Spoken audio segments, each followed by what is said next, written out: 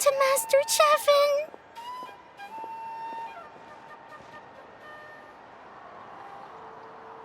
Hey, that little kid is crying. Wonder what happened. Let's go check what's wrong.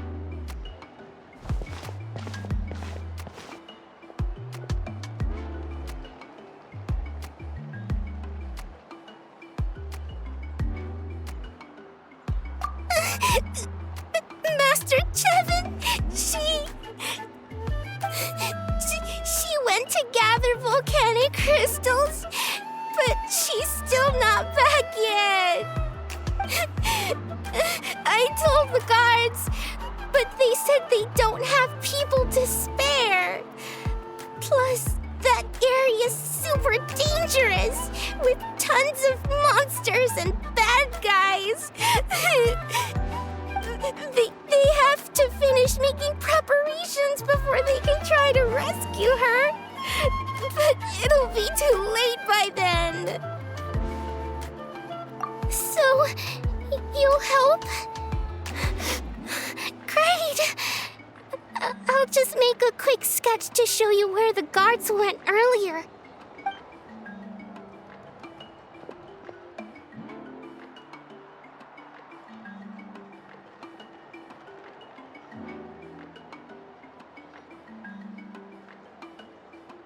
They said Master Chevin might have stopped around here. She might have been forced to go near the shadow pen. If that's the case, then... Oh.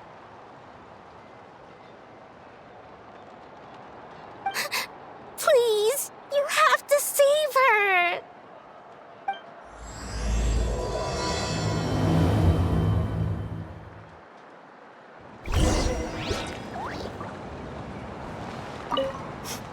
Please help me save Master Chevin.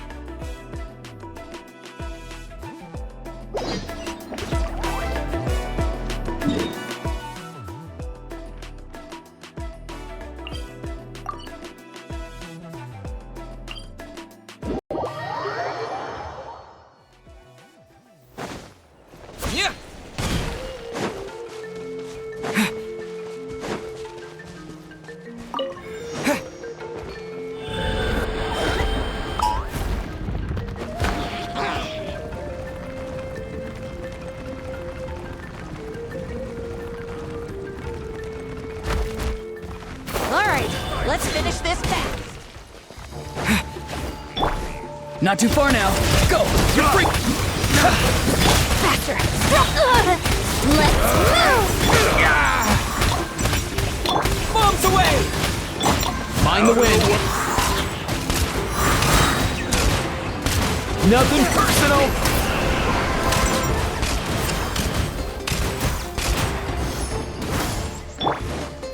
Farewell. Time to say hello. Controlled breathing.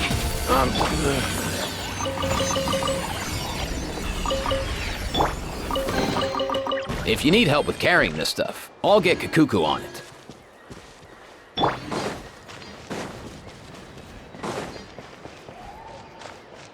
All right, let's finish this fast.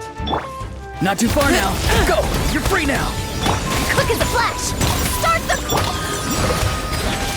Let's go! Yeah.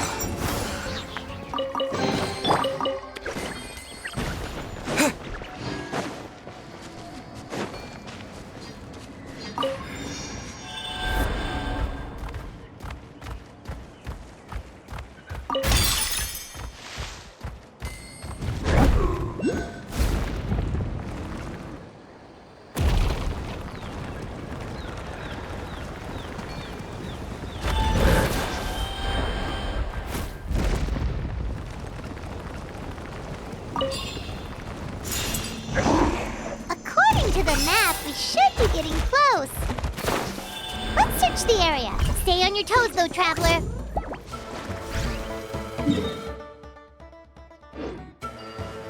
Get away from me! Look, over there! Is that Master Chevin?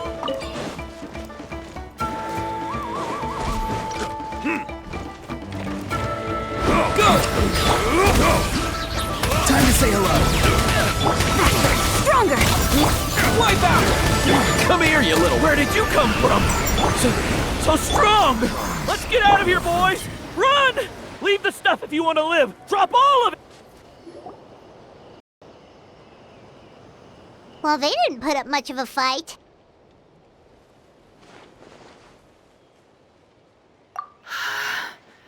Thank you so much. I thought I wasn't gonna make it down this mountain alive. Saved by the traveler. Guess my luck's not too bad today. Sorry. Let me introduce myself. I'm Chevin, a gem artisan.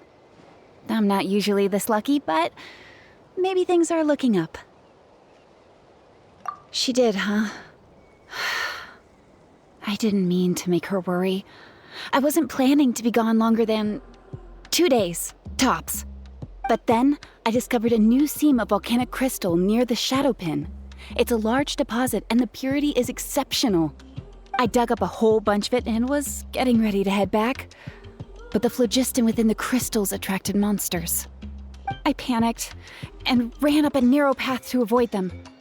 But by the time I was in the clear, I ended up running into those bandits. You showed up in the nick of time. If the situation was so dangerous, why didn't you just drop the crystals and run? I left most of them behind, believe me. I only kept the purest chunk. I have to bring it back no matter what. For Tlasoli and poor little Nachka. Right, you wouldn't know. Tlasoli is a former ancient name artisan, and Nachka is her daughter.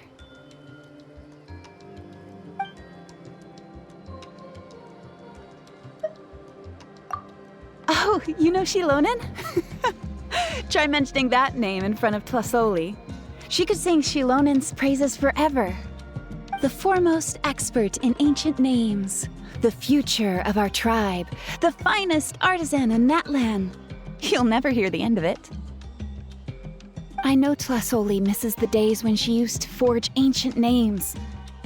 She'd never say as much, but I can tell.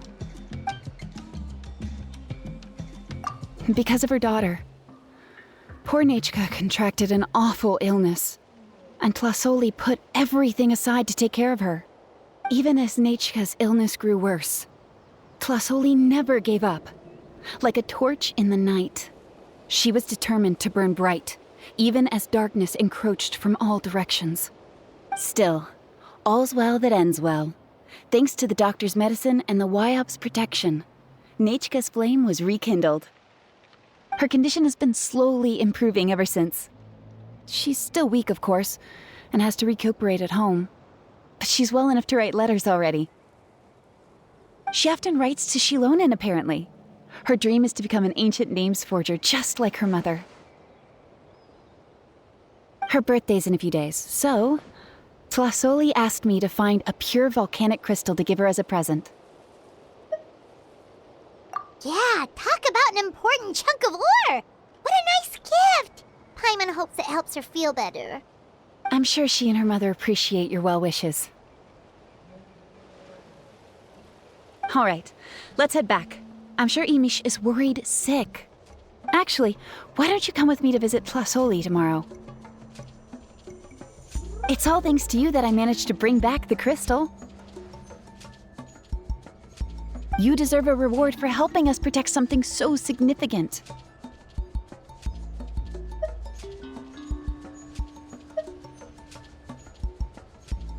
That's right! A good mood makes for a quick recovery! And of course, we wouldn't say no to a little gift. Don't worry, something tells me you'll like this one. But I'll let Plasoli tell you what it is herself.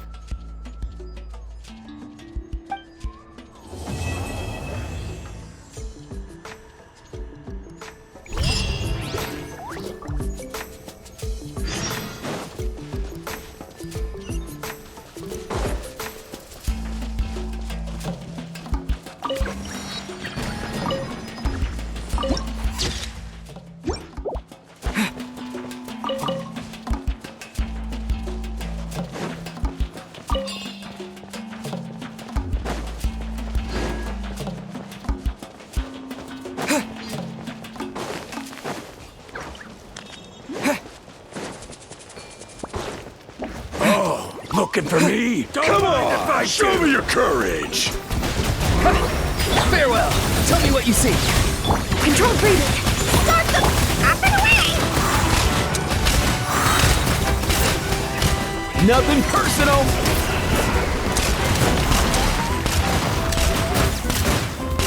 Ah, why can't you play nice? Be free! Time to say hello! Let's move! Go! Let's go! We deserve a reward for our hard work.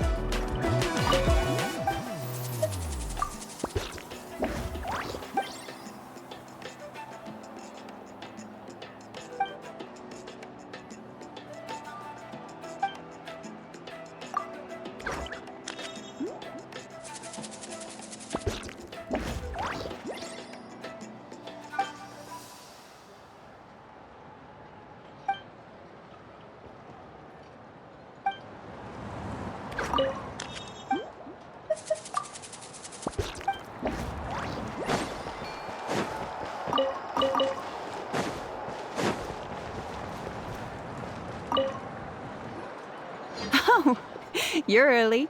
Looking forward to your gift? That's right. Nechka's been so sick, and Tlasoli had to give up what she loves. Things might get better, but they could probably still use some cheering up. I've already asked someone to swing by and let Tlasoli know we're coming. She's probably made all the necessary preparations. Let's go then. Do you mind watching the story, Mish? I'll be right back.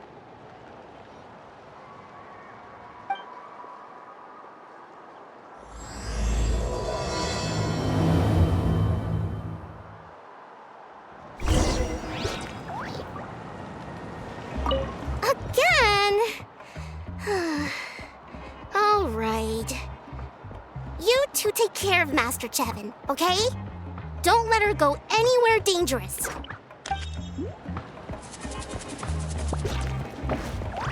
The old tools really are.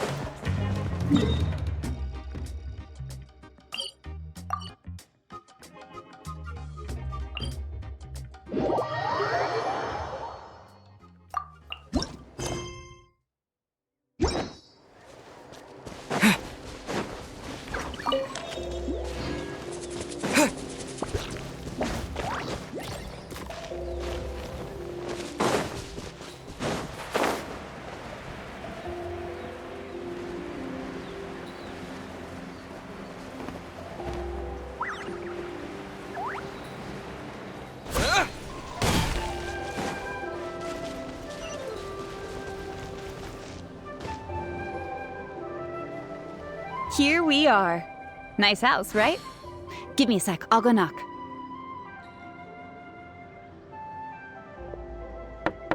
Tlasoli! Open up! They're here! Tlasoli? Are you home? Open the door!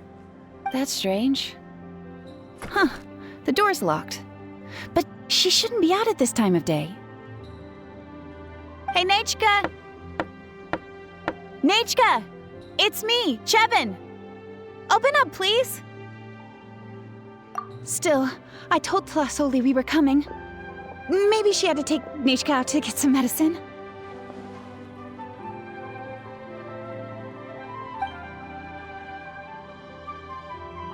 Hey, what's that over there? Looks like a Tapetlosaur nest. That's right. Tlasoli has a Tapetlosaur companion. If I remember right, its name is Iengu? When she was still in the forging business, she'd often have Iengu help with some digging work. But since Nechka fell ill, she hasn't let it dig much recently. Wait a minute. What the... This place is a mess! Iengu's nowhere to be seen either. Whoa, look at all these broken boxes. Something terrible must have happened. Oh... Alright, I'll just... find a place to hide for now. How is it that every single time Emish tells me not to go someplace dangerous, I end up running into danger? It's like her words have some sort of power over me. Maybe it's the Wyab's doing.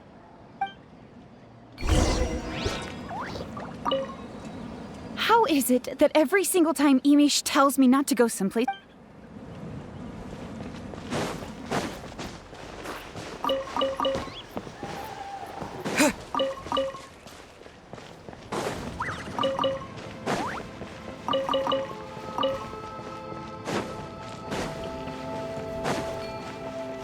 The tracks end at this cliff.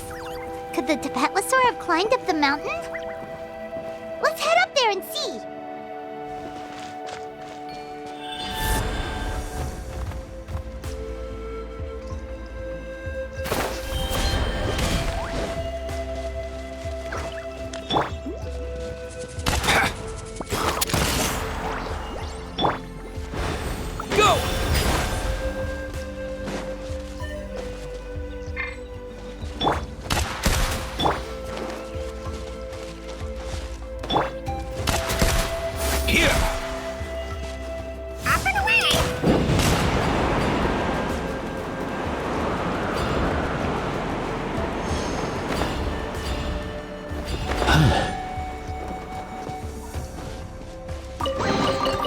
Nice one. You got a knack for tracking these down.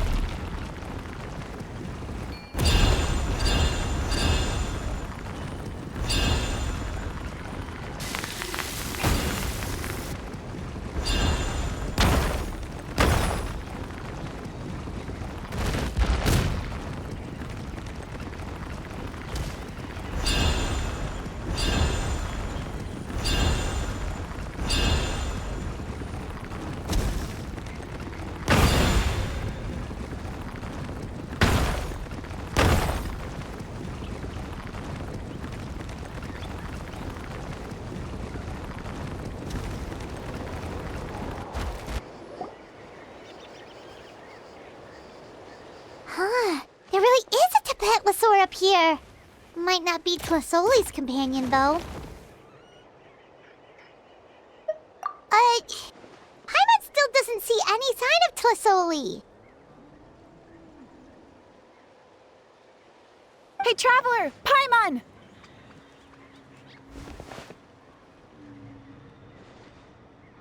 That's Chevin's voice! Come down, quick! Tlasoli's here!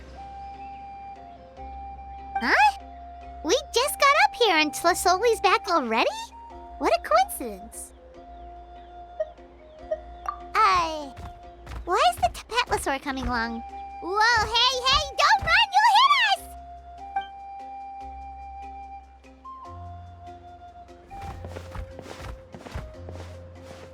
Yangu, come here.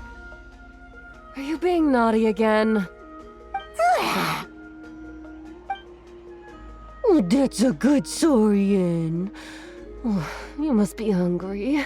Sorry. I'll whip up something for you later. All right, run along and play now. I'll come along in a sec. Sorry, you two. I was waiting for you at home when Chasca... Well, she snuck out and ran off by herself. She said she just wanted to pick some flowers for our guests.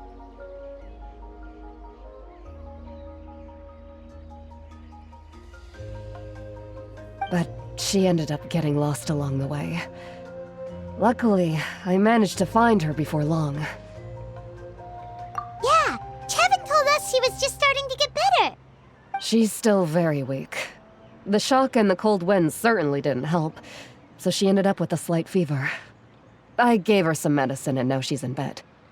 But it's nothing a good night's rest can't fix. That said, she won't be able to meet you today. I'm sorry you came all this way for nothing. Don't worry about it. We know she's still recovering. Chevin told us how serious her illness was. Her health definitely comes first. We were just dropping by to check on her. Yes, and to run away from eating her vegetables. She's a fast one, that's for sure. She jumps over chairs, hides under the table, then runs all around the house. I can hardly catch her. Seeing how she is now, that's already enough. I really couldn't ask for more. Hey, cheer up! This is supposed to be a happy occasion. We do appreciate that she tried to welcome us with flowers. Anyway, Tlasoli, about the thing I was telling you before. Yeah, what did you get us?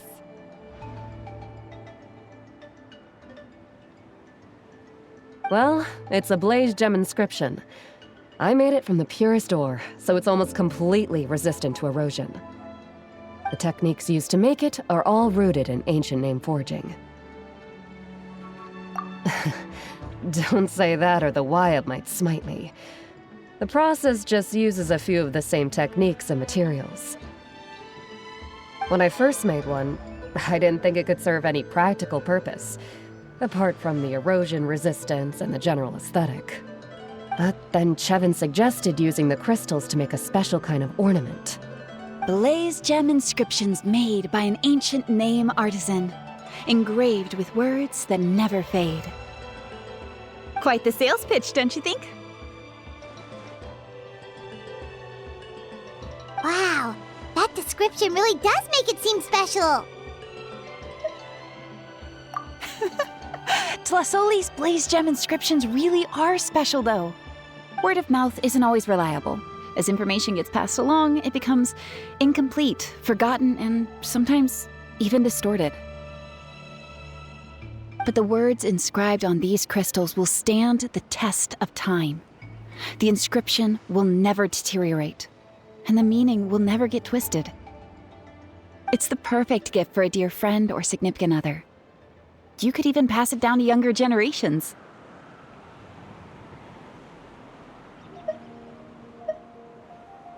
Paimon's interested! Let's buy one, Traveler! We can engrave our names onto it! Then, once we find your sister, we can get her to add her name as well! That way, our names will be together forever!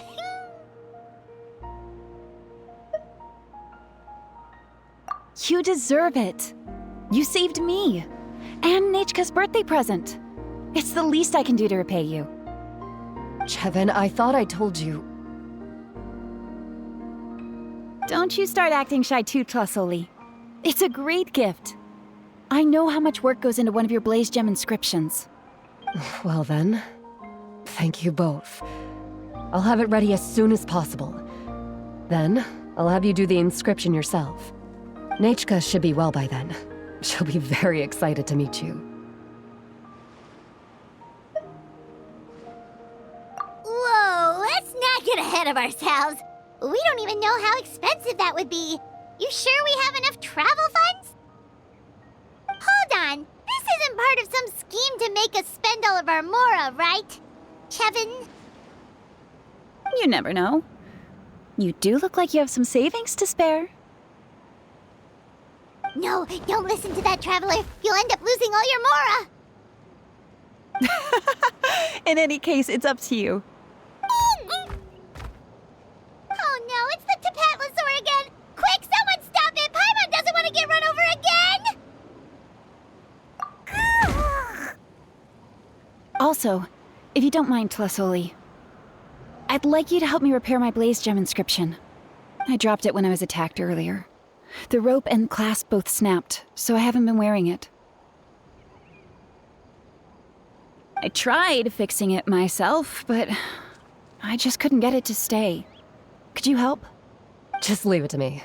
I'll make it as good as new. Thank you, Chevin, for going all that way and...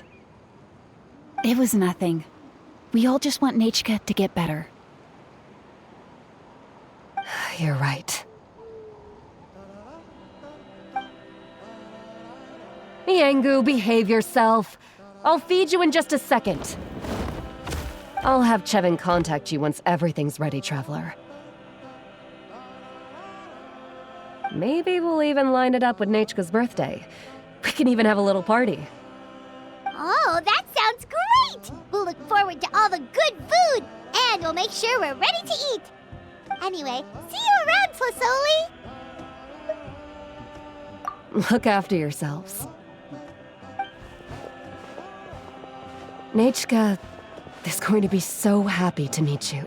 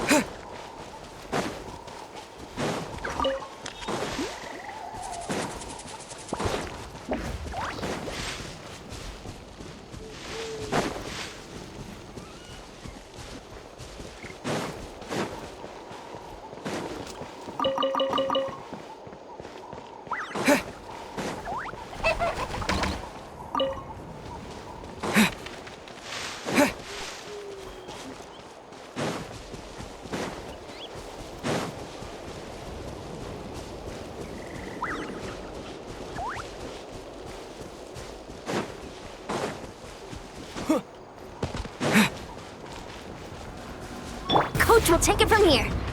Quick as a flash.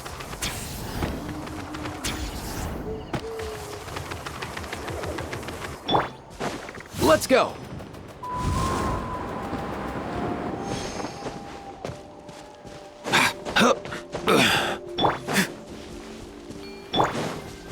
Bombs away! Let's do this then! Tell me what you see. Faster, stronger. On. Up and away.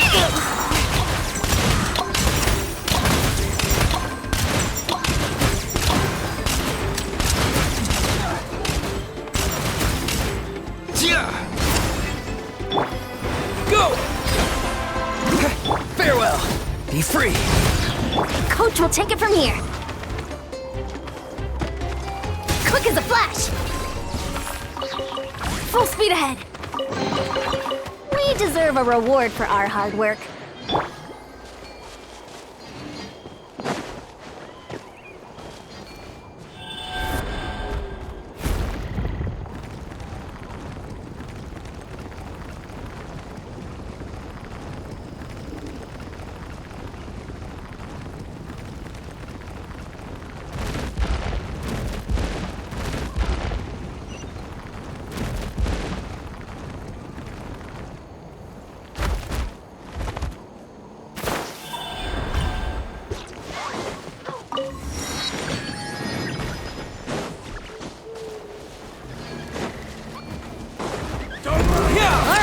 Let's finish this Not too back. far now.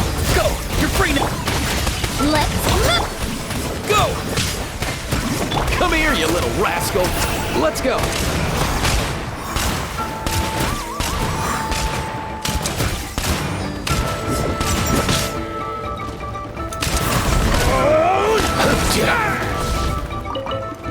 Be free. Time to say hello. Faster, stronger.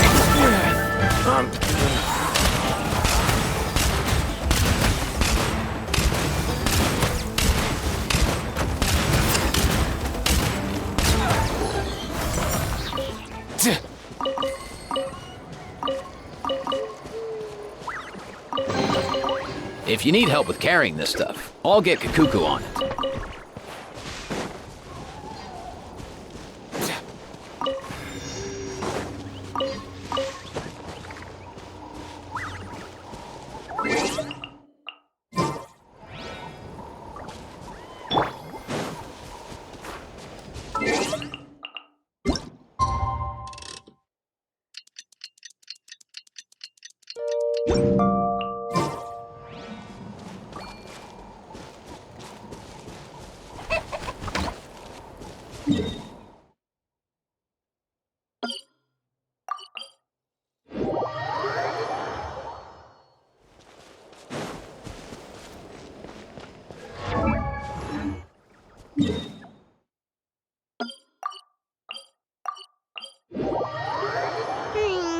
It's been several days now. Wonder if Plasoli has finished making the Blaze Gem inscription. Since Nechka's birthday is around the corner, let's go to the tribe and buy some things, and then pay the family a visit.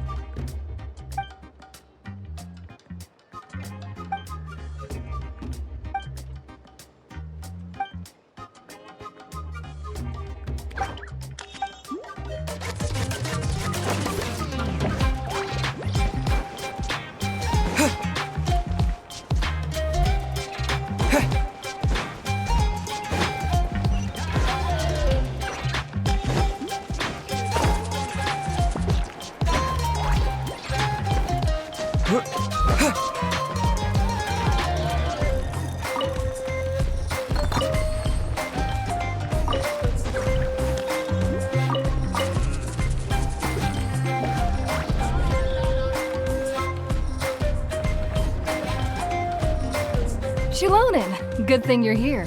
I'm wondering if I can...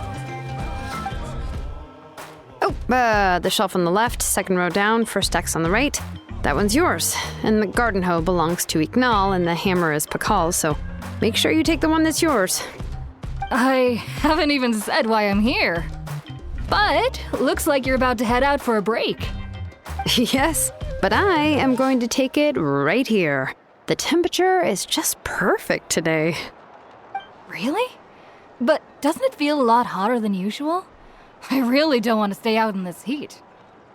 Exactly. In hot weather like this, customers don't tend to stick around and talk when they're coming to place orders or pick up the goods. I see. Oh, here comes another customer. I'll just leave you to it then, and pick up my axe.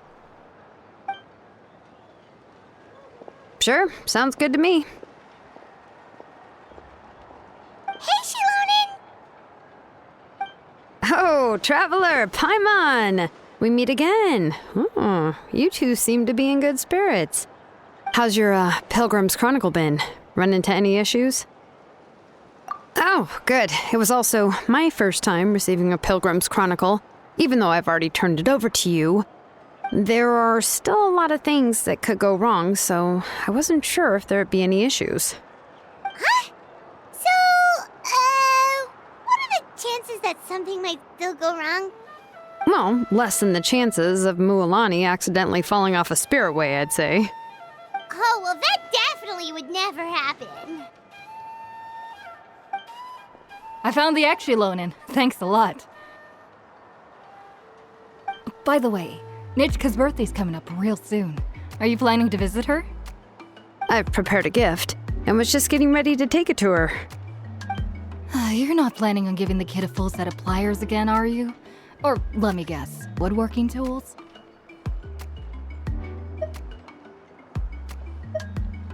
Yeah, that's right. Flowers will wither and toys will break, and snacks are quickly forgotten once they're eaten. But a set of durable work tools will always stay with you and get you through many sticky situations. Well, still, I won't be giving Nichka any tools this year. She wrote me a letter saying that she'd like a copy of To Kill the Brave. The book is not what you call a bestseller, but luckily, I have a few copies in my collection. They were really old editions that were published a long time ago, but they should still be readable. Children her age love fairy tales. The last time I was at Thesoli's, I even brought Nichka. Wait. What did I bring her again? It must have been her favorite thing, but, why can't I remember it anymore? Oh, it is quite hot today. Seems you're about to pass out from the heat. Do you even remember your own name? My memory can't be this bad. It's just these last few days. I've been forgetting things for some odd reason. Well, in that case, why don't you use the Blaze Gem inscription you have as a memo to engrave some important things to remember? After all, that inscription will never wear out, and it's easy to carry. I'd say that's quite a fitting use for it. You do have a point, but my inscription is almost already full. No. I engraved some wishes on my Blaze Gem inscription. You know, just some dreams that I have for the future and things I'd like to accomplish one day. Even though Thesoli has said that from an aesthetic point of view, it would be best for people to keep their inscription short, this Blaze Gem inscription was still made by a name engraver, the forger of ancient names themselves. Everyone thinks that the inscription she made might have some wondrous powers. So, many people who bought Blaze Gem inscriptions engraved their wishes and dreams on them, in hopes that they would come true. Sounds kinda like a wish granter. But if you do that, won't everyone be able to see your wishes and dreams?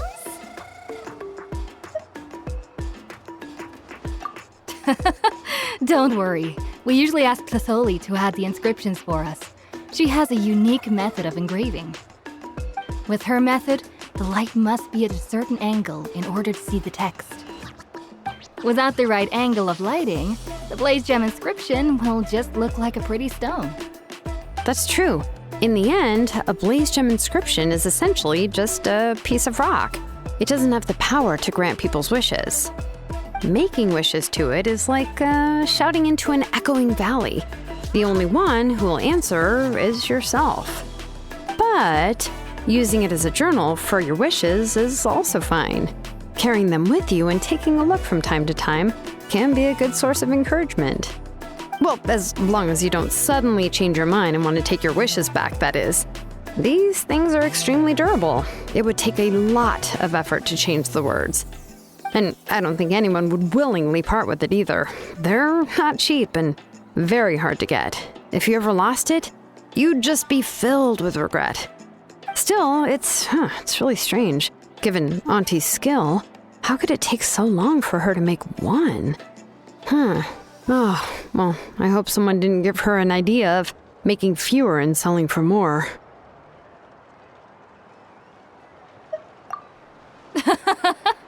It's true. Chevin would totally have put that in her ear. Still, I don't think it's such a bad thing for Tasoli to make some money by selling these. At least she and little Nachka are better off now, and won't have to worry about the cost of treating her illness anymore. I was really worried about their family at first, and was even planning to send them some... Huh?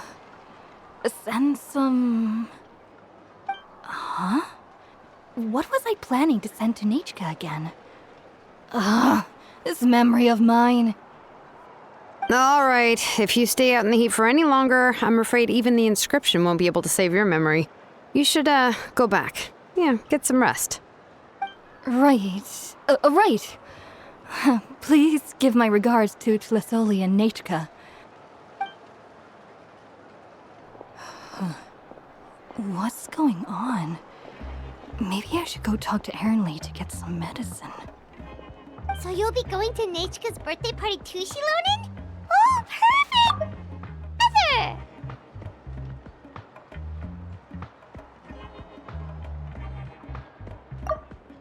So you'll be going to Nachka's birthday party too, Xilonen? Oh, perfect! Then let's go together! Oh, yeah, sure, but I didn't expect you to know Tlisoli too. She hasn't been coming to the tribe much lately, so how did you get a chance to talk with her?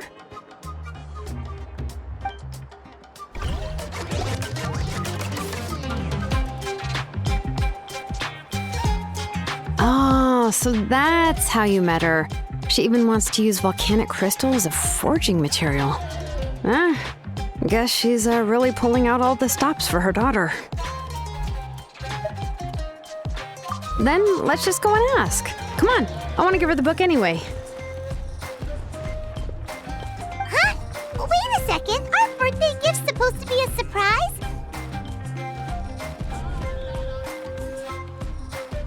If we ask Nachka, then she'll know what gift we'll be getting her. And that would ruin the surprise! But if you don't ask her, then how will you know what kind of present she would like? Here's another idea.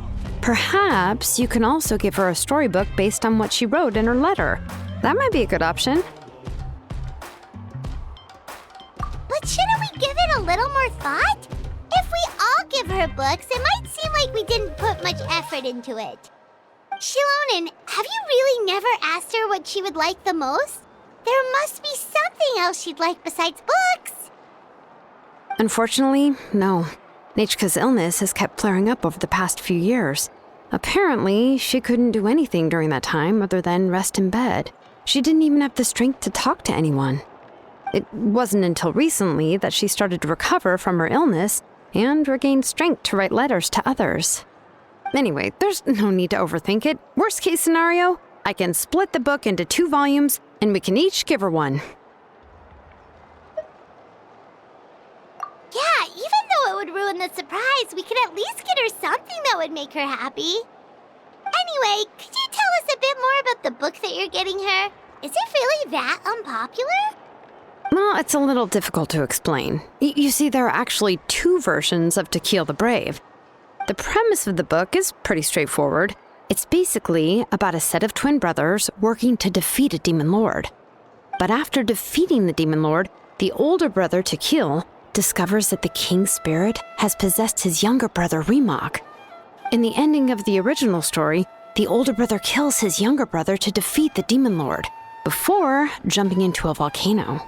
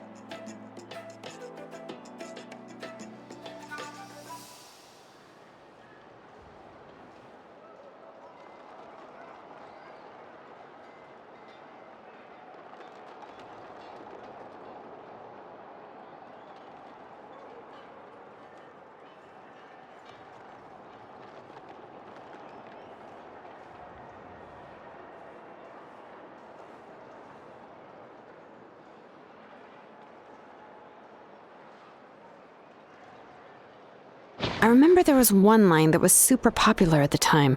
If I still remember right, after being possessed by the goddess Coatlicue, Rimac said, "I do not wish to see your blood be reduced to ash, but I have seen the light of your heart and spirit. Remember my name, brother. As long as you remember me, I will never have left." The other version was released only recently. The author heard a suggestion from someone and suddenly decided to try and make a stake in the fairy tale market, so the story was revised. In the revised version, the brothers killed the demon lord together and both survived. According to the author, this gave the story a happy ever after kind of ending. However, the revised version was not well received. After a month on the market, it had hardly sold any copies and the books were collecting dust on the store shelves. The store owners desperately tried to get rid of the book and have resorted to all sorts of promotions and discounts to sell it. Even now, the only edition of To Kill the Brave you can find in the market is the newer one, whereas the older edition is nearly impossible to find. Anyway, I couldn't bring myself to give such a poorly rated book to Nechka, so I spent a few days looking and managed to find a few copies of the old edition in a warehouse. I picked out a copy that looked relatively new and wrapped it up as a present for Nechka. If you're interested, I can give you this extra copy to read. The pages are pretty old though, so please be gentle with it. Oh, and here's a copy of the newer edition too. They gave me a free copy when I went to buy some chocolatl. So that's how they're trying to sell off the book. Could it really be that bad? Even Paimon's curious now.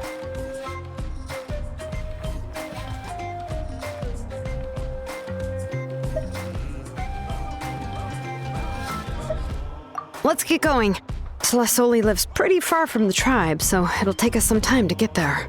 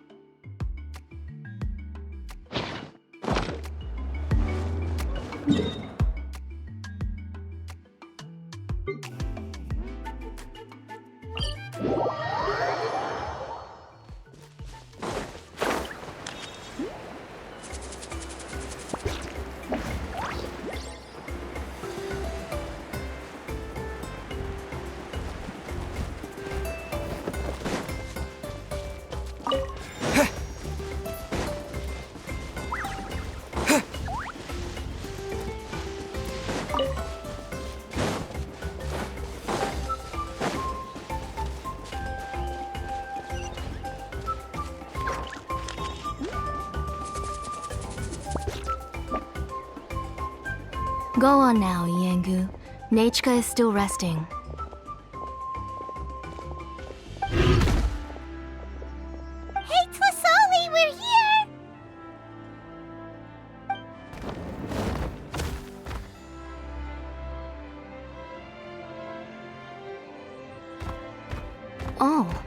What a surprise. And even Xilonen is here too.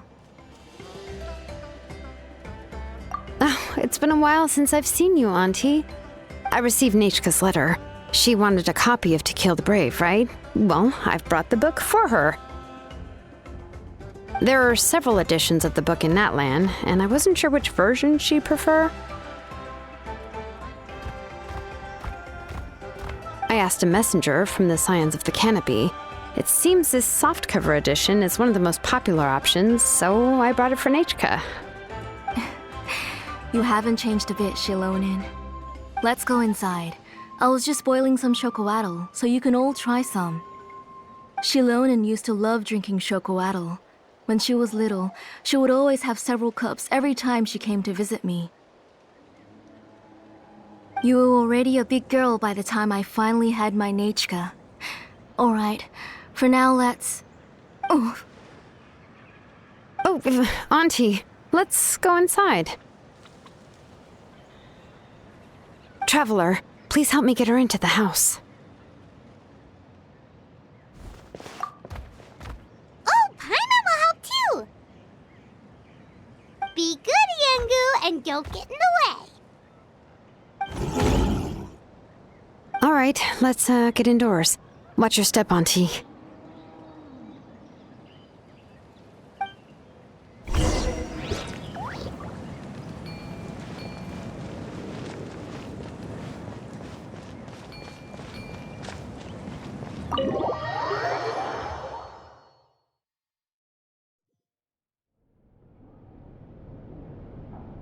sorry. Nechka's illness has been flaring up recently, so I was up for a few nights. I suddenly started to feel dizzy in the sun. I hope I didn't scare you. Have a seat. I'll fetch you a few cups of chocoatl. Please wait a moment. Oh, I've already brought them over. This cup's for you, Auntie. And these are for you, too. Chocolatl? What does it taste like? Paimon's heard that it can be pretty bitter. Traveler, could you give it a try first? Oh, don't worry. Auntie always adds a lot of sugar. It won't be bitter.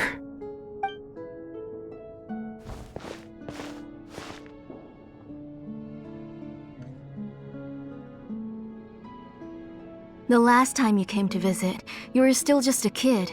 But now you're a pillar of the Children of Echoes. No, of all Natlan even. Oh, well, it's all thanks to the drinks I had here and the books I happened to read.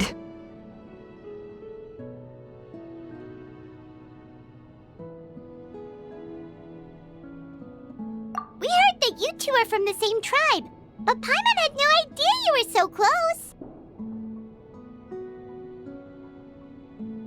When I was little, my parents were always talking about how skilled Auntie was at forging ancient names and how she was a good role model for the rest of us. The moment I became idle at home, they would toss me into Auntie's workshop to watch and learn. Then I would have your parents go back, boil you a pot of chocoatl, and let you play in the house. Yeah, and then I would drink and listen to you banging away with your tools in the workshop. But eventually, she moved out of the tribe to find some more space, and I didn't have the chance to visit again after that. But why did you seem so familiar with the place when you went to the kitchen for the drinks just now? Because the layout of this place is identical to her old house. Let me see. Yeah, that should be Nechka's bedroom then. That's right. I remember you used to hunker down in the room to read and draw. But you're all grown up now. Even if you wanted to live here, I'm afraid you've already outgrown Nechka's bed. That's how Nechka sees Xilonen too. Whenever she's feeling better, she always asks me when her pen pal sister will be coming to visit. Well, yeah, I'm here now, and even brought a gift as an apology. I'll leave the book here. You said Nechka asked you for the book? I hope it wasn't too much trouble to get. Really, I'm surprised that she even asked you for a present. When she's at home, she'd even ask me for permission to eat some snacks. Maybe I've been too strict with her. She's obviously starting to like her big sister more than her own mother. Oh, really? Well, I'd say I really haven't done enough to deserve the title of big sister. Yeah, I wasn't able to help her when she was sick, and I didn't even come and visit her that many times. Well, the only thing I have been able to do is to help her find some books. Don't be too hard on yourself, Xilonen. You have great responsibilities as the name engraver of the tribe. We both know you are far too busy to take care of her. The responsibilities on your shoulders also became far heavier when I gave up on my work. You just had more important things to tend to, Auntie. No one in the tribe blames you. We all know that Nachka needs her mother's care. But that doesn't change the fact that I gave up on my work, and even now, I still have not found the courage to pick up my hammer again. I'm sorry to leave you to shoulder all the responsibilities alone, Xilonen. Oh. Ooh, why so somber all of a sudden? Don't be so sad, everyone. Hasn't Nachka gotten better lately? Oh, relax, Auntie. I can handle the work. But once Nachka is back on her feet, you should get back to work and let me have a vacation. You'll be the one who's busy then, and I'll be sitting at the side drinking chocolatl and cheering you on. If that day really comes, you can have as much chocolatl as you like. If you asked me before, I wouldn't have even been able to talk about it. But now that she's gradually recovering, I've also gained some courage to face what happened back then. Nachka's illness actually originates from the Abyss. That night, I was in the tribe, having a discussion over the forging of new ancient names. Before we could finish our discussion, the alarm started to ring outside. A horde of monsters from the Abyss suddenly attacked the tribe, so everyone banded together to fight them off. I joined the fray as well, and it wasn't until the monsters were repelled that I got back home with some guards from the tribe. But Nachka was gone. I can't remember how long I spent searching for her. Maybe for 2 or 3 days. In the end, we found Nachka at the bottom of a short cliff. She was holding a dried up embercore flower in her hand, and there were traces of abyssal corruption around her wounds. I know. It was all my fault. Before the incident, Nachka had asked if I could forge an ancient name for her. Work was busy at the time, so I told her that if she could find an embercore flower, I would use it as material to forge her an ancient name. Oh, Nachka, my daughter. My Nachka. I was holding her in my arms, but no matter how many times I called her name, she wouldn't open her eyes and look at me. I was the one who decided to move my workshop to the outskirts of our tribe for work, and I was the one who left her home alone. Oh, my daughter. My Nachka. Why do you have to suffer like this?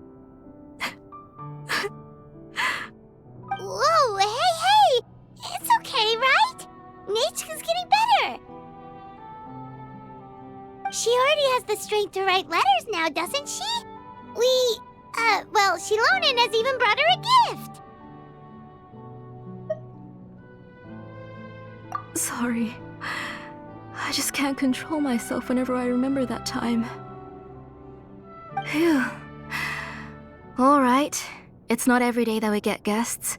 I really shouldn't be crying like this. I asked someone to buy some ingredients for me, so why don't you stay for dinner tonight?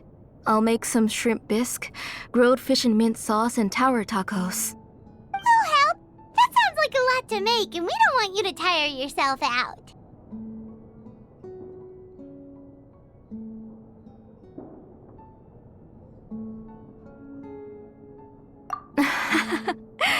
Thank you both, but don't worry. It's just a few dishes. I'll be fine. You three just need to make sure everything gets eaten up. I can't eat a lot at this age. Oh, we haven't had anything to eat yet, so don't worry. We'll make sure there are no leftovers. Ah, It just occurred to me that Xilonen likes to eat cheesy crab hot pot. Why don't I make that instead of the grilled fish and mint sauce? I remember you don't like picking out fish bones. Nah, both are fine with me. I've learned to just chew up the fish bones now. Oh, come on now. If you don't want to pick out the bones, I can just take them out for you. Anyway, for dessert, would you like a cup of grain fruit or chocolate? Cup of grain fruit! How about a cup of green fruit mixed with chocolate? Okay, got it. I'll go start cooking, but could you do me a favor in the meantime? I ordered a bunch of ingredients, and they should be here any minute now. Would you go check by the door and see if they were already here? If so, please bring them in. Come on, Xilonen. Stop lying around. You shouldn't nap before dinner. It'll ruin your appetite. Hey, I'm not a kid anymore, you know. You don't have to worry about my appetite. That's beside the point. If you don't watch out for your health while you're still young, then when you get older, you'll... All right. I'm getting up. We'll go check on the ingredients with Xilonen. It isn't far, so it shouldn't take us long. That kid.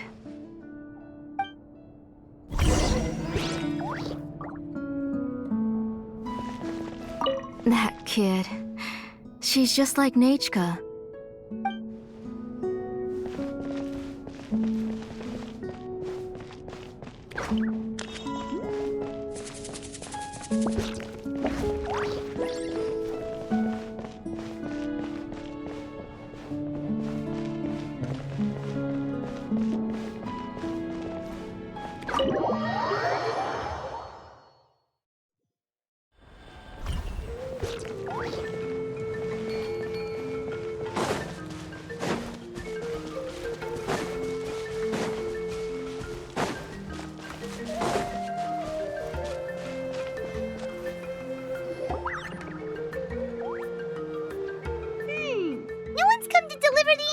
Yet. Paimon thought we'd see someone come flying down on a Yunkasaur as soon as we came out. A messenger from the Scions of the Canopy wouldn't be flying here. They usually come climbing down the cliffs nearby. No need to look. There isn't anyone on the cliffs. I just saw a ghost. Hey, you there. Sorry, but does Tlisoli live around here? Oh, are you the one who's supposed to deliver the ingredients? Ingredients? Are you kidding? I was nearly eaten myself. Never mind that now. Those monsters are still hot on my heels. Please, you've got to help me. Xilonen, where'd she go? Whoa, she's already gone up to fight the monsters? Let's go help her out!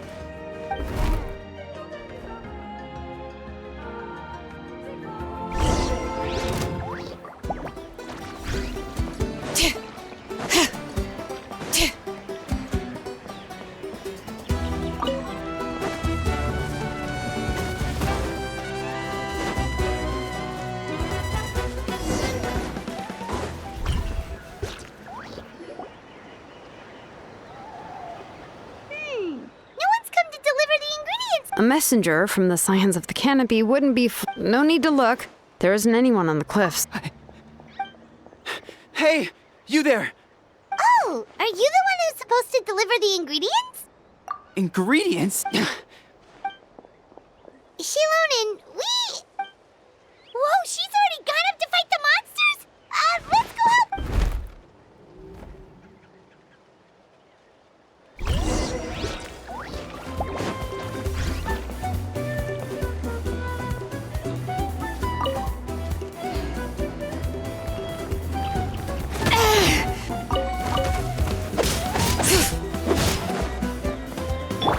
Water jet!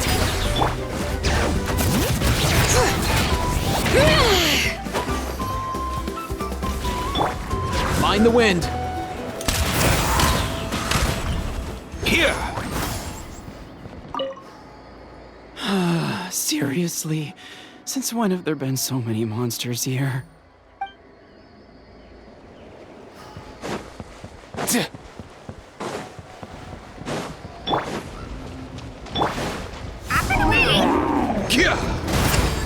Farewell.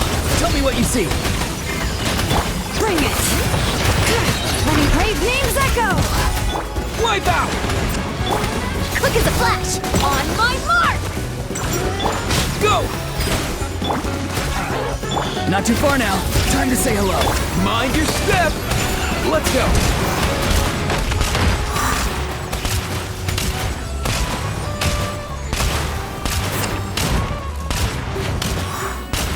All right. Let the mountain's veins boil! Let's move! Go! Come here, you little rascal. Find the wind.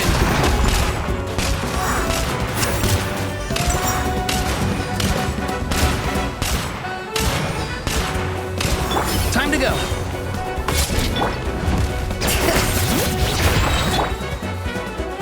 Be free. Go. You're free now. Bombs away. Stronger! On my mark! All right, that should be it for the monsters. Yeah, it was easier than I thought. Oh, it also seems we're in good luck. The goods weren't damaged either. Strange, we didn't see any monsters on the way here. Yeah, right. I use this road to deliver goods all the time, and I've never been attacked like this before. It's the main road in and out of the tribe, so people often come here to clear out any monsters. This area is usually very safe. I don't know what happened, but it seems like all the monsters around here have gone berserk. Even the docile Tepetlosaurs are in a frenzy. Tlasoli doesn't even forge ancient names anymore, so why can't she just move back to the tribe? If she comes back, Nechka will even be able to find some playmates. She's so young and hasn't even...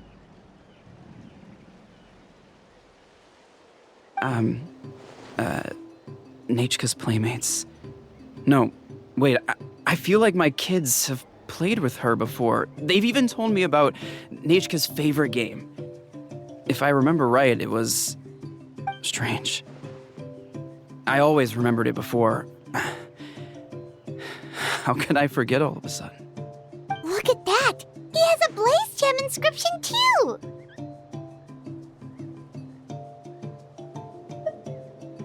You should go back to the tribe. It seems like you had quite the scare today. We'll take the ingredients back for you. I'll carry these bags, and you two can carry the rest. Huh? Oh, sure. Pyra can take care of these grapefruit that fell out of the bag. If you say so. Thank you so much. I guess today's just a really bad day for me to go outside. That's so weird.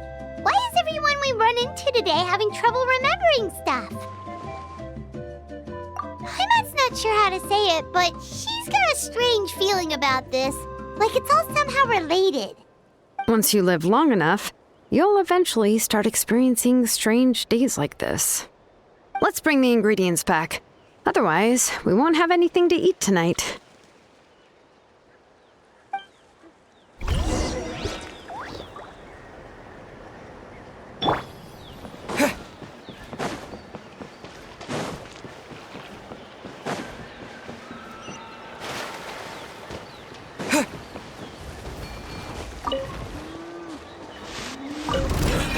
Let's do this then!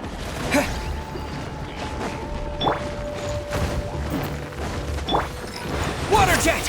Farewell! Time to say hello. Nothing personal! Quick as a flash! Up and away!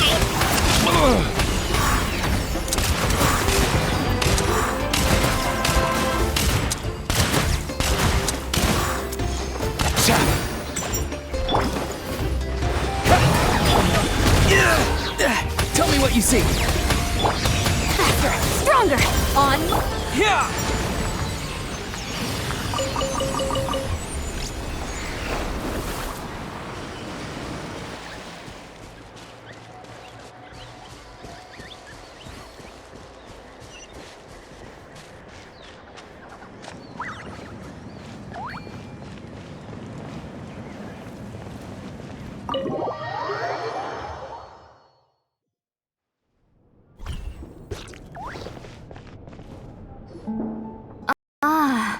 You're finally back. What took you so long? I was starting to worry. Oh, yeah, we ran into some small problems, but everything's fine now. Alright. As long as everything's okay now. You all have a seat. I'll get the food ready. It won't take long.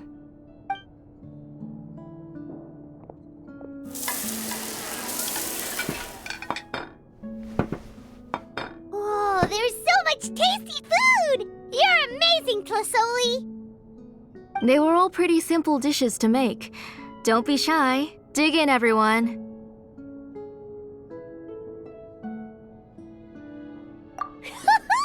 Paimon will help herself.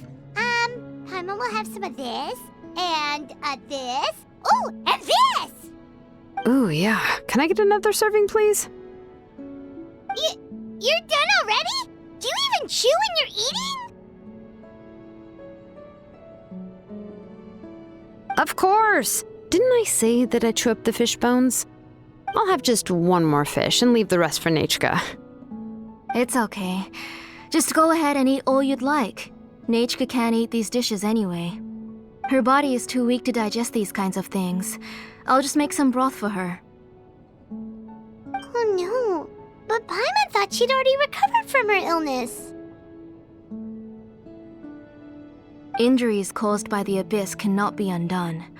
The doctor said the fact that she's stable is already quite a miracle. But it's okay.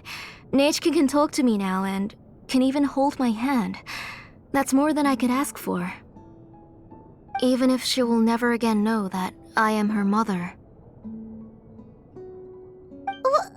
What do you mean? The doctor said the abyss has had an irreversible effect on Nechka's soul. She's lost all her memories from before she was injured. The doctor also said this sort of memory loss isn't like simply forgetting something. Rather, she can no longer remember anything from before that fateful day. Huh? But how does that happen?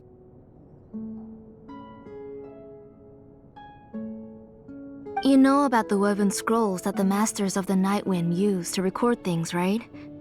Well, generally speaking, forgetting things is like when the woven scrolls would gradually start to fade.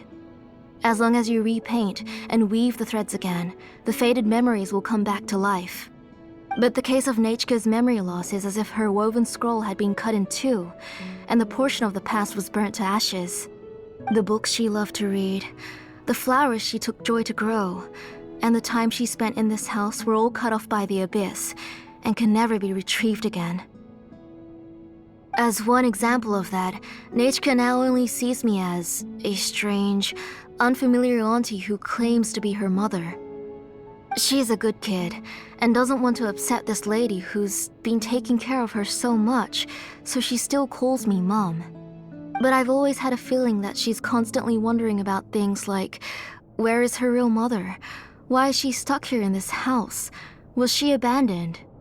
Nechka really has no idea that her real mother is right in front of her, and has never left.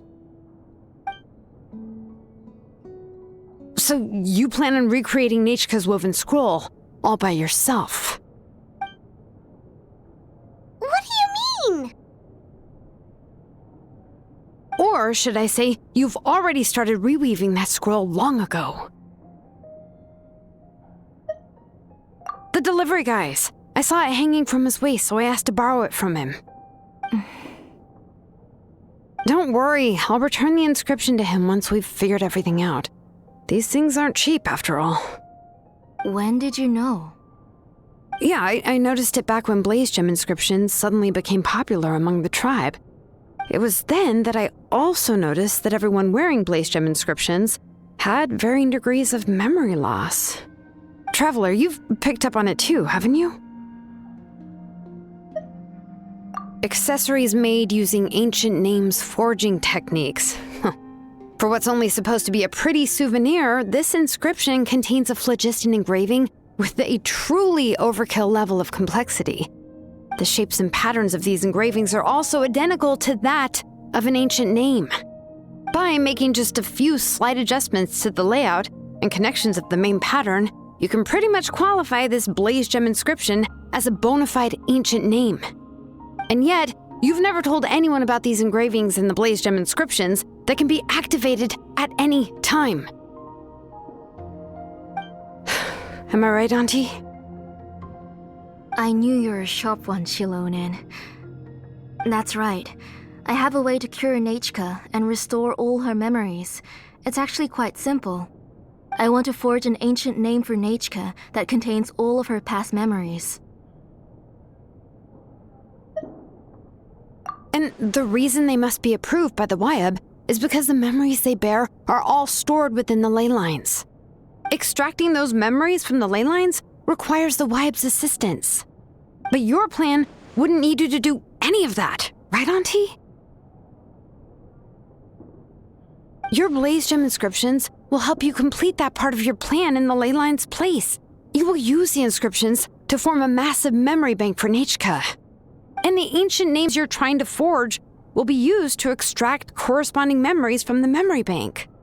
A memory bank? Wait, so the reason all those people were having trouble remembering stuff is because the Blaze Gem inscriptions took away any memories related to Nechka?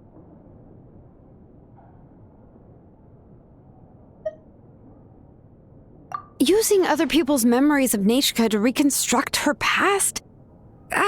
This is the first time I've heard of such an idea. You've seen through my plans, Xilonen. You're as outstanding as ever. Far more brilliant than me. I intend to use this method to collate all the memories related to Nechka and allow her to regain her past again.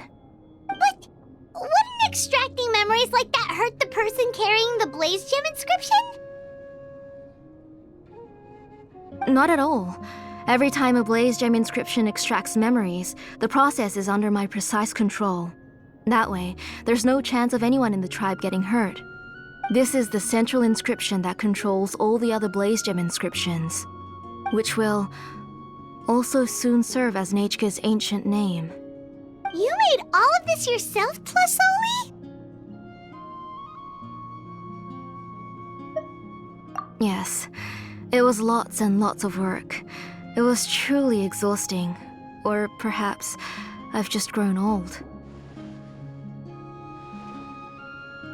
You saw it yourself. I nearly fainted just from being in the sun.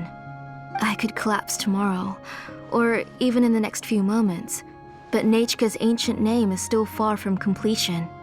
I've solved the issue of storing memories, but I still don't know how to connect Nechka up to this central inscription. I thought you'd just modify your own ancient name. I considered it, but this matter doesn't have anything to do with my ancient name. It's of no help to me, and I don't need its help now. You know the price to pay for making something like this. Yes, I do. But as long as I can get my Nechka back, I'm willing to do whatever it takes. Otherwise, Nechka won't have any chance of reclaiming her past once I'm dead and gone. She won't remember me, and she won't even remember why her name is Nechka. When that time comes, she'll be left to drift around the world all alone, unknowing of where she came from or where she should go. She is my daughter, the one to whom I gave the Nechka name. Whether it be as her mother or as a name engraver, I can't simply stand by and let her name disappear. Xilonen!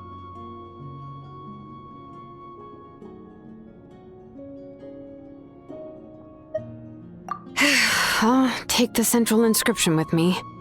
I'm going to completely disassemble it to confirm its components and uses, and I won't make any promises until I've checked everything. Say goodnight to Nechka for me, Auntie. Oh, wait. I've also finished the inscriptions for the Traveler in Paimon. Let me fetch them for you.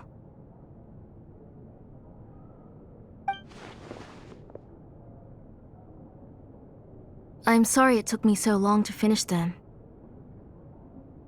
Hold on, Auntie. The Traveler and Paimon have never met Nechka before, so you can't draw any memories from them. That wasn't my intention. They're just ordinary gifts. Please, take them. Huh? What was that noise? Nechka must have woken up and wants to get out of bed on her own. Sorry, I'll go check on her first. Nechka, don't try to get out of bed. Just tell Mom if you need anything. You go ahead and take care of Nechka, Auntie. Let's go, Traveler and Paimon. There are a few things I want to tell you.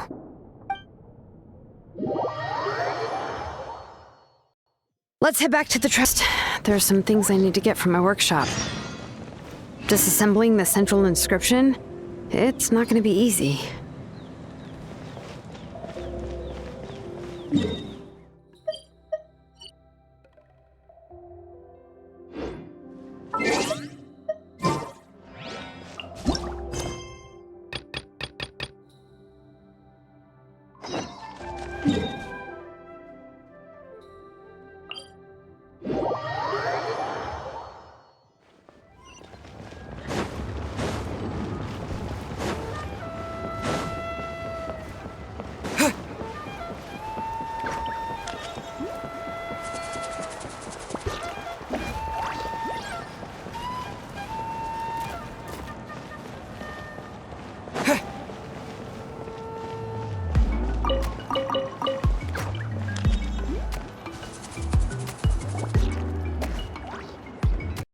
You two can wait outside for a moment. I just need to go in and grab something.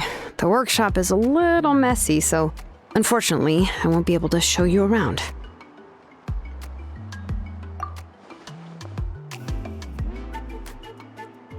Oh, yeah, that's not really what I mean. It's not the mess that's really the problem. It's just that the workshop is cluttered with way too much stuff. Books, files, and even ancient texts I got from the Masters of the Nightwind.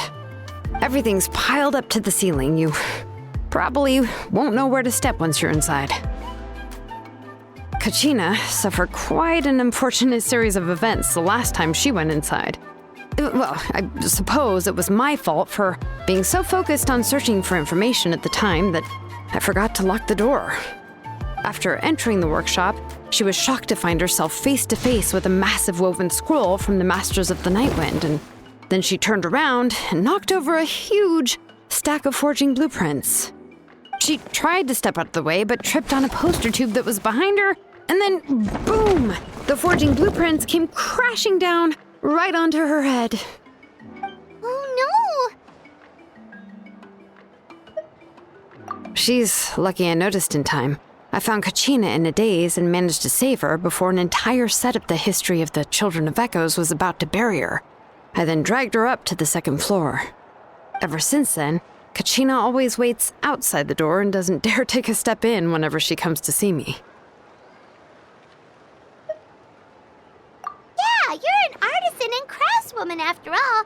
We thought there would be weapons and armor hanging all over the place. But it seems more like a library than a workshop. Well, my primary work is forging ancient names, which is much trickier than making swords and tools. Aside from the necessary craftsmanship, I also need to consult many ancient texts. You probably already know that each ancient name represents a certain spirit, behind which are countless related stories to support it. In other words, the essence of an ancient name is the physical manifestation of a certain spiritual will. And as a name engraver, when I'm working on a new ancient name, I'm not only trying to give it a physical shape, but more importantly, I'm also trying to understand the spirit contained within the name. And to do that, I have to collect as many related stories as possible and read through them all. But, as you might know, people tend to add a lot of extraneous details when it comes to stories about themselves. For stories that have been clearly exaggerated or altered, I must gather other related stories and information as cross-references. This way, I can filter out all the absurd and exaggerated details and restore the person's life to its true nature. Only in true stories can you find the authentic spirit. And this is the only way for the spirit to become an ancient name that matches its essence. We've heard about the concept behind ancient names before, but after hearing you explain the details, Paimon can't help but think that ancient names are really powerful. Well, no matter how powerful ancient names could be, they would never be able to suddenly turn into a blade or allow you to smash through an entire cliff in one punch. It's just a form of spiritual power that's passed down from generation to generation. It doesn't have those kinds of physically tangible effects. Well, take your own names, for example. From the moment you appeared in this world, some person had already prepared a blessing for you. And that person then condensed this blessing into your name and gave it to you as a gift. It may feel like the moment you received your name is already in the past, but it will always stay with you and move with you in the future. Names are blessings for the future from people standing in the past. Well, that's what Auntie once told me. And with this blessing, people will become more confident as they walk into their future. To put it another way, it's like having a lamp in your hand as you walk through the darkness of night. Oh, Paimon gets that. If you're alone when you're walking in the dark, it's easy to get scared and tired quickly. But if someone else is walking with you, then it won't be nearly as scary. And, well, you might still get tired, but it'll still be a whole lot better than walking alone. The Traveler always has Paimon by his side, though, so he'll never have to worry about that. Oh, Paimon sure many wish they could be in your shoes, Traveler.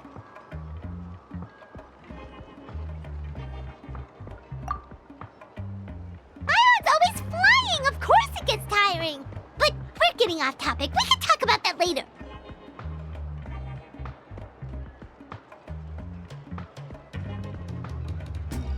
Anyway, this is what Plisoli told me when I was training as a name engraver.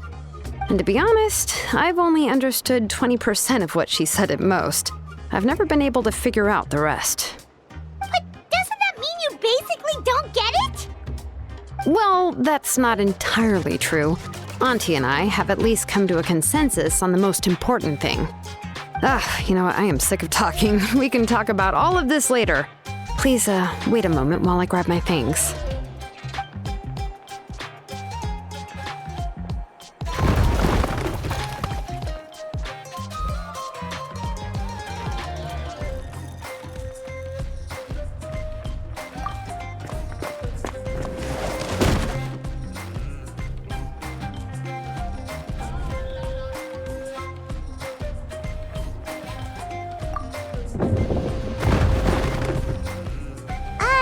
Did you hear a whole section of something collapse in there just now?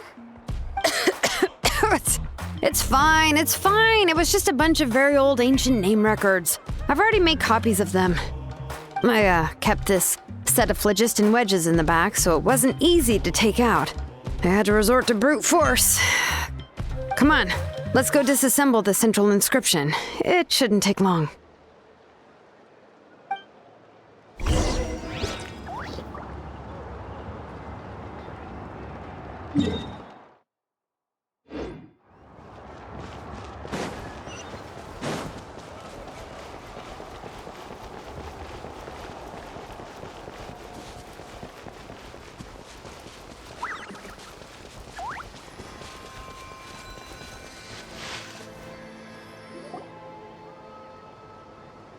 Here we are. This is the place. This cliff is pretty high. What are we going to do here? Are we going to climb to the very top and then throw this inscription down the cliff? I'm going to use phlogiston to make an engraving circle on the cliff wall. That will allow me to investigate the internals of the central inscription. Now let me see if this thing can even turn on. I was still an apprentice last time I used it. Before we attempt to engrave the inside pattern of an ancient name with phlogiston, we always use this to draw out the engraving diagram on a cliff or open ground. Only after we've confirmed that phlogiston can flow properly through the internal engravings can we start formally working on the small internal engravings of the ancient name. If we want to dismantle the central inscription in a non-destructive manner, we'll have to use this thing. I really don't want to engrave such a large diagram with my bare hands. Oh, so you'll be able to see what it looks like on the inside without ruining Tlasoli's inscription? For the most part. If it were just an ordinary unfinished ancient name piece, I'd just take it apart and pour phlogiston into the internal engravings to see everything. But since it's a central inscription, it would be better not to destroy the blessing that Auntie has prepared for Nichka. So, Xilonen, does this central inscription fall under the 20% you understand about ancient names, or the other 80% you don't understand? Oh, don't worry. As I said, Auntie and I share an understanding of the most important principle, which is names are intrinsically valuable. Only by having names can things be sorted and categorized. They allow the world to become more orderly and identifiable. For example, when I order ore, I would usually say I need volcanic crystals of about 35% purity and no more than 3% of impurities. Without specific names, I would only be able to go to the ore merchant and say, I want this and this. No, this isn't it. That one. No, not that one either. Yeah, you see what I mean? Names are a crucial part of how we standardize our workflow. Without names, the work would be impossible. Yes, because forging ancient names is first and foremost a technical job. There's no debating that. As for the question of why it's important, as long as it does not affect your ability to perform your work, you'll gradually understand it as you put the process into practice. After all, creating an ancient name is quite the complicated process. Well, let me break it down even further. We're not in the tribe right now anyway. Essentially, by forging ancient names, I'm assigning nicknames to the heroes in Natlan's history. Giving someone a name is a subjective expression. You just need to express your hopes and wishes for them. But giving someone a nickname is a much more objective expression. To come up with a fitting and accurate nickname requires much thought and observation. If ancient names or nicknames aren't descriptive enough, no one will remember them anyway. So the best I can do is gather all the information I could and try to come up with the most fitting nicknames possible. Even a minor mistake in the process could cause people to misunderstand the nickname. For a name engraver such as myself, such mistakes would be considered a major blunder.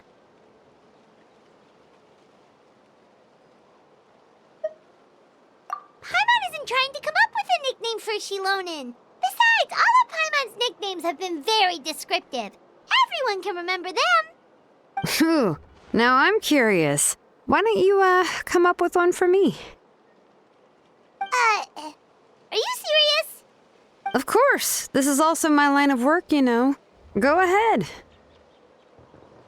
A nickname? Xilonen.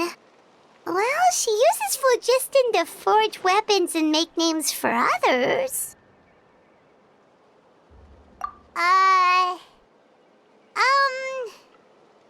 Smith? Yeah, not bad, and quite fitting too. I'll remember it. But, you should keep observing my work, Paimon. Maybe you'll come up with an even better nickname. Right, okay, time to make like a smith and start smithing. Watch closely.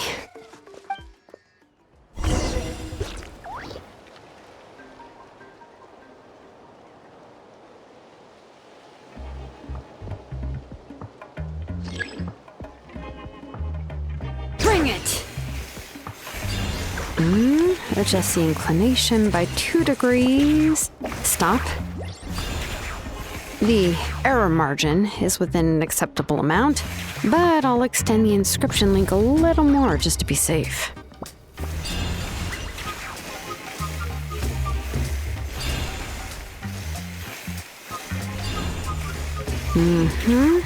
I'll leave some space here.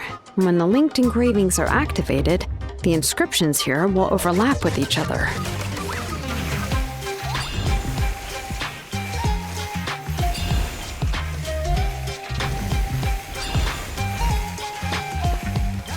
And there!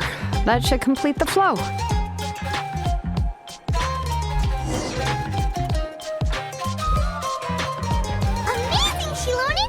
You're running all over that cliff as if it was flat ground! Oh no, it doesn't have anything to do with my tribe. It's just the phlogiston adhesive I have on my shoes. But after all that running around, I'll have to infuse them with more phlogiston again. Huh. I should prepare a spare supply of phlogiston to bring with me next time. More or less, yeah. I usually have at least the key equipment on hand. I can show them to you when we next find the time, but let's get to work first. Let me see. Start with Anchor 1 and activate it with Density 3 phlogiston.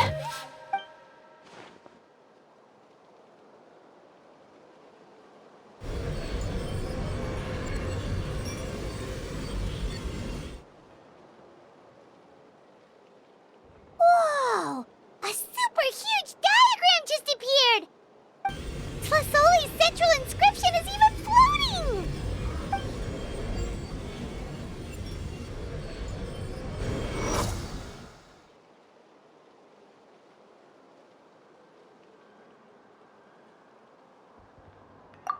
So are you doing the inscription, Xilonen? How does it look? I didn't find any anomalies in the phlogiston engraving. All the adjustments are indeed based on ancient name engraving techniques.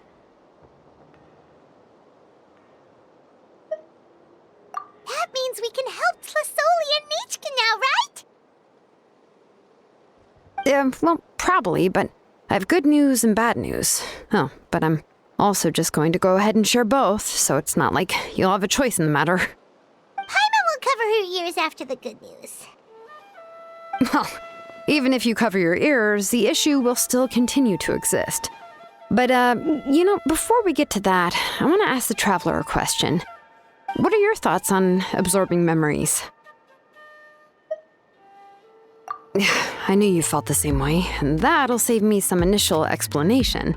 I've never been very good at that anyway. It's hard to control the absorption of memories. Technically speaking, this type of inscription has the power to do far more than absorb memories related to a single person.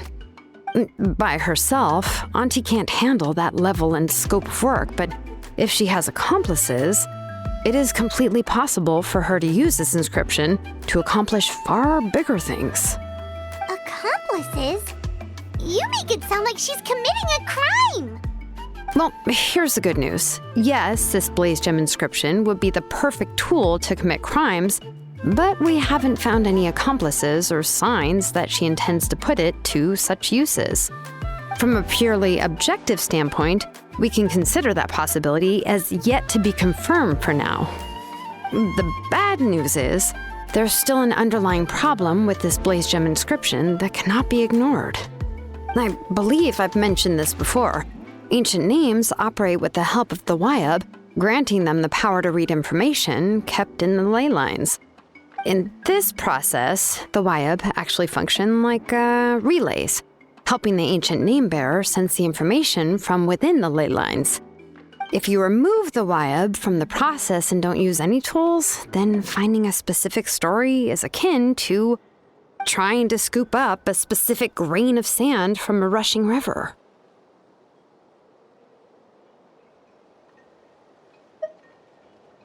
Yeah, exactly. Anyone who attempts to do so will likely lose most of their cognitive function or become a babbling madman who talks to themselves all day long. Now, let's consider the memories that Auntie has gathered as the ley line, and Nichka as the only ancient name bearer of this ley line. There's no way Auntie would let Nichka plunge into the river of memories without any tools. She'd only be overwhelmed by the surge of memories. And considering that Nichka has forgotten all of her past, she'll be unable to work on her own to accurately find the correct past. Only Aunt Tlasoli can help her filter the correct memories of her past. So, if my hypothesis is correct, Auntie is actually planning on turning herself into Nichka's Wyab to help her extract the corresponding memories in the different situations she may face.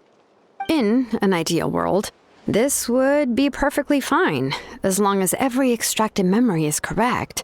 Nichka would essentially be getting her past back. And I also believe that there won't be any mistakes in everything that Auntie remembers about Nechka. But Auntie is not a Wyab. Her body won't be able to handle the load for long. But how can we solve this problem? No matter how we try, Tlasoli will... Names are blessings for the future from people standing in the past. I've also made up my mind. Come on, let's go see Auntie.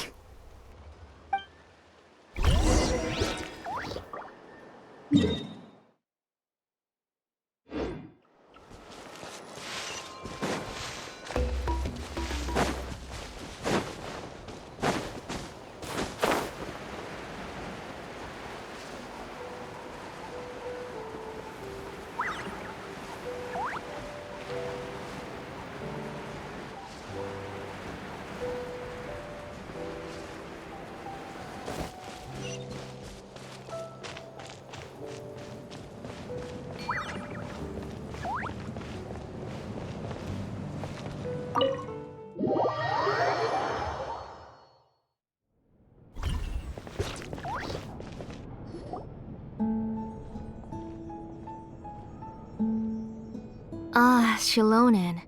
It looks like you've made your decision. Am I right? Yes, here's some research that I've done. You can reference it to modify the way the central inscription operates. I'll also help you continue working on the Blaze Gem inscriptions, but I must have complete control over all the inscriptions and the ability to oversee their uses. The memories that can be absorbed by the inscription will be limited solely to Nechka's past. We'll plan a set time frame together from which the memories can be drawn from shortly. If you attempt to extract any memories beyond this scope, then I'll consider that as committing a criminal act and halt all work related to the central inscription. After the memory bank is constructed, the Blaze Gem inscription's absorption functions must be stopped immediately. Only functionalities for outputting memories will be kept. I accept. Thank you, Xilonen. I really... Auntie, you know I can't stand it when you do this. If you needed my help, you should have just said so. There's no need to beat around the bush like you did. Using technology for ancient names to forge other things without permission is no trivial matter. Yes, it's a major departure from the technology's intended use, but it's nothing compared to a child who needs help, compared to a name that's about to be lost. But once this is all over, you must come with me to see Pakal and discuss everything that happened. That's fine. I'm willing to accept any punishment for my little Nechka. All right, let's clear off the table and come up with a plan. I need some time to consider how to let Nechka control the Blaze Gem inscription on her own and extract the memories from her past. By the way, did you give the book to Nechka? How could I just hand her a birthday present that you specially brought for her? I've picked out a box and packaged it up. Wait till her birthday and then bring it to her. It'll be a nice surprise. No, it's just an old book. There's no need to...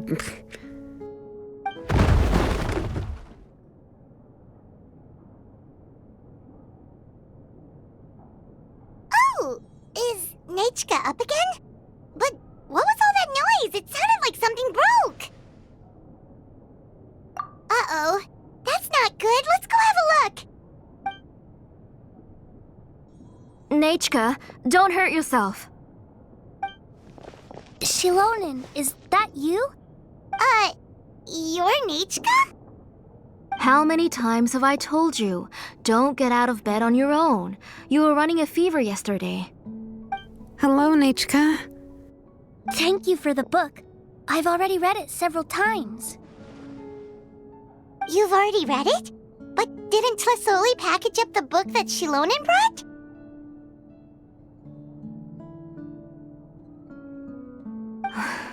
No, she's all mixed up.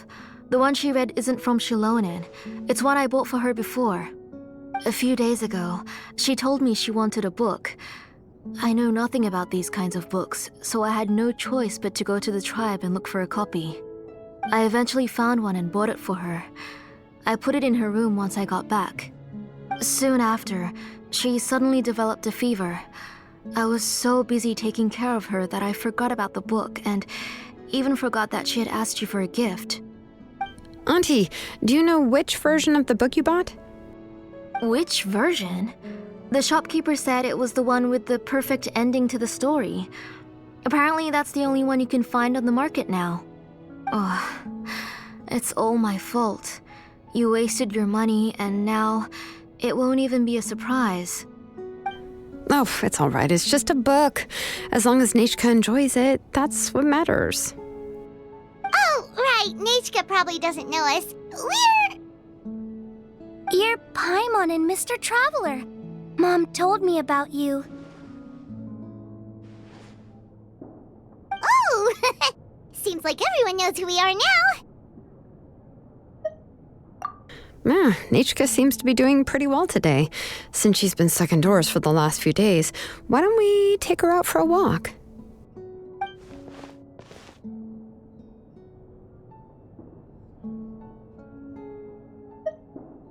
Take her for a walk. But considering her condition, I don't think she...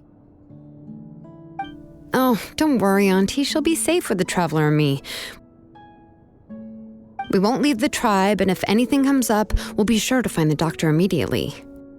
Besides, it's her birthday in a few days, and we need to go to the tribe to buy some things. Let's give her a proper celebration. What do you think, Auntie? I promise I'll be good, Mom. Didn't you say before that I need more fresh air? All right. As you wish. I also happen to have a few repaired blaze gem inscriptions that I need to get back to the tribe.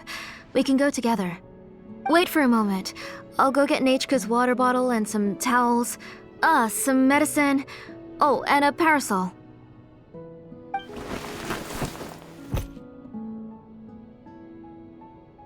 Talk about being prepared.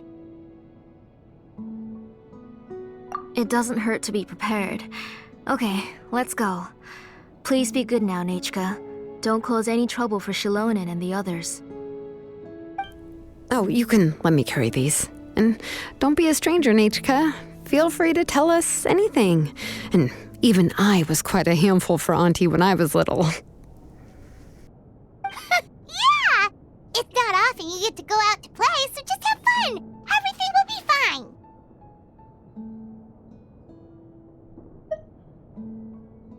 Okay, thanks everyone. And please don't worry, Mom. I'll be good. Let's go look for Ignal. I've had her blaze gem inscription for a while now, and I'll finally return it to her today.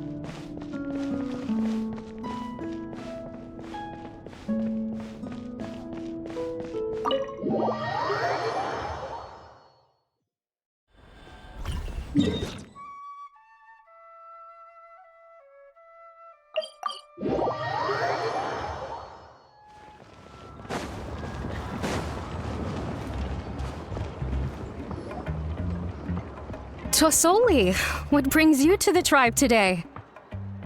Oh, and Nechka too! Oh, she seems to be doing much better now. She's even out and about. I'm sure it won't be long before she'll be playing with Chanil and the others. I hope so. Here, Ignal. This is your inscription. I've finished repairing it. Oh, thank you for bringing it back for me. Oh, by the way, I came across a piece of good quality ore a while ago. I was thinking of using it to make some pretty jewelry for little Nechka. I remember that Nechka would become so happy every time she saw a shiny ring. Right, Nechka? I'm sure she'd love that. Thank you. My pleasure. Give me a moment. I'll bring the ore. Oh, I can make the jewelry for her. What kind would you like, Nechka? I would like... Something shaped like an embercore flower would be nice. She was always asking me before to make her an ancient name with an embercore flower design. Mm-hmm, noted. I'll make that as a gift for her next birthday. Sorry, Nichka. It won't be a surprise for you. That's okay. Thank you, Xilonen. Found it! Sorry to keep you waiting. Here, please take it. By the way, Nichka, feel free to write to me if you ever want to know more about ores. Well, I was shocked last time when you wrote me out of the blue asking for a volcanic crystal. Sorry about that. She can hardly contain her curiosity now that she started to recover. She's still too weak to go out whenever she wants, so she begs me every day to help her write letters to people in the tribe about all sorts of things. That's how you know she's one of the children of Echoes. It's normal for us to be interested in ore. Everything's looking up! Oh, we're just like the main character in the new version of To Kill the Brave, when he was about to save his brother Rimac.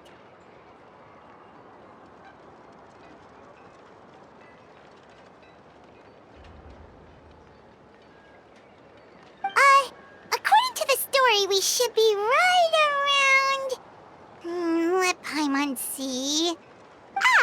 To Kill prayed to the goddess of mountains and fire. Let my brother's name ever live on. I am willing to sacrifice my heart and blood in return. The goddess replied, I've heard your prayer, but your brother is no longer your kin. His name has sunken into the deepest of depths. Then To Kill said, turn my blood to fire so my heart may illuminate the depths. I will bring my brother back before my blood runs dry. Oh, you remembered that whole line, Nichka! Paimon remembers that's exactly what the book... huh? Wait, what did the book say? Paimon finished both books in one sitting. A lot of their content is nearly the same, so it's easy to get mixed up. But the ending in the older version is more interesting, even if it's hard for kids to, well, completely understand. Oh, wait! Nichka hasn't read the other ending. It's okay, just wait a bit and Paimon will read it out for you. That's not true. Actually, I already know the other ending. You already know the other ending? But didn't you only read the edition your mom got for you? Hey, what are you all chatting about so happily? Huh? Mom, Mr. Traveler and I were just talking about the ending of that book. We were just talking about how the bad guy was defeated and everyone returned home safely. It's a really happy ending.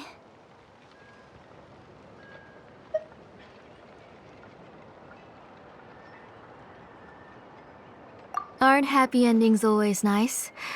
But if you already read the whole thing, then what will Mom have to read to you at bedtime? Guess you'll have to go to bed early tonight, but I'll buy you some more fairy tales next time, okay? Okay, Mom. It's a pretty good quality. I'll be able to give Nichka a beautiful and durable piece of jewelry for her next birthday. But, for now, let's focus on celebrating her upcoming birthday. Where are we headed to next, Auntie? Next, let's visit Apaish Palan. He should be close by. Stay close, Nichka. Don't go too far. Yes, Mom.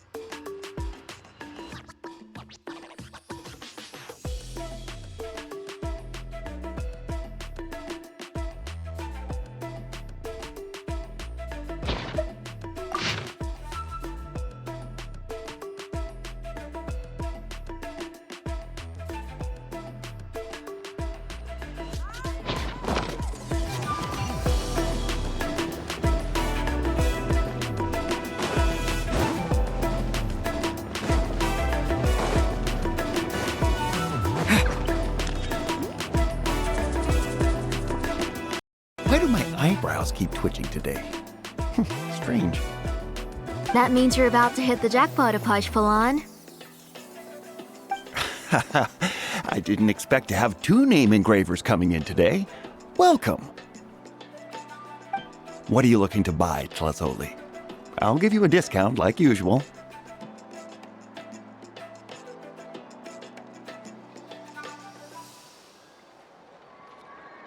Whoa! Offering a discount just like that? Tlasoli sure has connections. She was once our name engraver and did a lot for the tribe. It's only fair that I offer her a discount. Thank you for your generosity. I've finished repairing your blaze gem inscription. Here, have a look. Come on, Nechka, say thank you. Thank you, sir. Oh, so this is Nechka. Tlazoli has shown me some pictures before. It looks like you're doing much better now. How about this? Go ahead and pick anything you'd like from the store. Think of it as a gift from me. No, that's all right. Mom told me that you've already given a lot to our family. Oh, well, that was for your family. I've never given anything just for you. If you don't feel like it, you can also let your mom choose for you. Oh, no need to stand on ceremony, Auntie. Go ahead and pick something for Nechka. His drills and small clamps are good quality. The measurements of each part are exact, and they're always very durable. I always come here to buy things if I find myself in a pinch. Oh, do you have any child-friendly safety scissors? I remember seeing a few different styles. I have a few in stock, but I put them in the back. Let me bring some out for you to pick. Oh, no need to bring them all the way here. Why don't we just go in the back and choose there? It should only take a moment. I don't know much about that kind of scissors. Why don't you just go yourself and... Well, there are too many different designs and varieties of kid scissors. If you don't come and help me choose, I won't be able to pick one that Nechka would like. Come on, Auntie. It'll only take a moment.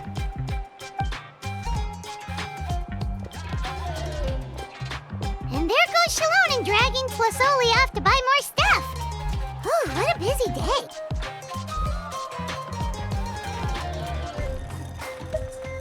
I won't run off. Paimon, who's your favorite character in To Kill the Brave? Paimon's favorite? To Kill, of course.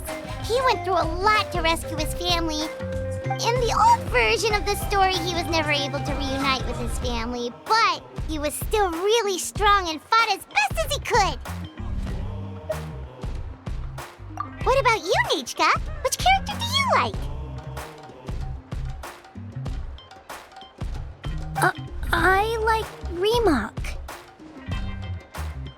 Oh, the one who was possessed by Quatlique, but never forgot his brother Tequil. He was also an amazing character. If it wasn't for his determination, both he and his brother would have been defeated by Quatlique in the final battle.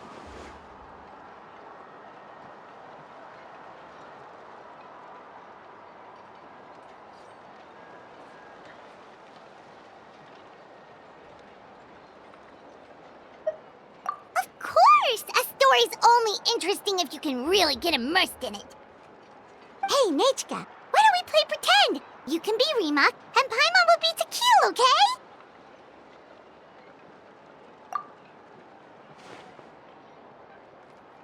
Mr. Traveler, can I play the role of Quatlique? But isn't she the villain? In the old version, she even ate Remak and took on his appearance.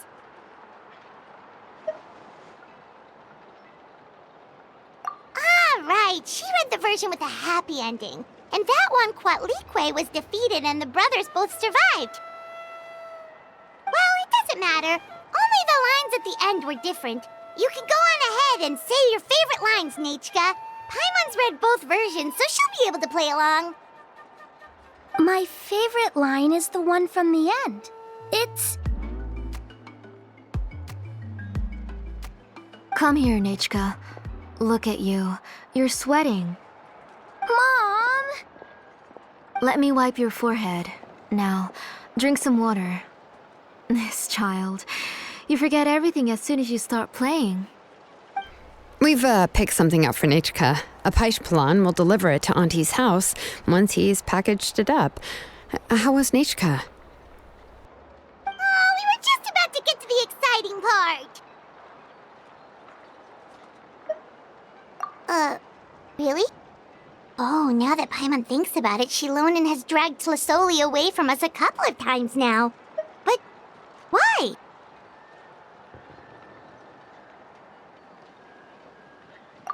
Let's talk later. Just trust me and act normal for now. Oh, we should head to our last stop, Auntie. It's real hot today, and we shouldn't let Nechka be in the heat for too long. Right. Let's go see Chevin and head back home.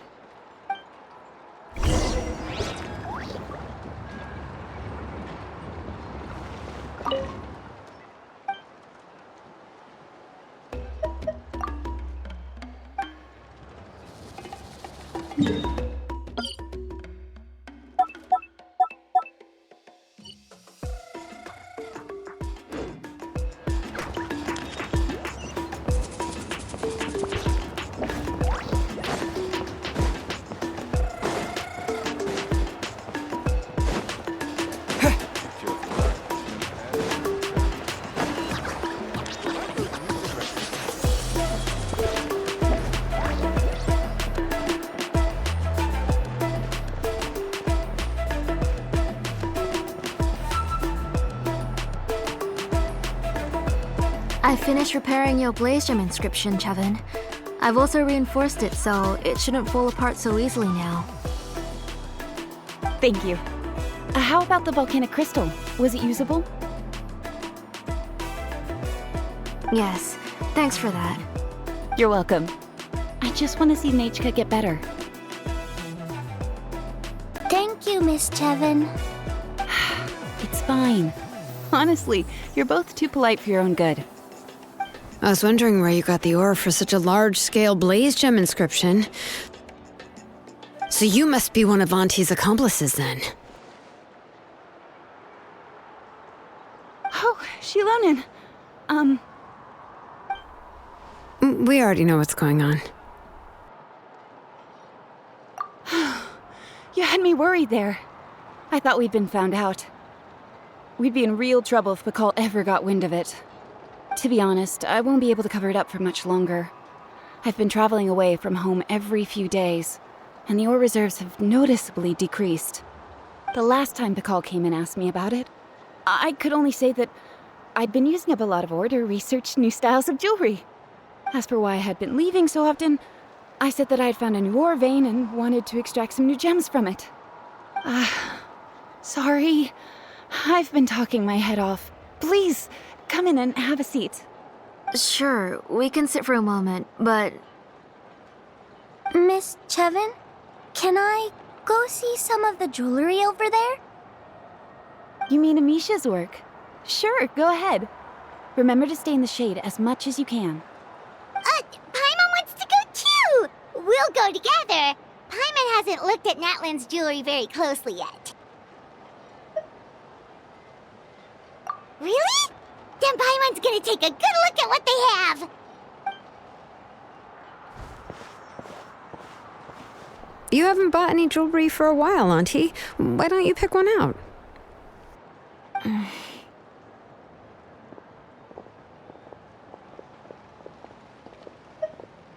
on, Nechka! We don't know anything about Natlan's jewelry, so you can help us pick something out! Mr. Traveler, Come here, Nechka. Huh? Sorry, Chevin and Xilonen, but it's already getting late. We should be heading back now. It'll be Nechka's birthday in a few days, and there's still a lot for us to do before then. No problem.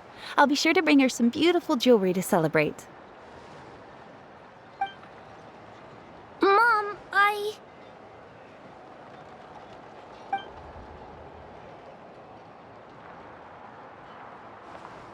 You're getting hot again. Here, Mom will carry you. Let's get going. You forget to take care of yourself once you start playing. Let's go back and we'll have a talk. I didn't. Nechka, I never taught you to lie. Sorry, Mom.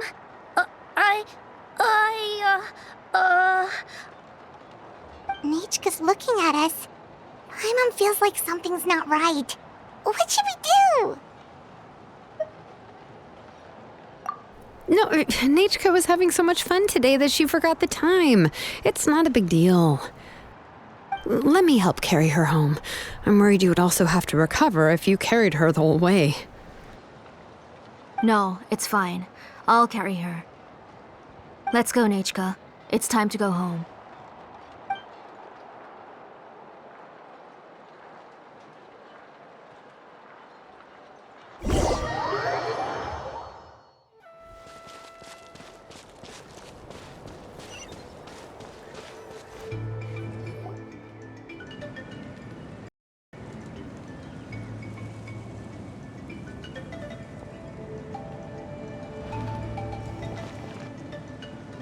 Thank you, everyone, for spending so much time with us today. Please be sure to come to Nechka's birthday party. Alright, it's nearly bedtime for Nechka, so let's part our ways here. Oh, Auntie, remember to give her the book, that copy of To Kill the Brave I brought. I went to a lot of trouble to find it. I understand. Really, do you think I'd let your efforts go to waste? It's very special to receive a book from you. I'm sure she'll put it somewhere safe. Right, Nechka? Yeah. Thanks, Xilonen. Oh, put it somewhere? Isn't she going to read it? Well, I've read the story to her many times already. She's even memorized nearly every line. Oh, that won't be a problem, Auntie. Nechka's probably never heard this version of To Kill the Brave. Oh. What's different about this version? The majority is about the same, but the ending is different from the one that you bought her.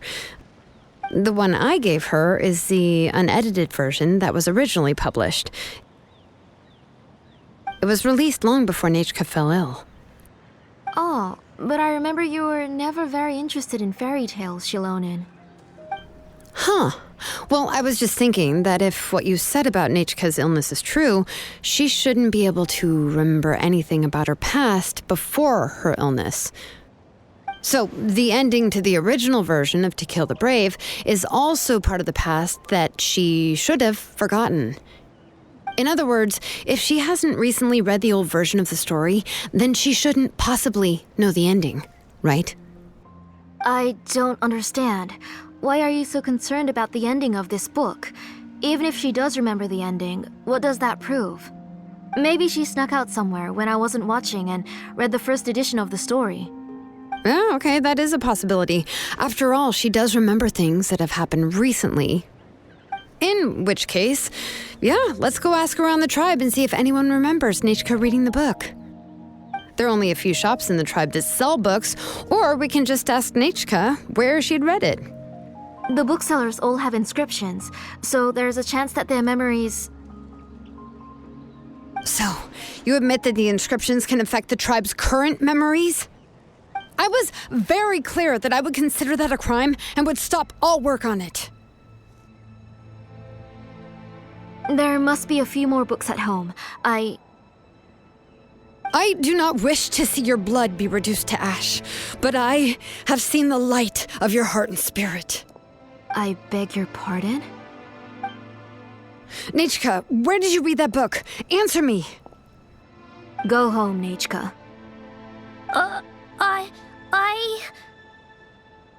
Are you disobeying me? You're the one who wrote me the letter, Nechka. You're the one who wanted the book. Only you can speak for yourself. We're listening, Nechka. Right here, right now. Remember my name, brother. As long as you remember me, I will never have left. Silence. That's the line from the old ending. Nichka remembers it. I know everything. Xilonen, help me, please.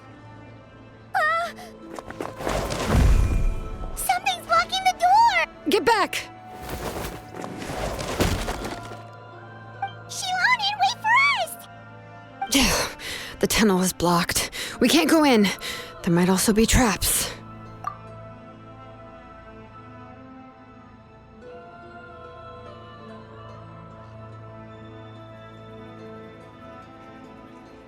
Whoa. What are all those things on Nechka's walls? It seems Auntie put all the extra inscriptions she made here.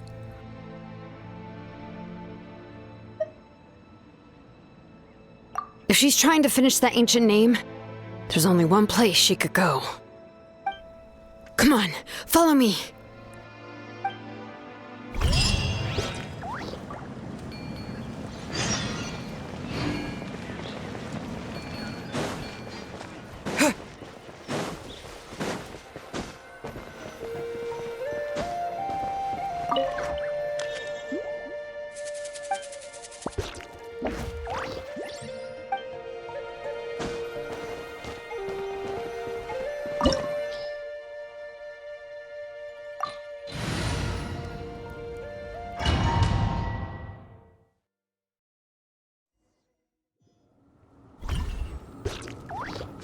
What is this place?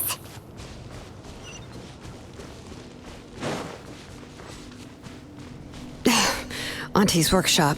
It was supposedly closed after she stepped down from her position in the tribe. But it appears that we've all been deceived.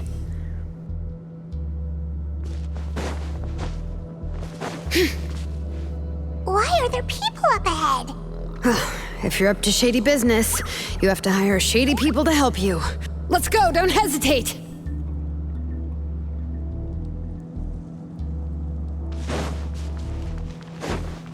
All right, Come on, let's show finish me your this fast. courage. Go! You're free now! Water jet! Quick as a flash! Mind your step!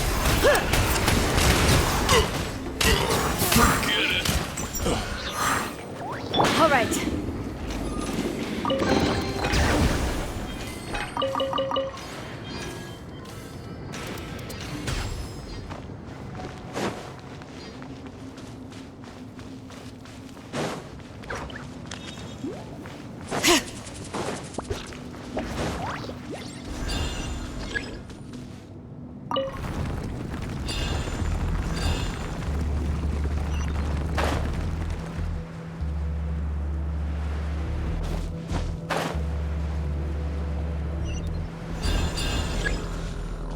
Bring it!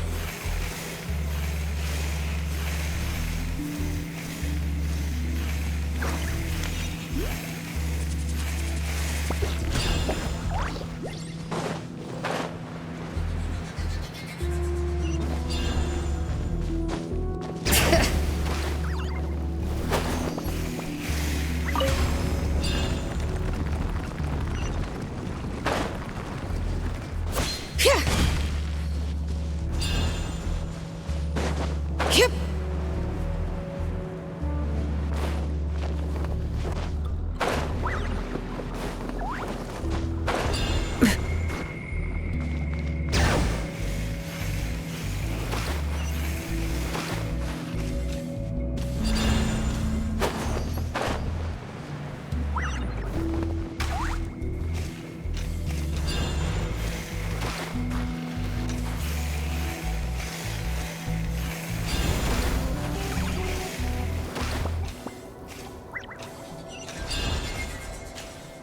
Come on, show me your courage.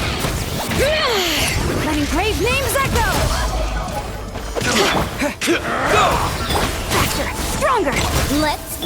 Bombs away! Be free! Forget it.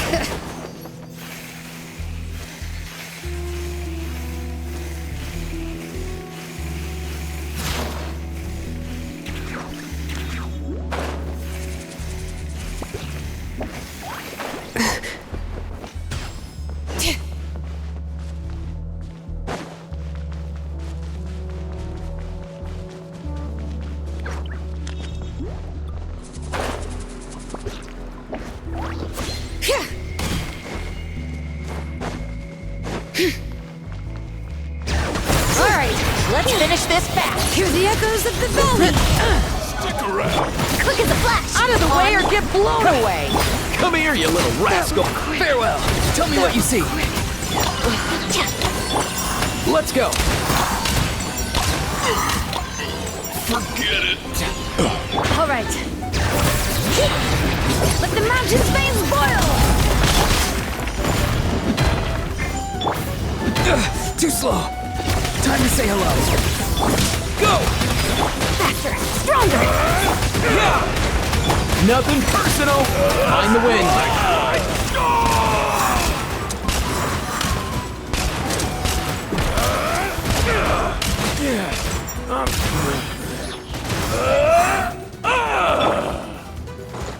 All right. Yes, you are. The door's closed here too. Where should we go now? The transport system seems to still be functioning. Let's go look for the controls and get this cart running again. Maybe it can take us further inside.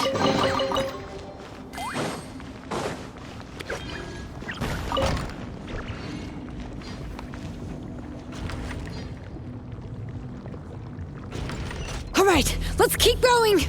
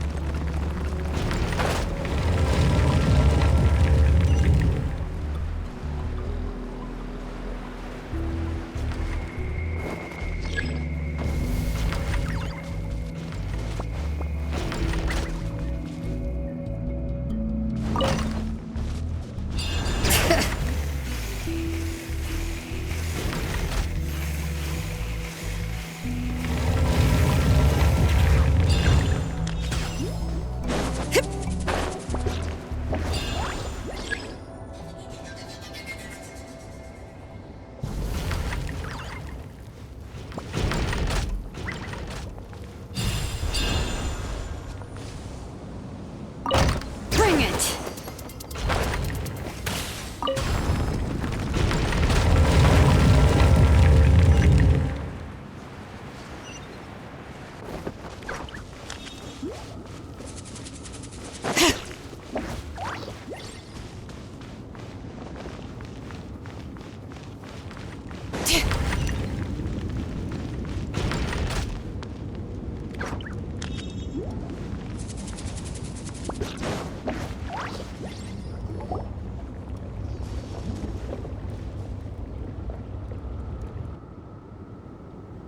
You got here quick. Impressive. Nechka's up there! What are you planning to do to her? I never lied to you. All this time, I've only been trying to save my daughter. Even though she's not my daughter yet. But once everything is over, she will really become my Nechka. What is she saying? Is she not Nechka? So you figured it out. I want to use memories to awaken my Nechka.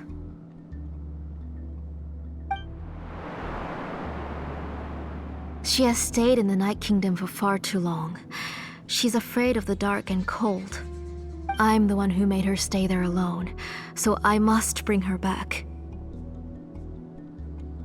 Don't worry, Nechka. Mom hasn't forgotten anything. She has always remembered your name.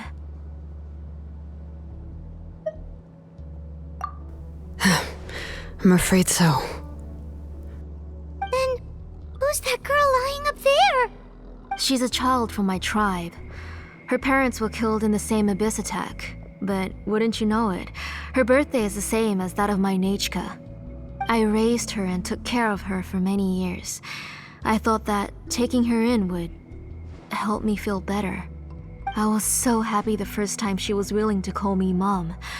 But then, I suddenly felt very, very scared. Is she really my child? My child's name is Nechka. It could only be Nechka. How could I be happy? My little Nechka is still waiting for me to get her home. As I said, I only want to bring Nechka back, even if it costs me everything. And now, the time has come for me to pay.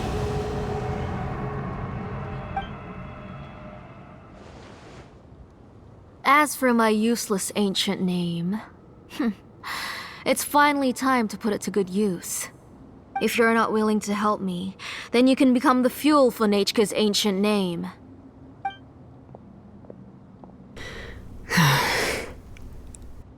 Xilonen, you have yet to make a move. I take it you're examining the inscriptions around you. It's no use. I've already set up the blaze gem inscriptions, and the engraving diagram has already begun to run. It's all thanks to your ideas. Now, the central inscription will finally become Nechka's ancient name.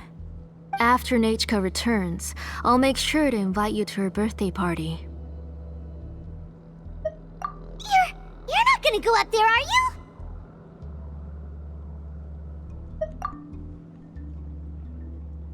There's a flaw in this engraving diagram. The weak point is almost about to activate. So on my mark. Don't worry, Nechka. Don't worry. Mom is here. 3. Mom will always be with you. I'll never forget you. 2. Wake up, Nechka. Now. Please, wake up. 1!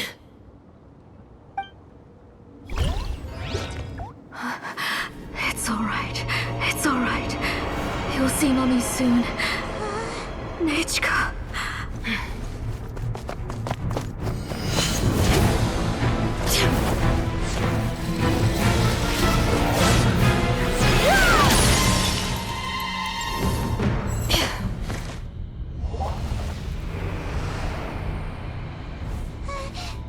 Keep back! Those are distorted thoughts. And the mists are the thoughts' twisted cries. If you become tainted by them, they will control you, and you'll never be free again. Where are you? I don't want medicine. It hurts. It hurts. Why am I alone? Nechka, why? No more medicine. Will you stay with me forever? Please never leave me again.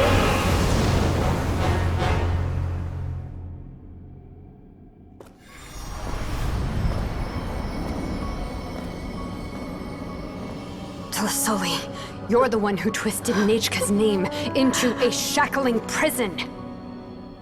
It's time for you to hear her true voice. Stone engraved and echoing peaks converge, disperse, in ashes be reborn, for flames born anew, and the blazing dawn. Mommy will be with you. Nechka. Always. And forever. Mommy, I've always been with you. And now you're finally listening to me.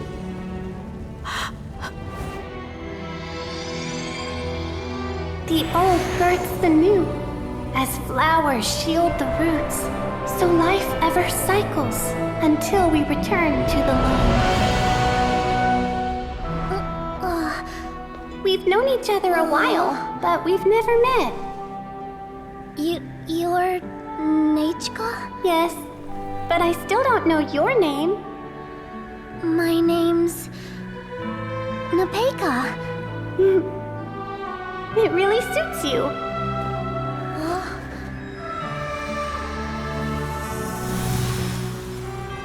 Nepeka. I I bless you from the past and wish that every day of your future will be filled with peace and happiness.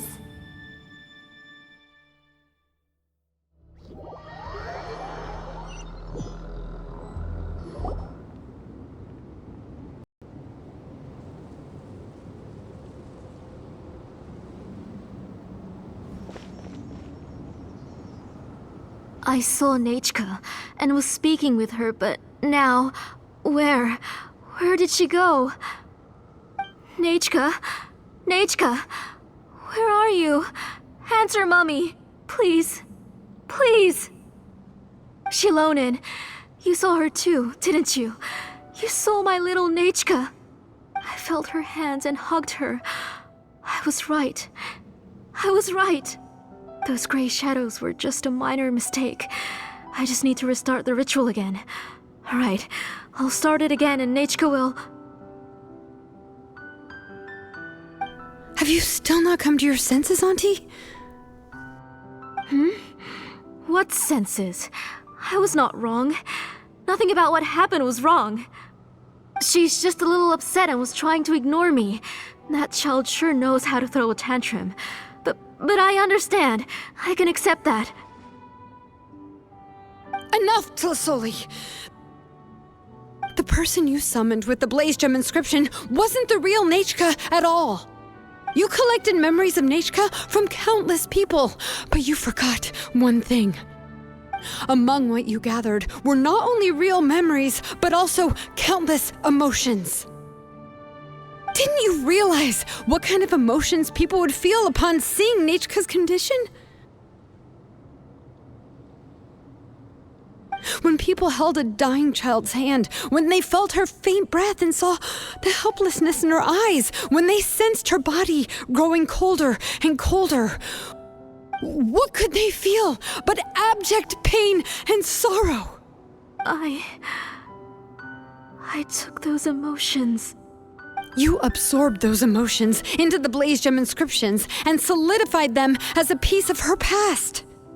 Those gray figures were projections of that past. They could only reproduce the appearance of Nechka in her sickly state. What the real Nechka wished to say was drowned out by those twisted and painful thoughts. I didn't want things to turn out like this. All I wanted was to remember Nechka. To see her again. Nechka has always been with you, Auntie. Everything has long been recorded on your ancient name, the one you said was useless. You exhausted every option and sacrificed everything in the hopes of saving your daughter. That is undeniable. But have you forgotten the true meaning of your own ancient name? My ancient name is Undugu. The immovable love between you and Nechka has already been recorded in your ancient name, but you chose to ignore that. Names are blessings from the past to the future. You told me that, Auntie. You gave Nechka her name, her first blessing.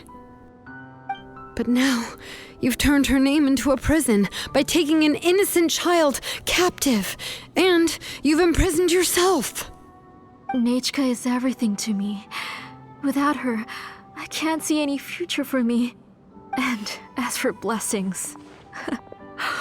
what blessings have I had since the day she passed? I see her in my dreams every day, grasping my hand, telling me she's in pain, asking me to hold her.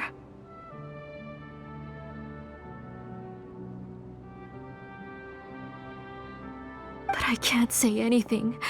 I can't grasp her hand. All I can do is shout her name over and over again until I wake up. Every day, every single day, I've hated myself, and ancient names too. Who knows? Maybe hate would have been the only thing left to her too. You think Nechka would have come to hate you?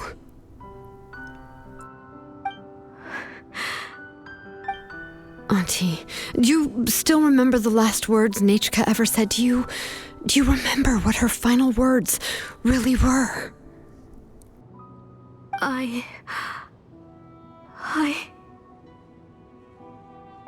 The reason you haven't felt blessed is because you've forgotten the true past. Auntie, you've been wallowing in memories of your imagination and refused to let go of them. A name without a past is nothing but a withered tree with no roots, rotting without a future. It's over, Auntie. It's all over now. Slowly now. Why don't you stay lying down? Oh, on second thought, this might not be the best place to rest. Xilonen, Nichka, Napecha can already stand now, so we made our way over. Thank you, Paimon and Mr. Traveler. I'm fine, really. The real Nichka helped me just now, so it doesn't hurt much anymore. That's good. If you became Nichka, then this story would really become the To Kill the Brave. This isn't the place to chat. Come on, let's get out of here. But what about Tlasoli? Oh, don't worry. She won't be able to cause any more trouble now.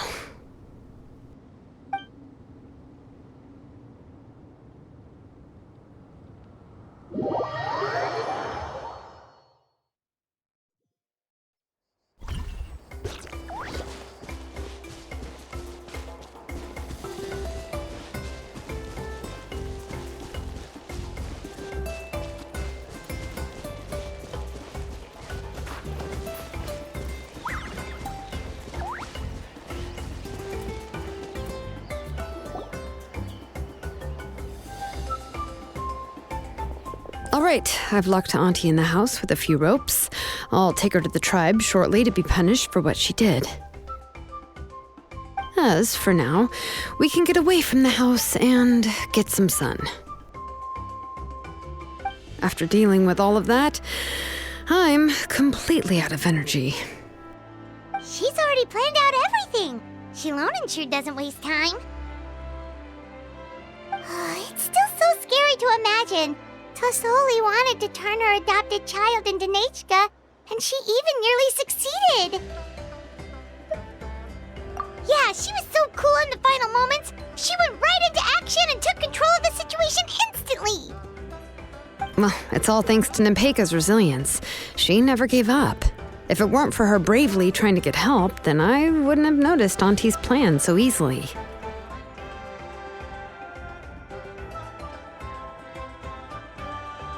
It was thanks to all of you encouraging me. After all, this was already the last idea I could think of. I tried to get the attention of many others who visited before, but they were all either quickly whisked away by Tlasoli or simply refused to believe me. Even if I told them everything, Tlasoli would just blame my illness to cover it up. All she had to do was start to cry, and then the guest would try to comfort her, but completely forget about me. She would inspect all the letters I sent and any gifts I received. And then, if I didn't comply, she would force me to drink some strange medicine. It would put me to sleep for a few days, and it would be hard for me to remember anything. I would see a lot of weird things while I slept, and the walls around me would start talking. I would be so scared every day. If I wasn't able to get your help this time, I might have just given up. You have us now, Napecha. If anyone dares to hurt you again, the Traveler and Xilonen will send them flying! Yeah. Sorry, I just can't help it. You are already super brave, and you even managed to call Xilonen for help. Oh, you definitely found the right person. Xilonen isn't the kind of person who gets distracted easily by crying. She pays attention when someone's talking and doesn't miss a beat. And it was because of your help that I was able to pick up on the details. Without you, it would have been extremely difficult for her to communicate that she needed help.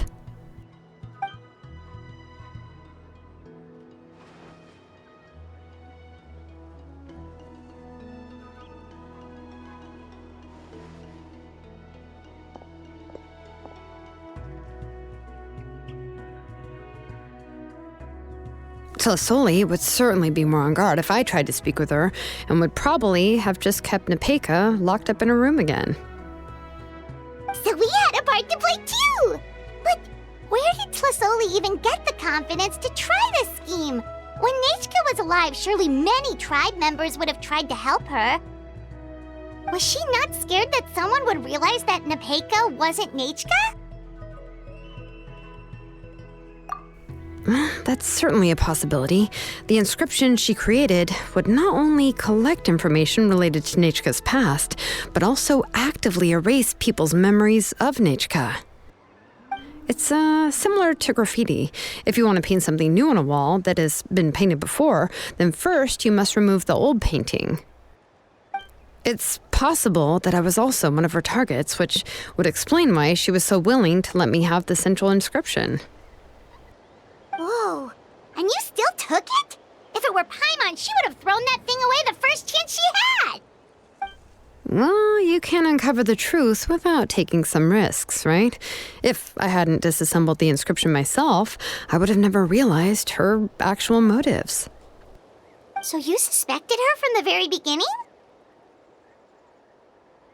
Oh, no, she's my auntie after all. How could I have seen her as a villain from the start? The most I did was keep the possibility and a corresponding plan in mind, and it was just our luck that the worst-case scenario actually happened. But now that I look back on it, we still managed to rescue a suffering child, even if that wasn't our original intention. Anyway, I think we've just about summarized everything and praised each other enough by now. Everything is finally over, and Nepeka can finally be herself. So, what should I do now, Xilonen? You should do whatever you like, of course. No one's going to lock you up anymore. But I don't know what I can do. Everything I know is about Nechka. What she'd like to eat, which flowers she enjoyed, how she acted and spoke. I'm not her, but I can only be like her. I don't know, Xilonen. I just don't know. Oh, don't worry, Nepeka. The Blaze Gem inscription isn't working anymore. No one will force you to be somebody else again. But I no longer remember anything about myself now besides my name. What if I never remember my life and lose all of my past? I'm scared, Xilonen. What should I do? Oh, don't cry, Nepeka.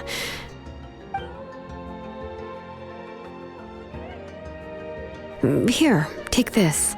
I took some ore from Tlasoli's collection and made this as a mold. A Blaze Gem inscription! You can make them too? Oh, of course not. It's just a pretty piece of stone. Take it. I've engraved your name, Nepeka, on the top. This is your first blessing, the one you received from a pair of people who loved you with all their hearts. It has always protected you and stood over you. For all of past, present, and future, it's never strayed far. But I don't even remember the names of my parents. I don't remember anything.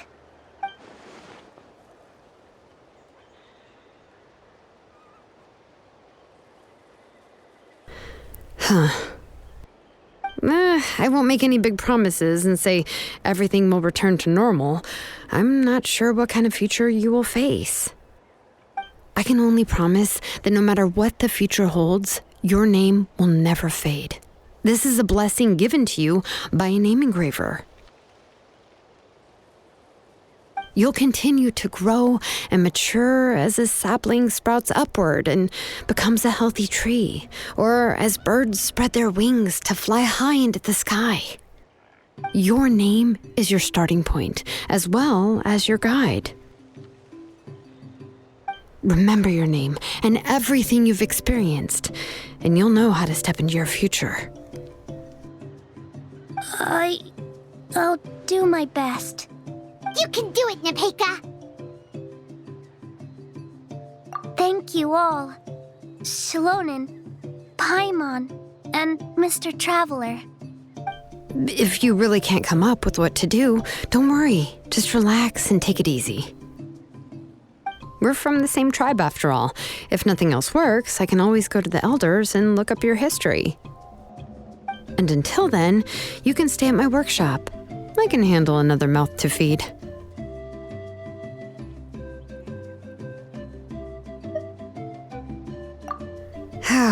I don't know if the plan will work. I'm not even sure who I should look for. Well, rather than placing our hopes on a plan that relies so heavily on luck, we should just focus on ourselves. Well, anyway, enough about all that for now. Let me take Tlasoli back to the tribe first. Oh, come with me, Nepeka. Oh, gosh. I nearly forgot that we haven't even had dinner yet. What would you like to eat? Huh? Oh, anything. I'm not picky. Oh, good. Let's go. We have a lot of work to do. We have a very busy future ahead of us. Oh, and one more thing. Happy birthday, Nepeka.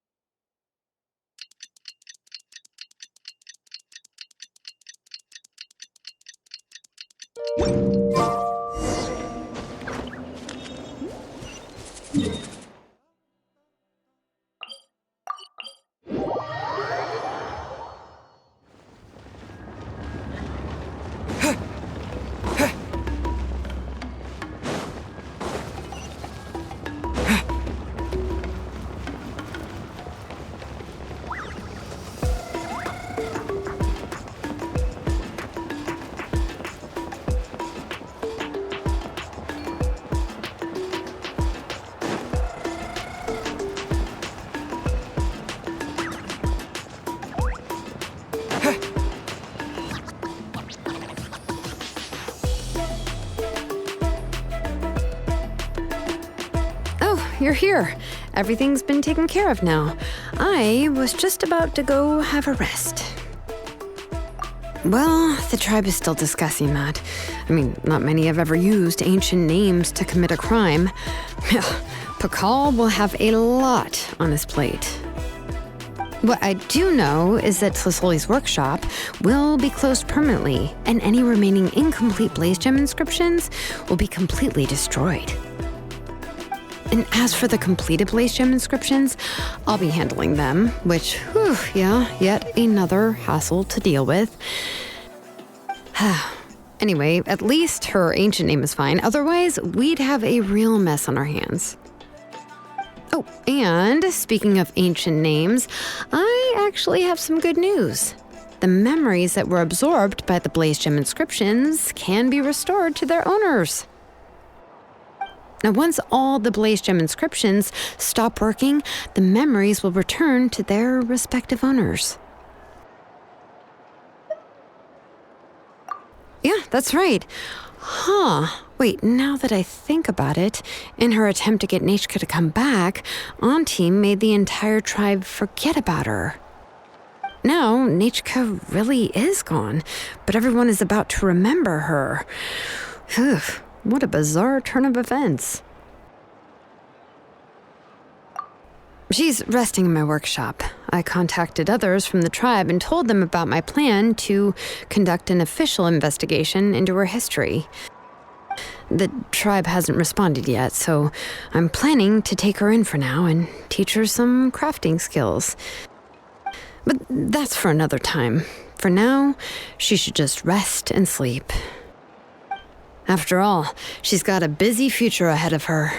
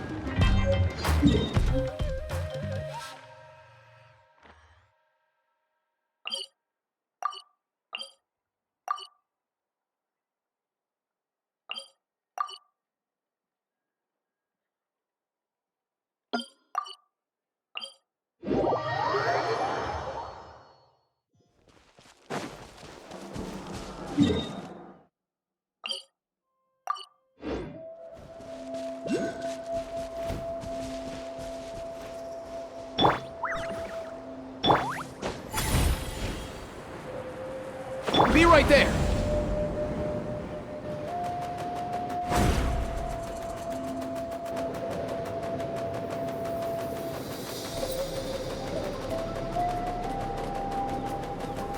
Time to go.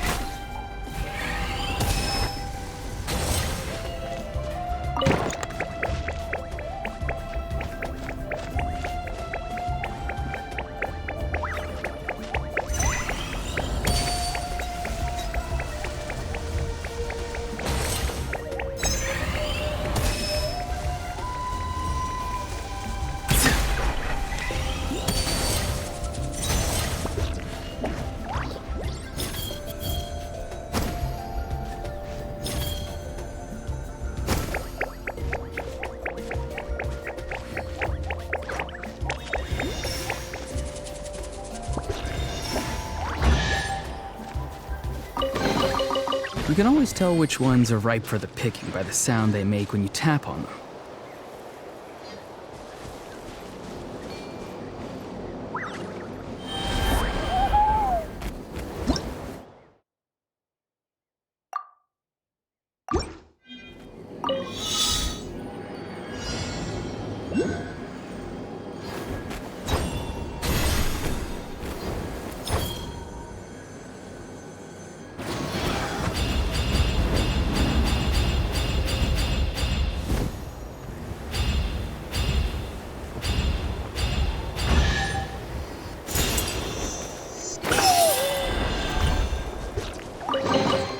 You can always tell which ones are ripe for the picking by the sound they make when you tap on them.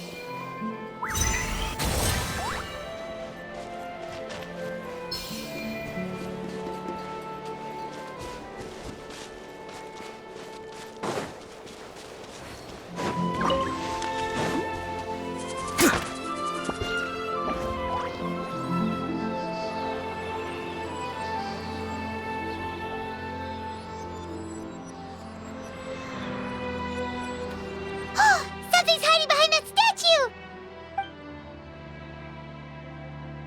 Aw, it's a baby Ectomisaur! So cute! Although, why is it staring at us?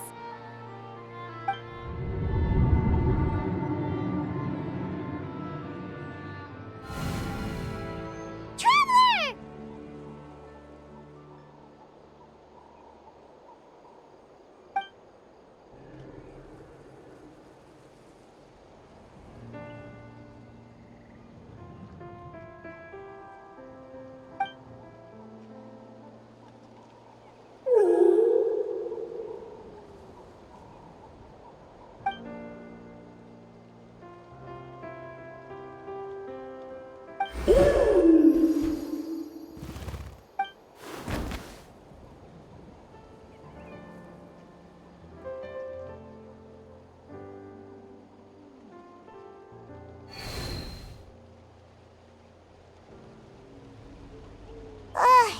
How long was Paimon out?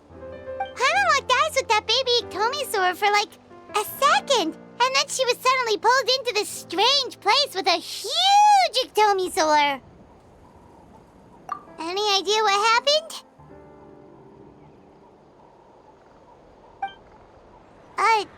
Traveler? Hey, what's wrong? Look! It's that baby Ectomisaur! Seems like it wants us to follow it. Paimon's adventurous side says we have to see where this leads.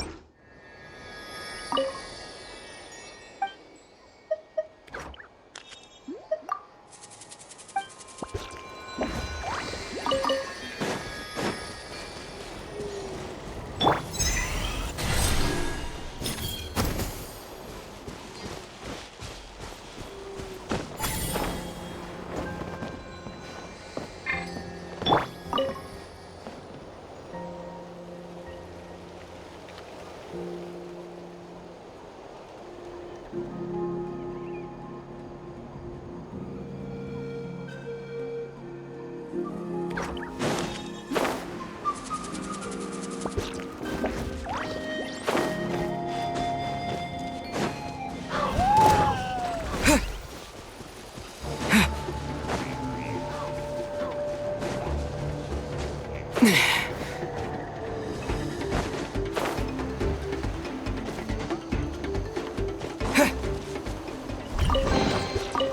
this an answer from this world?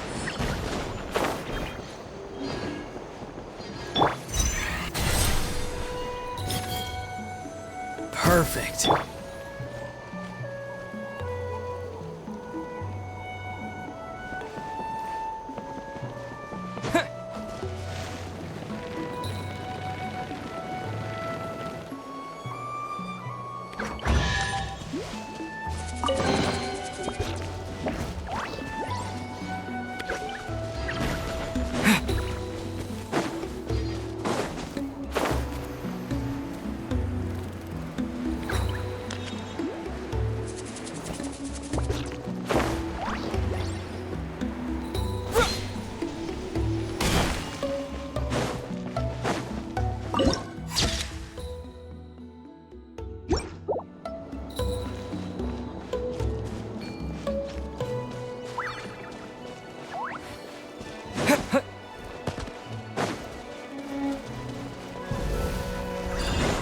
Oh, check it out! The graffiti on the wall is glowing! Masters of the Night Wind. And by the looks of it, masters of nightlife, too.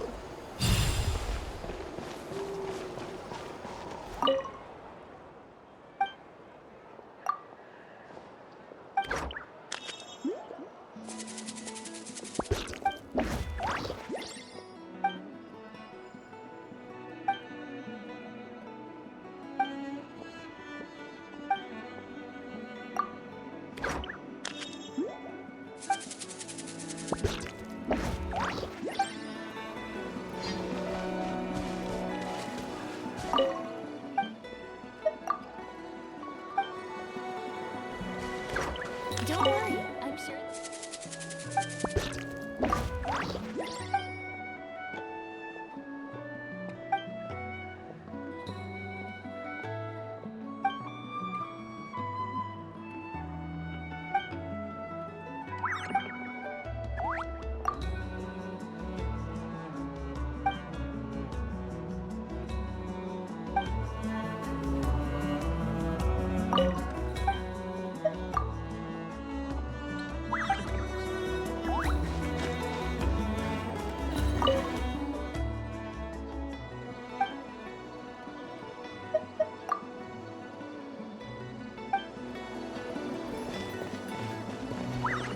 Finally got here, and now I can even find the recipient.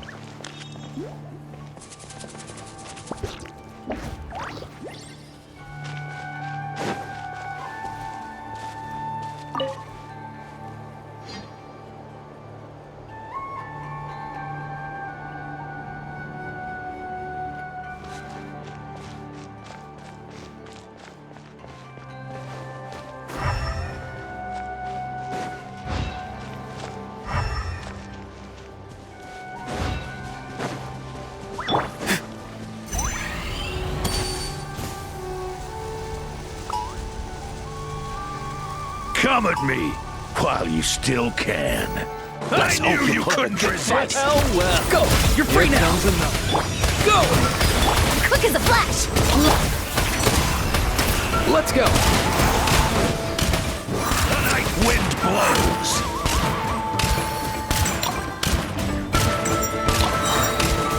A little frosting. You're free! Tell me what you see! Wipe out! Nothing personal! On my mark!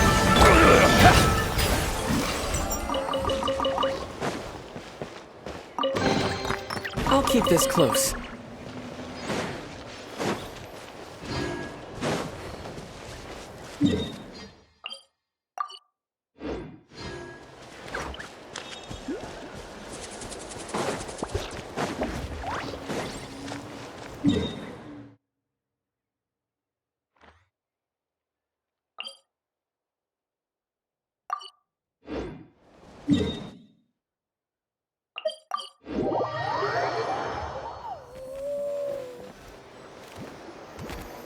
Wonder if we're allowed in here.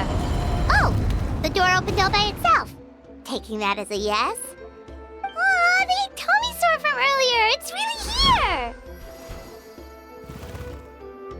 Then let's go introduce ourselves.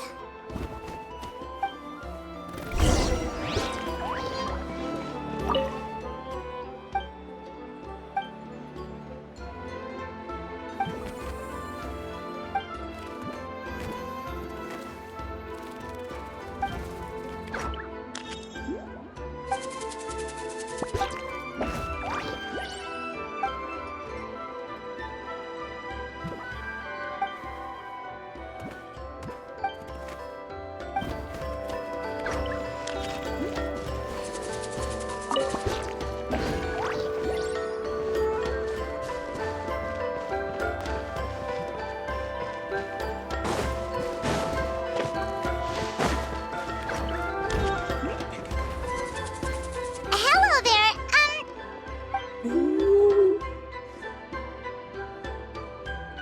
Okay.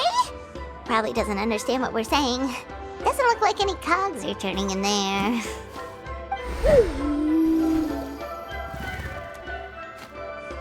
Whoops, sorry. No offense intended. You there! You dare disrespect our elder?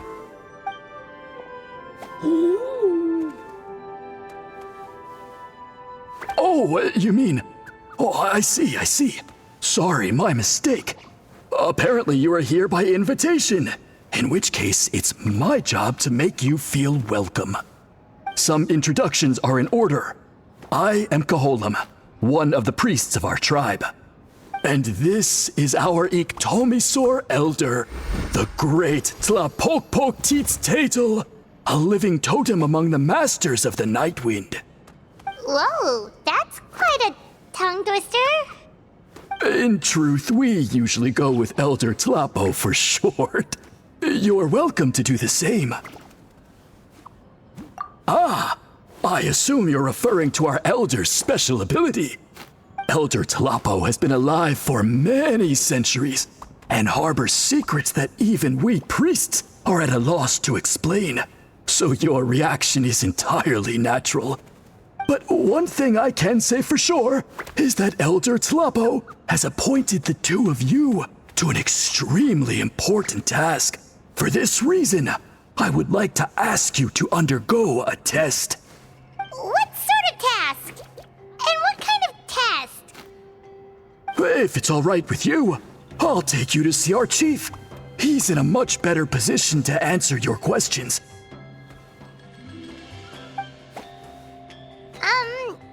Okay, sure. Very well. Then please follow me. You can use this scroll to go directly to the obsidian altar, where the chief is. Don't worry, it's just one of the many mystical abilities of our tribe.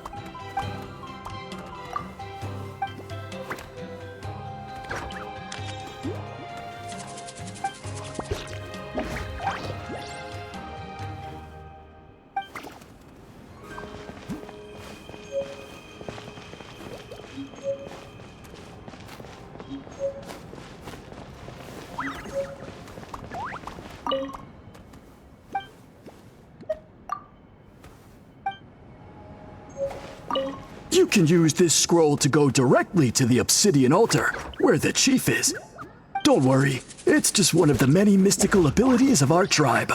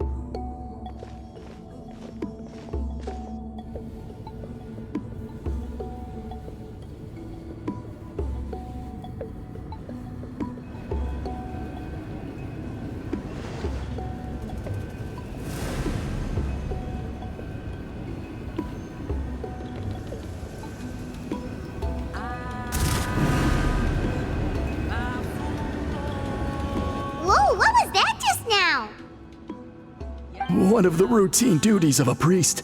We attempt to contact the spirits of our ancestors to seek epiphanies and revelations. The chief is just over there. Please wait here while I have a word with him. I'll just be a moment. Well, the Masters of the Nightwind are definitely living up to their reputation as the mysterious ones.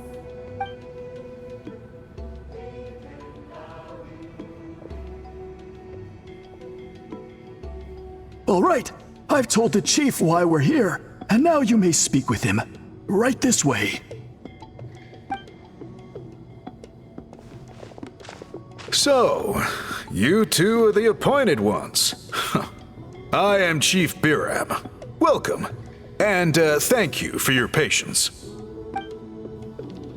So tall. Unusually so. Yes, I am aware. But I assure you, it's no cause for alarm. Oh, no, of course not. Sorry, Paimon just reacted without thinking. Ah, yes. Kaholam told me about that. As outsiders to our tribe, this is probably the first you've heard of such appointments. I'm sure the whole thing seems very confusing. Throughout our history, only members of the Masters of the Nightwind have been appointed to undertake these tasks. This is the first time an outsider has ever been chosen. Really? Allow me to explain. Our tribe has an old tradition of recording history in the form of woven scrolls. And not just our own history. We record the legends and heroic feats of all other tribes as well. It is a tradition we have observed for many centuries. We treat it as a solemn duty. However, when a major event occurs that affects all of Natlan, we record it on a different kind of scroll, used for this exact purpose. And these scrolls can only be woven by someone of the Iktomisor Elder's choosing. When the Iktomisor Elder senses a major change in the ley lines, it will issue a formal declaration to appoint a creator for this scroll. Whoa, so you mean... Elder Tlapo sensed a ley line change quite some time ago, but had not yet designated the scroll weavers until you arrived. Okay, but just so you're aware, we don't know the first thing about weaving scrolls. As a matter of fact, that does not surprise me at all. How come? In the 200 years that Elder Tlapo has held this position, none of the appointed ones have ever been experienced scroll weavers. Does that mean 200 years of major historical events have gone unrecorded? No. They all submitted scrolls in time, yet each of them claimed it was not their own work, but a gift from the spirits. Man, this tribe gets more mysterious by the second. Yes, well, that is the part that troubles me. The notion that we have to rely on esoteric things like gifts from the spirits to record historical events of such great importance. it is unsettling. Huh. That's pretty surprising to hear, coming from the chief of this tribe. I can imagine. You probably see the Masters of the Night Wind as a people shrouded in mystery, who pride ourselves on our arcane practices. But I am something of an exception. I may be the chief, but when it comes to our traditions, I am in fact a proponent of change and reform. I have dedicated my energies to deciphering the many mysteries of our tribe. In doing so, I hope to establish clearer rules that will help sustain our traditions in the future. Wow, that sounds great! So have you figured out the mystery of the gift from the spirits? Sadly not. It is something I've been investigating for a long time, but I have yet to uncover what this gift truly refers to. Only a small handful of events over the years have been recorded on these special scrolls, with decades between each one. And by the time the next scroll weaver is appointed, my time as chief will be long gone. I will not be in a position to investigate as thoroughly. So... While I haven't gotten to the bottom of the matter, I have made some progress. But the only way I can develop my theories further is with the cooperation of the appointed ones. Precisely. It's nothing to be worried about. Simply a means of validating my current hypothesis. It shouldn't take you long, nor will it put you in any danger.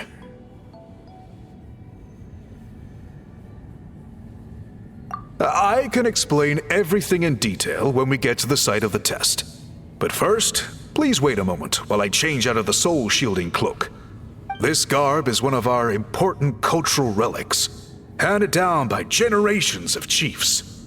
It is only to be worn when conducting certain ceremonies. Oh!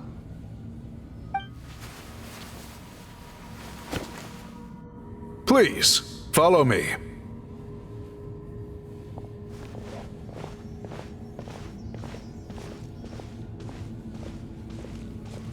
Do you see this scroll? If you touch it, you will enter a hidden space. Today's test is, quite simply, to find a way to escape that space. That's it? I assure you, it's not as easy as it sounds. If you cannot find your own way out, I will of course intervene to bring you back here. But then, we will be no closer to solving this mystery. Good. Simply touch the scroll to begin the test.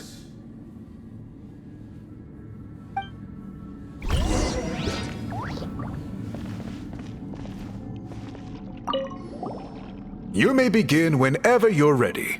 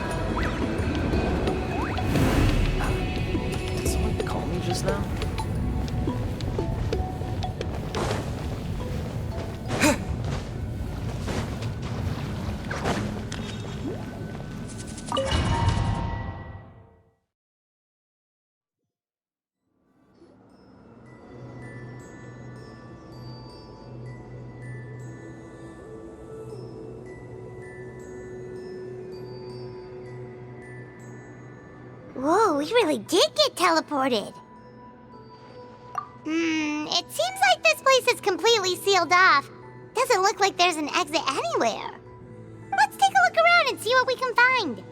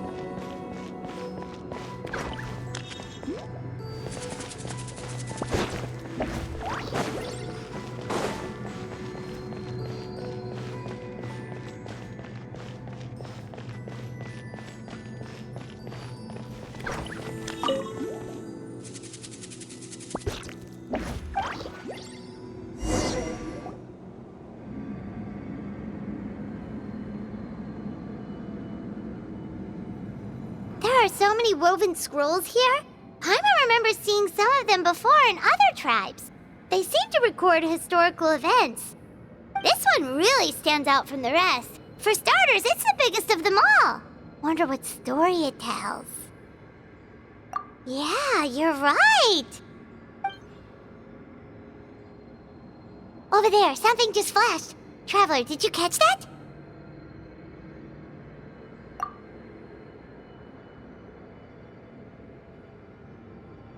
Oh, right. Paimon's with you.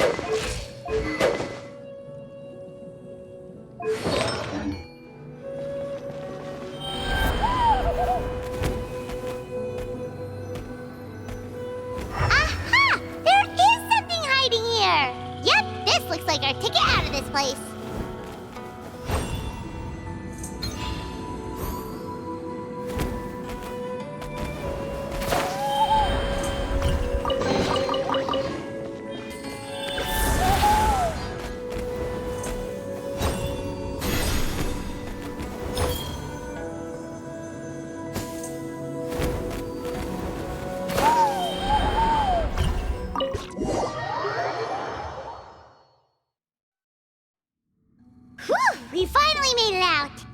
It is just as I thought. You are indeed capable of undertaking this mission. Yes. You saw many distinctive-looking scrolls there, didn't you?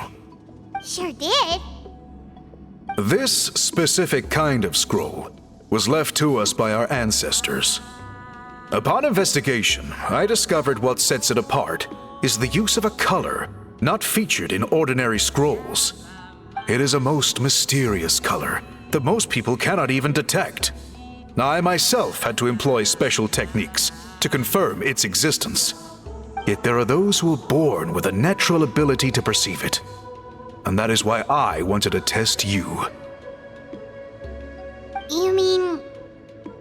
That space you just entered was an exhibition room for storing this variety of woven scrolls.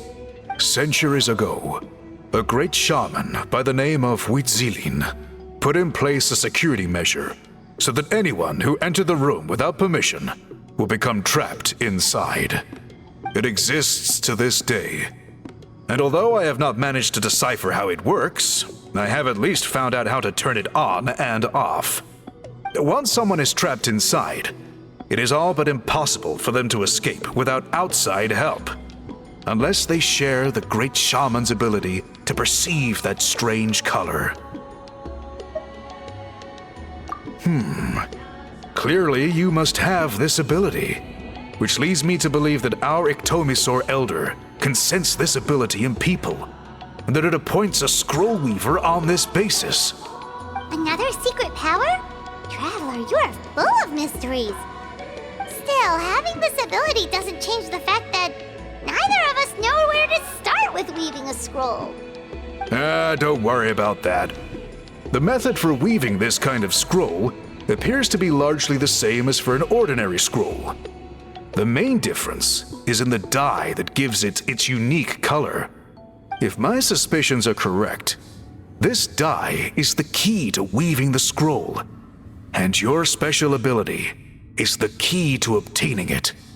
The dyeing process is also a little different from the norm, but I don't anticipate any major issues there. As long as you two can source the dye itself, I can assist with the application. Cool! We'll follow your lead! Great! Then please use your abilities to source the necessary ingredients. And in the meantime, I will have someone prepare some fabric for test dyeing. We'll make a few sample pieces to test out my hypothesis. And if that goes well, we can begin the scroll in earnest. If you agree to help, you can expect to be handsomely rewarded once this is all over. So, what are your thoughts? Agreed, especially if there's a reward in it. What is the reward, by the way? Is it food? Paimon hopes it's food. Given the stakes involved for our tribe, I was thinking a substantial sum of mora would be appropriate. Surely that would be preferable to just a free meal. Mora works too! Anyway, how do we go about finding these ingredients? Are we supposed to just keep walking around Natlan until we stumble across them? Thankfully not. I've already identified a location where I suspect they may be found.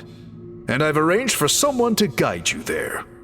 Your guide is waiting just outside. You can set off at your leisure.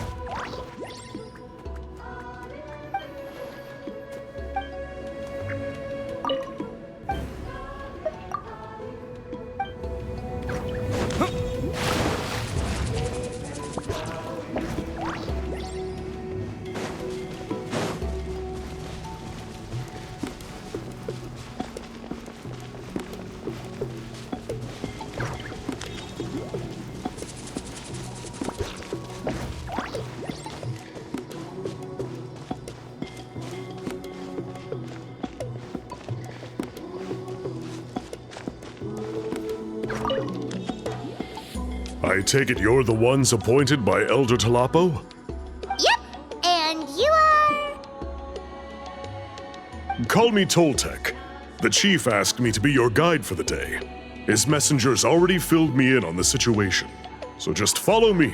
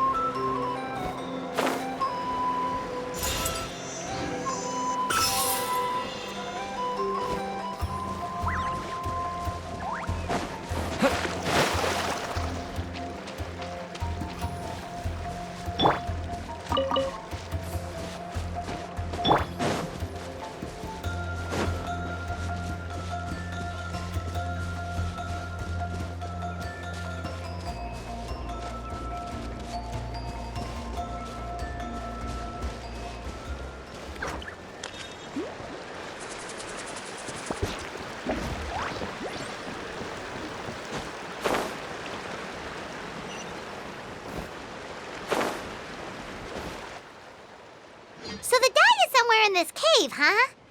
This is as far as I can take you. Only the appointed ones may proceed from here. Why's that? Kind of a long story. Apparently, there's a certain fruit that grows in this cave, the juice of which can be processed to make an excellent dye. Many years ago, our ancestors set out to make a series of ambitious works of graffiti art. They selected this cave to make them in, presumably due to the availability of the dye. However, they didn't want anyone to see their work before it was completed, and so they sealed off the entrance to control access. To bypass the seal, you have to have mastered the art of color perception, or something like that. Oh, right. The strange thing is, our ancestors never removed the seal, even after they finished the graffiti art. Since it was sealed off, the only person who's been inside is the great shaman, Xilonen, and that was 300 years ago. According to her, the artwork tells the story of a hero by the name of Kuntur. But I digress. Sorry, I'm a big fan of graffiti artwork. Once I get talking, I can go on for hours. So you're sure you don't want to come with us? I'll pass. I tried to get in once, but the seal blocked my way. I tried getting my Iktomi to clear it with its powers, but even that didn't work. I guess it's supposed to be a test left there by our ancestors. If you don't pass the test, you're not worthy of viewing their works of art. Aww. Don't worry about me, though. I wouldn't be joining you this time even if I was able to get in. Unlike our chief, I don't have the guts to challenge our traditions. This task is specifically appointed to someone by the Iktomi Elder. Who knows what bad things might happen if I got involved? Fair enough. All right, we'll try not to take too long.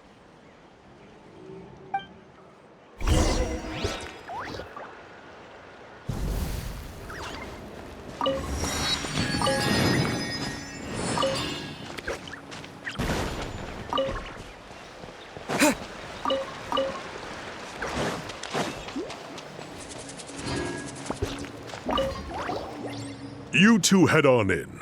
I'll wait right here.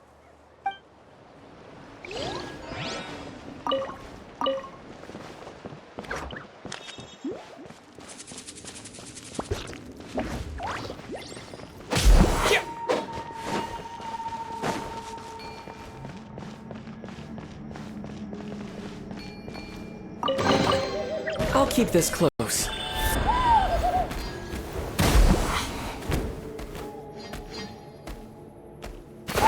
Looks like there's no way past. Maybe try the same thing as before?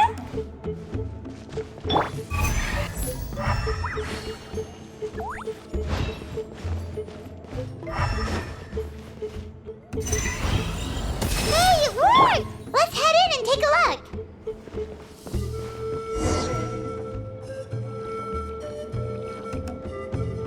This should be the place.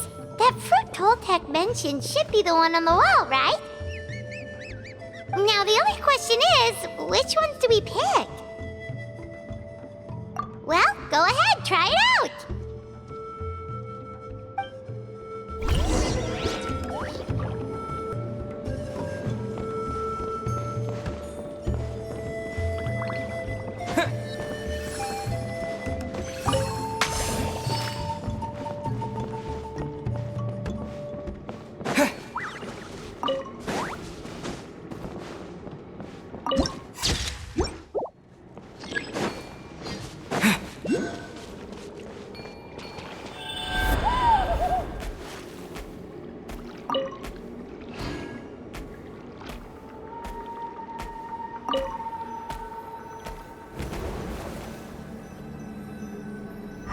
Something, right?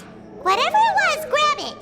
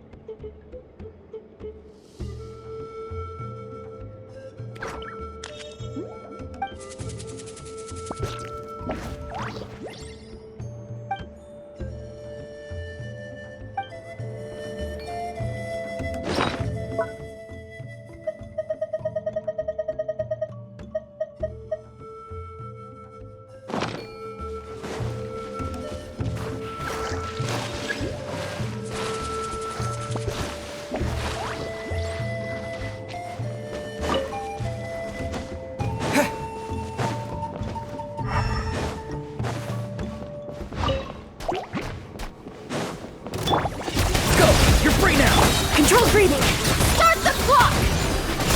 Yeah! Is this an answer from this world?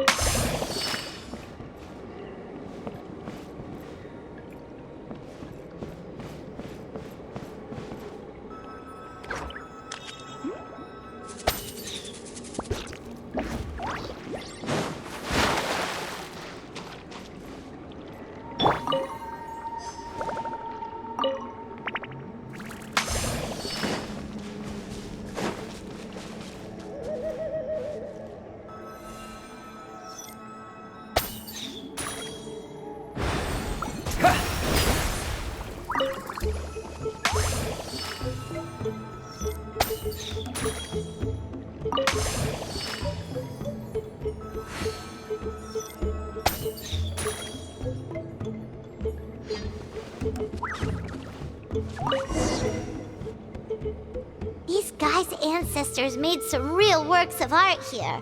But based on what we've seen so far, it seems like there should be more to the story.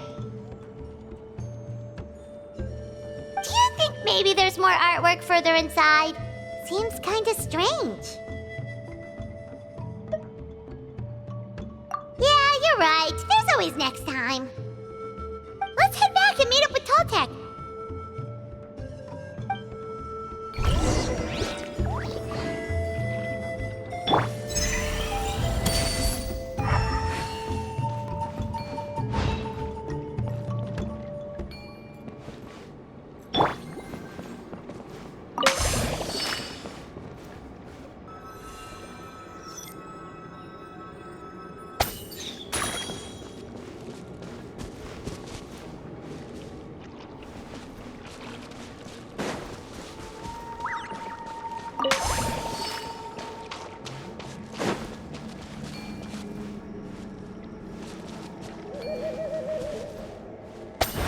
Water jet!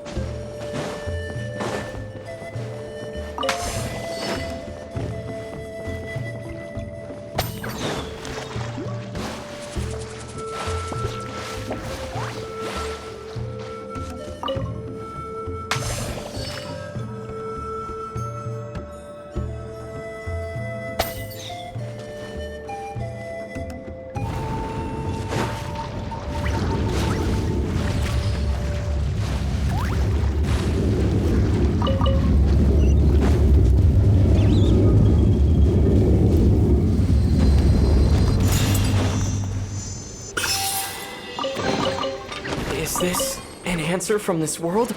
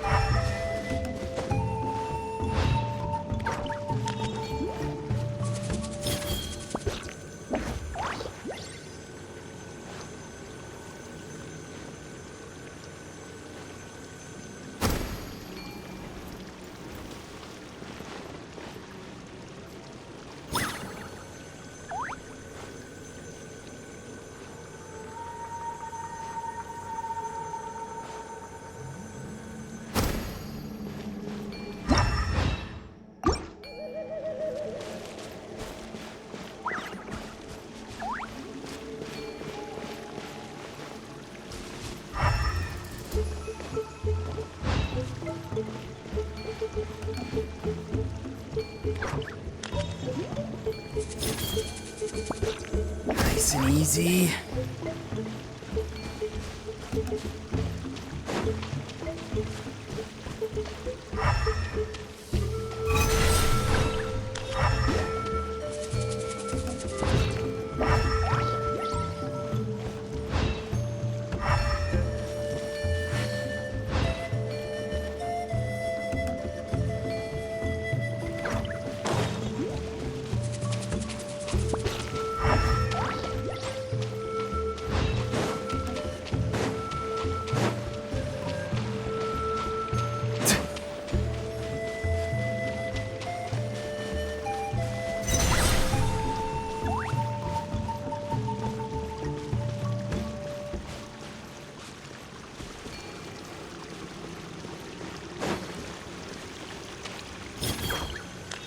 Steady.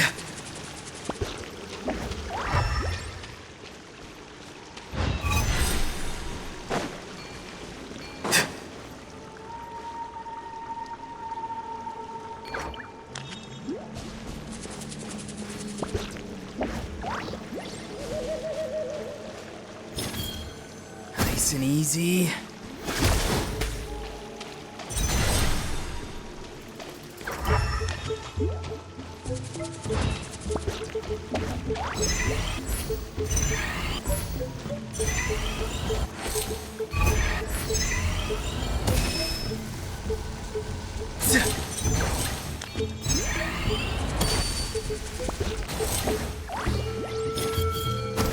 Alright, let's finish this fast.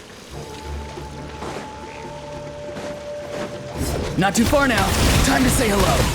Faster, stronger! Mom's away! Mind your step!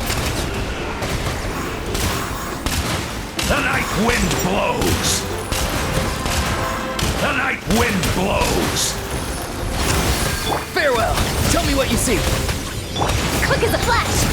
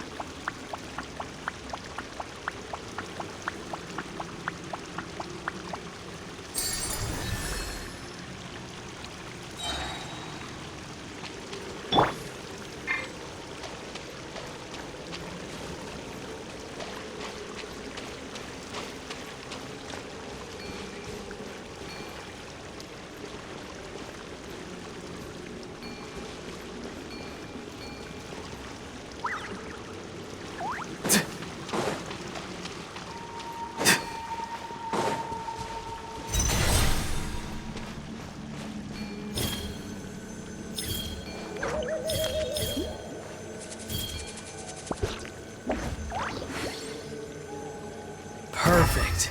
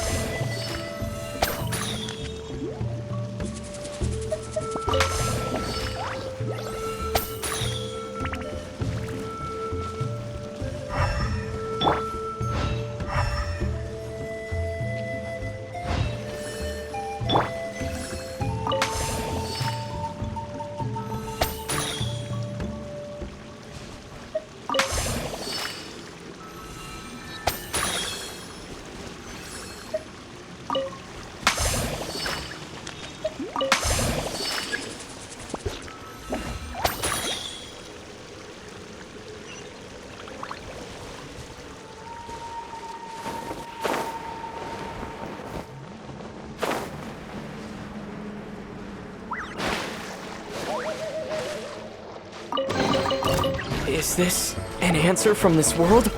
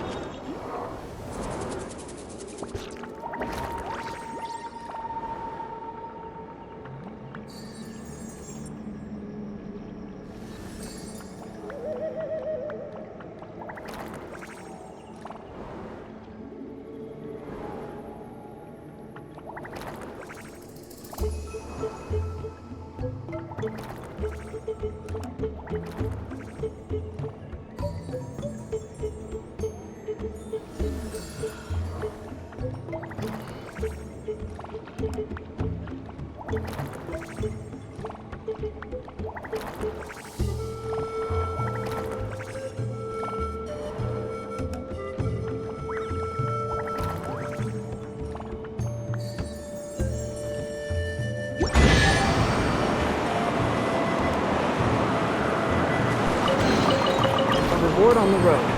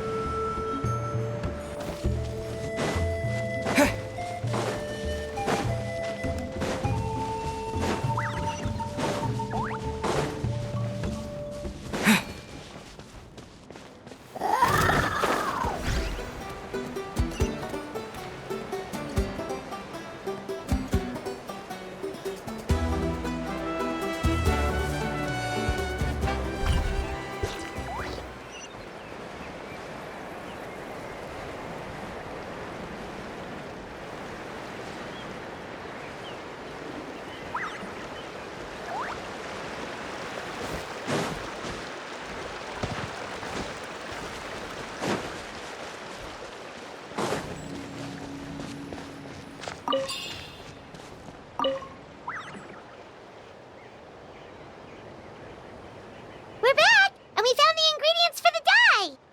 Sounds like you made it through the seal then. Our Iktomisaur Elder was right about you. It's getting late. Follow me. I'll take us back.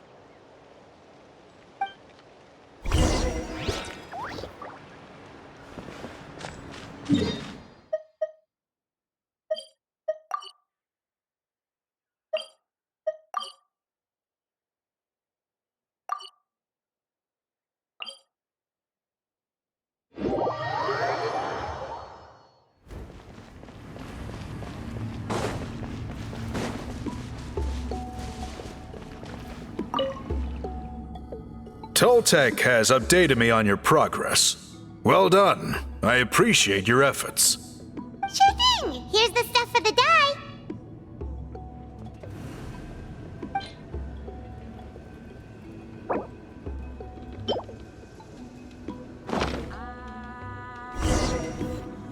I see. Yes. This is certainly a very different substance from typical dyes. Okay, now let's try our hand at making some samples. The fabric is ready for testing. Got it! Please come with me.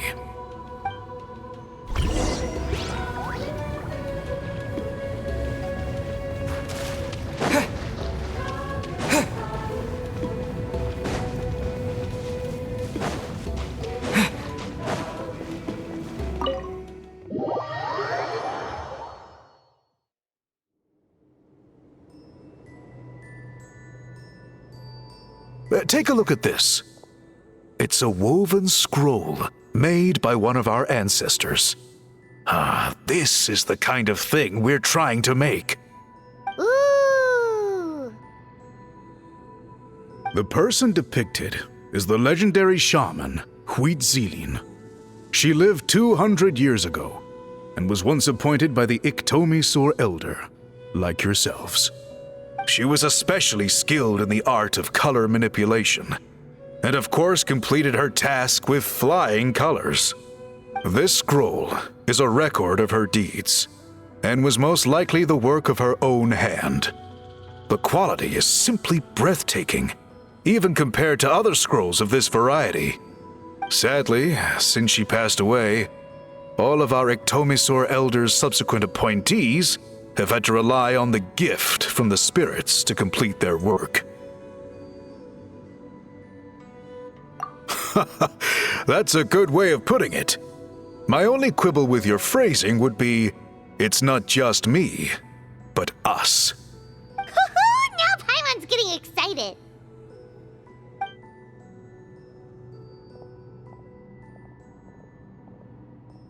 Bring out the samples.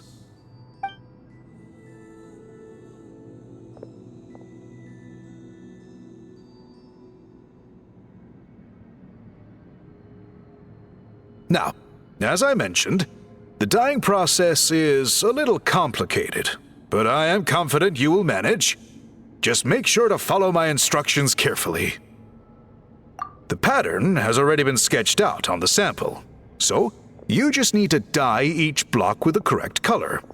But you'll need to wait for the dye to fully soak in between each step to make sure the colors don't run.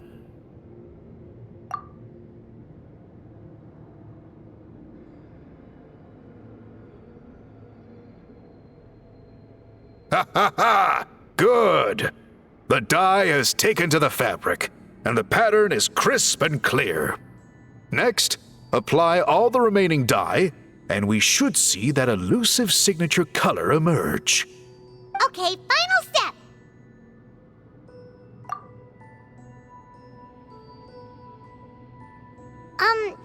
Did it work? Paimon doesn't see it. Oh, that color isn't showing up. Oh, the dyeing has failed. No, your technique was flawless. You did everything exactly as instructed. It would have made no difference if I'd done it myself. Then what went wrong? It could be the weaving technique, or maybe the dye has to be applied in a different way. Oh, whatever the case, it looks like I have failed to get to the bottom of this mystery. Sorry, Paimon wishes we could do more to help. I am the one who should be apologizing. I made you do so much work, and it was for nothing. I will, of course, honor my commitment to compensate you for your trouble, but I do hope you won't give up on this task. I plan to keep investigating, and will be sure to keep you updated with any progress. Don't worry, we're not quitters. Paimon does have a question, though. This whole process of recording history on woven scrolls seems so complicated. Why don't you just write it down instead? You said yourself you're all about change and reform. Well, this seems like a pretty good place to start, don't you think? Writing things down would be easier for everyone, and your records would be more detailed. I think you've perhaps misunderstood my philosophy, but that's okay. I can answer your question, but there's somewhere I need to show you first. Oh, sure.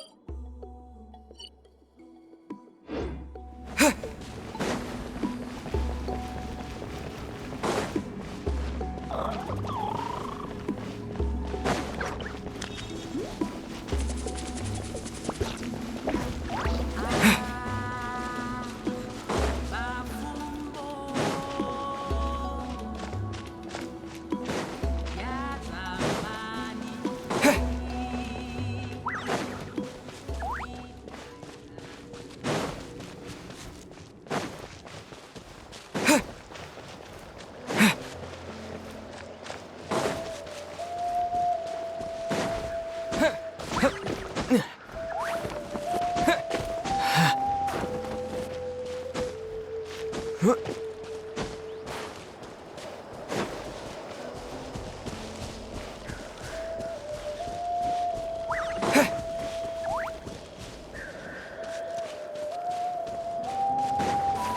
right, let's hope finish you'll this put up a back. good fight. Go! Nothing personal. Here Free. comes Time to say hello. Yeah. Stronger. Mind the wind.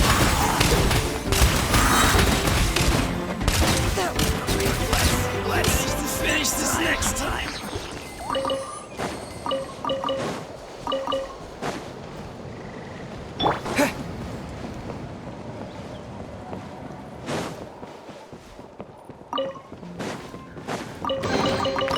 Is this an ant?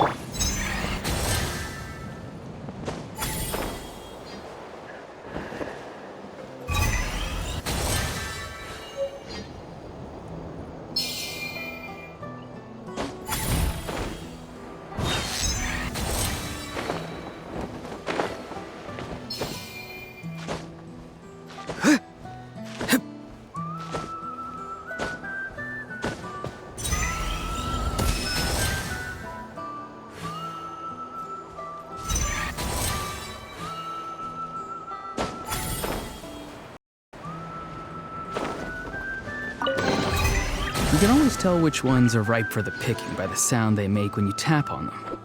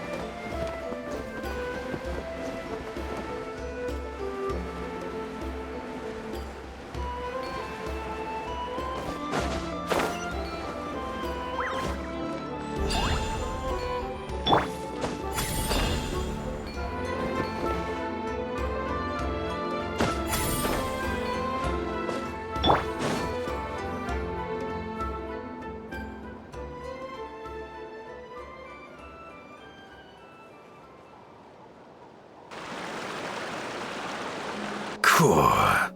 Look at this view. What do you think? It's gorgeous! Now, try looking a little further. Whoa, that graffiti! In all the years since the founding of our tribe, those colors have been with us every step of the way. It is true that I seek to bring new life to this ancient tribe through change and reform. But I also understand there are certain foundational things that we cannot afford to throw away. The foremost of these is the way we record our history. Oh, that makes sense. Since the very beginnings, our tribe has always sought to bring color to history. And I have a deep sense that this is one part of our heritage that we should not give up. So, whatever it takes, I must find a way for us to continue producing our traditional woven scrolls.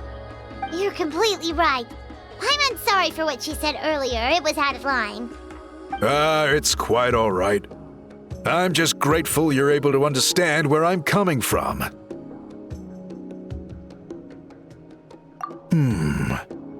Then let us hope that when we next meet, we succeed in reviving this tradition.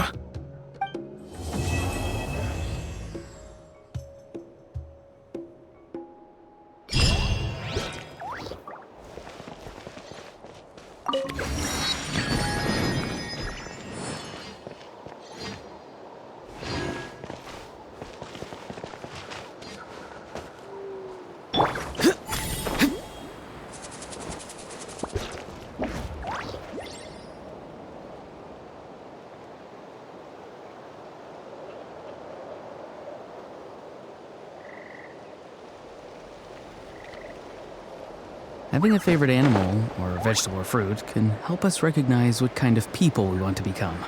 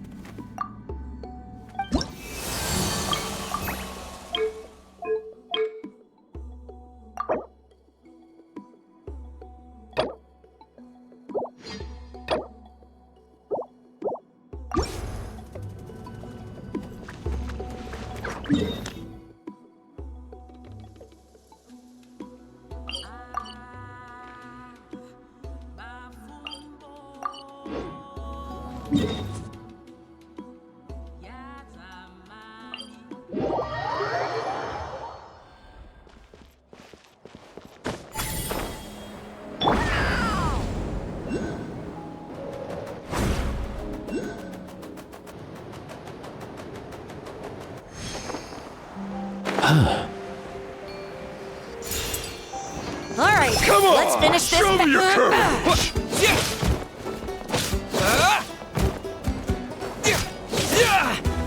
Flying kick!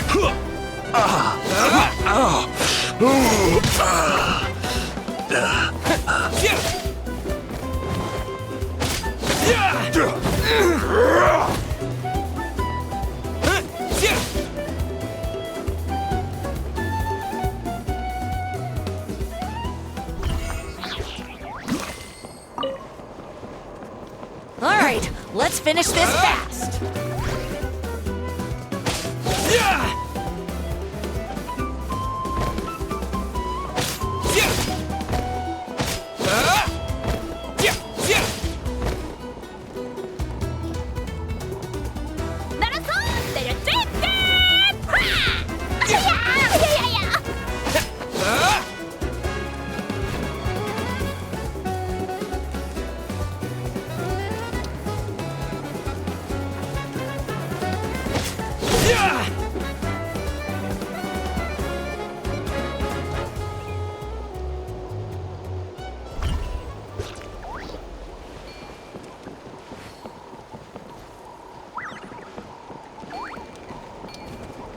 All right, let's finish this fast.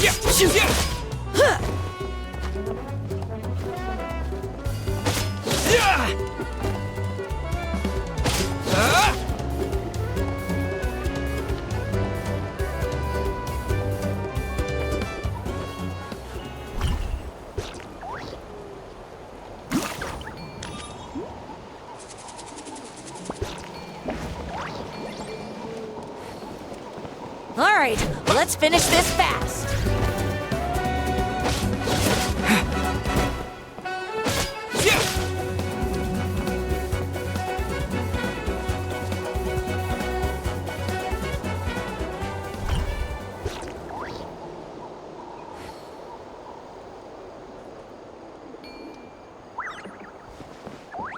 All right, let's finish this fast.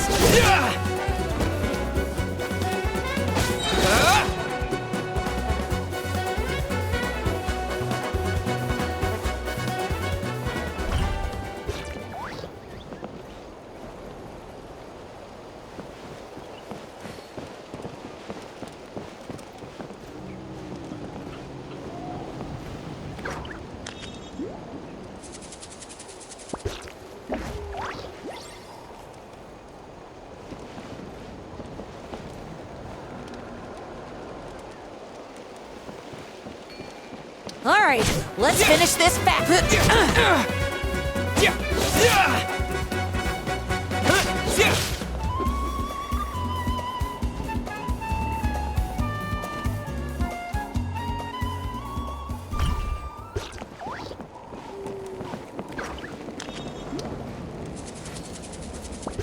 All right, let's finish this fast.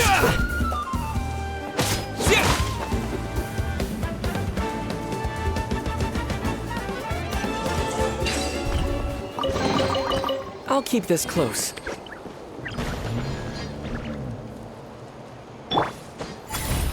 Be right there.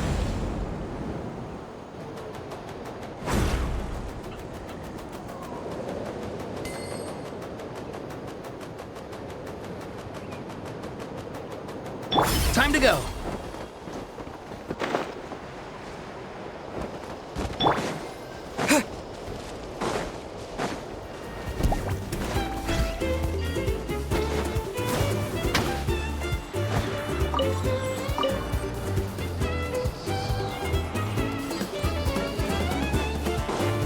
Be free! Go! Wipe out! Quick as a flash! On my... Come here, you little rascal!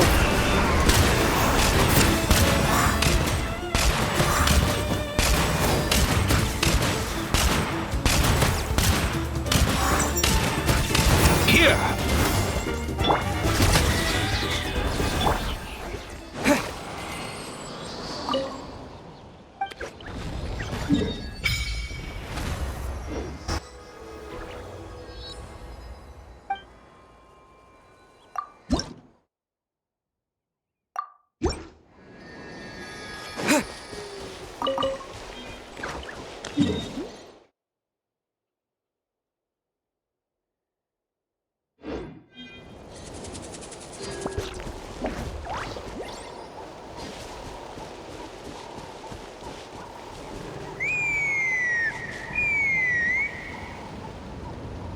Huh?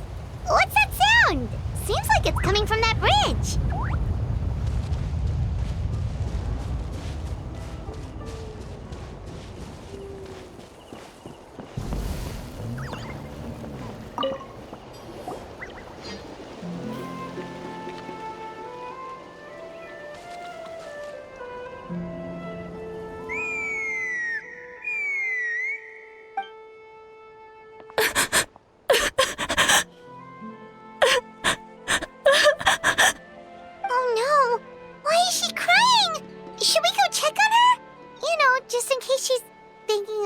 Something stupid.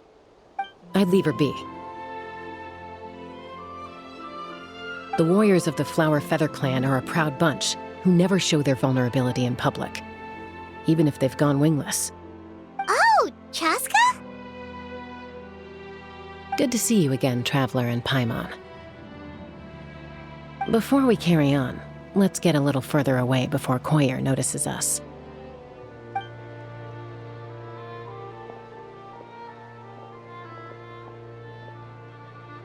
So, that girl on the bridge, Koyer, you said? Should she really be on her own right now? With the mental state she's in, it just seems risky. Don't worry. That's exactly why I'm here. Elder Alpa sent me to keep an eye on her. If she does attempt the unthinkable, I'll swoop in and catch her. I doubt it'll come to that, though. She's a fighter. A warrior, in fact. One who aimed for the sky. However despondent she might feel now, I'm confident she'll get through it. Well, in the Flower Feather Clan, there's an elite flying squad made up of Kukasaur riders. But it's an extremely selective squad. To become a rider, you need to undergo a trial where you not only demonstrate mastery of the relevant skills, but also win the approval of the Kukasaurs. Very few candidates make it through the process. Koyer has spent years training for her most recent attempt, but unfortunately she didn't pass. So it's not hard to see why she's so upset. Sometimes, after multiple failed attempts to pass the flying test and win the Kukasaur's approval, people get so disheartened that they give up on their dream to soar the skies. They resolve to quit trying for good. We call those people the wingless. Do they get expelled from the tribe? What? No, of course not. They're still prized warriors. We have a saying. Just as the Kukasaur treasures every feather on its body, so the tribe treasures each one of its children. This hits even harder in the wake of the war. All of our young warriors carry the future of our tribe on their shoulders. Besides, every Kukasaur falls from its nest before it learns to fly. It's practically a rite of passage. Likewise for the wingless, we always hold out hope that one day, when they're ready, they'll rekindle their dreams and keep trying. Until then, all we can do is quietly watch over them from a distance. Just like I'm doing now. Ah, okay. Paimon hopes she'll get back on her feet soon. Well, from the sound of her whistling, her confidence has been seriously shaken. No Kukasaur is going to respond to a call that sounds like that. Yeah, people from my tribe call to their saurian companions by whistling or blowing a horn. So it sounds like Koyer was trying to summon a Kukasaur to practice her flying. But the Kukasaurs are an even prouder bunch than our warriors. They would never respond to a lackluster whistle like that. First she failed the trial, and now she's struggling to even summon a Kukasaur. That's only going to hurt her confidence further. And getting trapped in that vicious circle is the kind of thing that'll make people go wingless. Surely there must be something we can do to help. That's very kind of you. Koyer's flying skills are up to par, but mentally she's stuck in a rut. If she wants to return to the sky, she has to overcome that for herself. I'm going to lay low nearby, just in case she takes a turn for the worse. Let me give you a tour around the tribe once this is all over.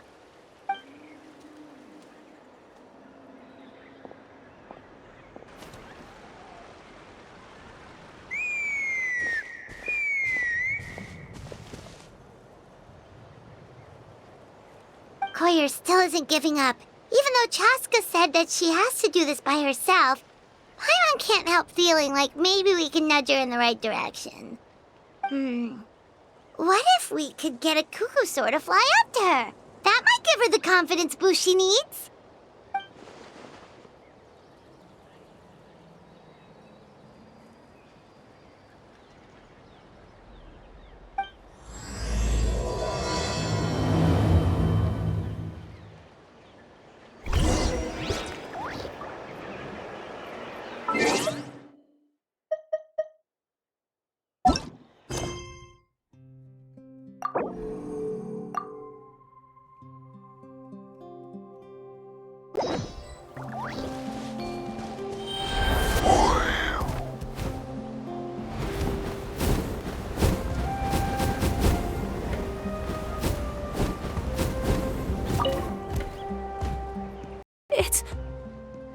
It's a Kukasaur!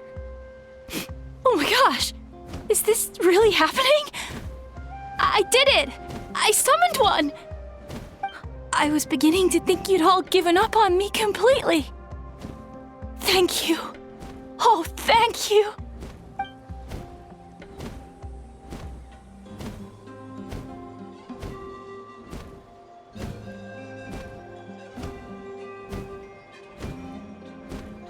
Excuse me? Would you mind if we did some flying practice together? Right now? I think I know where I went wrong in the test now. I need to maintain a higher speed on my turns. So I just gotta practice my bell tail slides and split S maneuvers.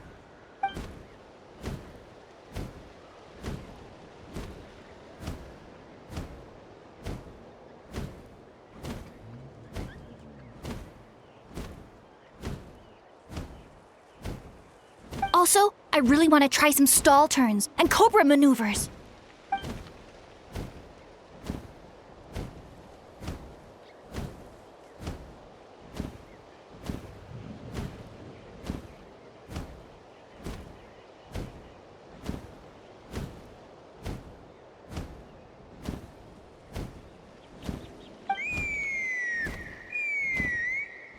Huh?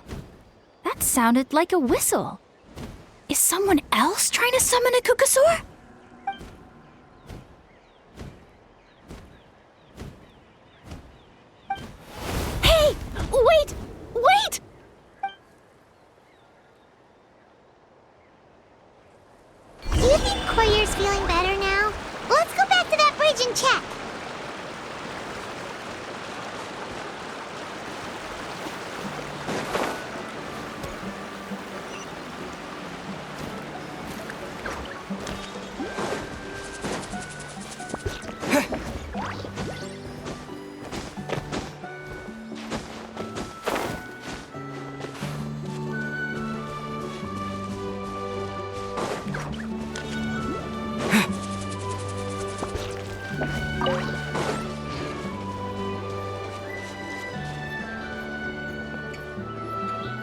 Chasca! I summoned a Kukasaur! They do still respond to me after all! Although, unfortunately, someone else summoned it away again before I had a chance to go for a flight. Oh, really? That is unfortunate. But if you can do it once, you can do it again. Keep at it, and you'll pass the trial eventually. You're right.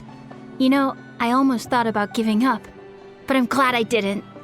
Hey, Chasca, how's Koyer doing? Huh? Who are you? And how do you know my name? These are my, friends. The Traveler and Paimon. You came up in conversation the other day because I was telling them about up-and-coming warriors in our tribe.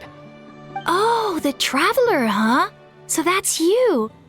What do you mean up-and-coming? I'm closer to being wingless than I am to passing the trial. Anyway, we haven't met before, have we? You look so familiar somehow. Maybe you saw him in the stadium? Or anywhere, really. He's been all over Natlan lately, so it's not surprising that you've seen him around. If you say so. Koyer, Chasca.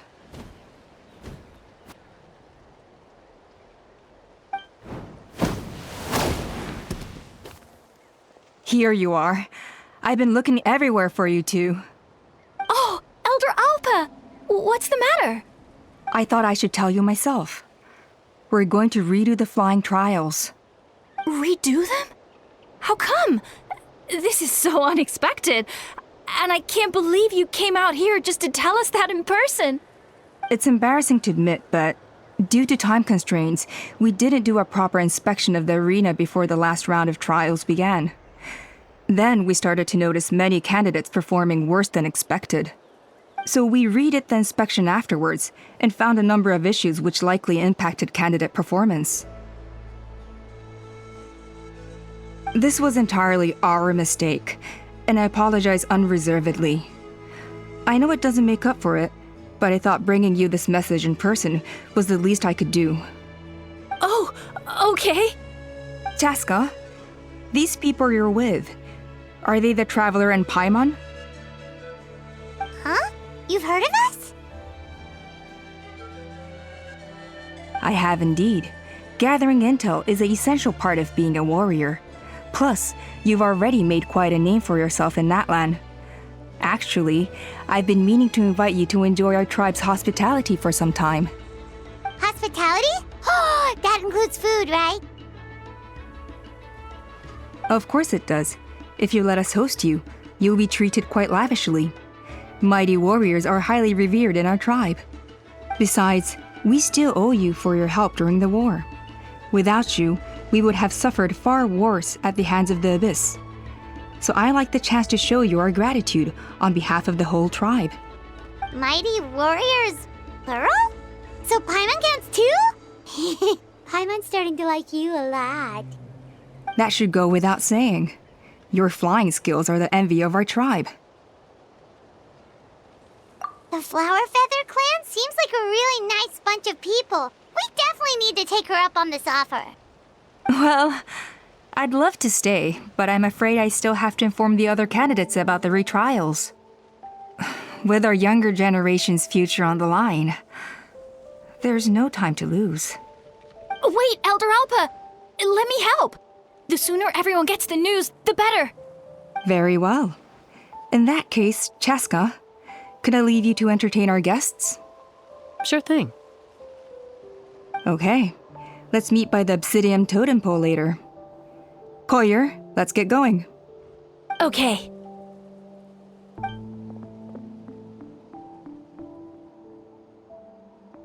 All right, they're out of earshot. I'm just gonna come out and ask. That Kukasaur who responded to Koyer's call, that was your doing, wasn't it? I grew up with these creatures. I could tell something was off the second I saw it. His whole demeanor seemed less like a Kukasaur and more like, well, you. So I figure you must have been pulling the strings somehow.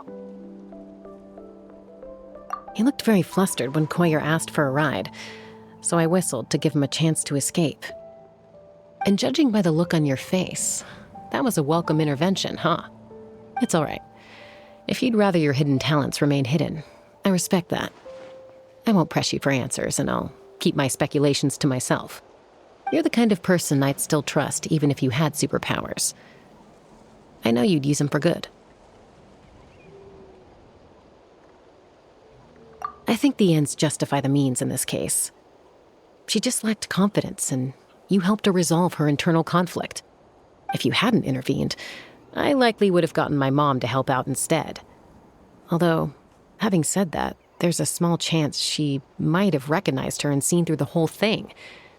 That would have done more harm than good. Yeah. Anyway, if you're free now, how about I give you that tour I promised?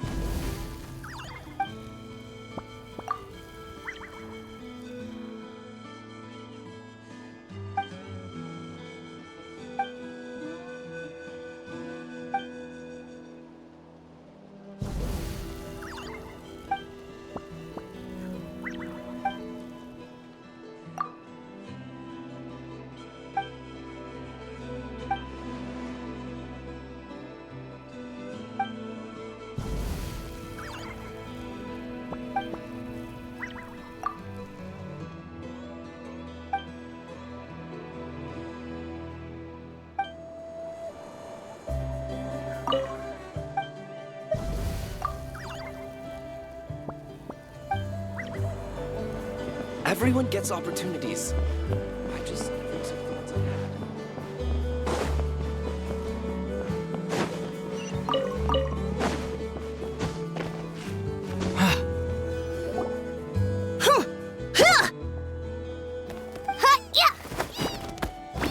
Ready? I'm gonna get you! Uh-oh. Are they fighting? Should we try and break them up? They're fine. Just doing their daily combat training. Combat training? A little young for that, aren't they? Not to us. We're a tribe of warriors. In ancient times, we were the most elite troops in the nation, responsible for patrolling and defending all of Natlan. And even though times have changed, we've kept our martial spirit alive. Hey, is that Chasca? Chasca, you're back! Oh, can you come train with us? Now's not a good time, I'm afraid. I'm showing the Traveler and Paimon around. Maybe next time. The Traveler and Paimon? Wait, you mean that legendary warrior and legendary flying expert? Legendary? Yep, that's us, all right. Awesome. It's so cool that you can fly without having to ride a cuckoosaur. Even Chasca could only do that for short distances. Mr. Traveler, can you teach me some cool sword tricks? Oh, Mr. Traveler! My family shop makes the best volcano cake! You gotta try it! Let's behave ourselves, everyone. These people are here as our guests. They're going to meet Elder Alpa in a few minutes anyway. Kotini, instead of being jealous of other people's talents, why not work on developing your own? Kapak, there's no point in trying any cool sword tricks until you've mastered the basics. Have you done all your sword drills today? And Yatlan, easy does it, okay? Not every conversation has to turn into you plugging the family business. Okay.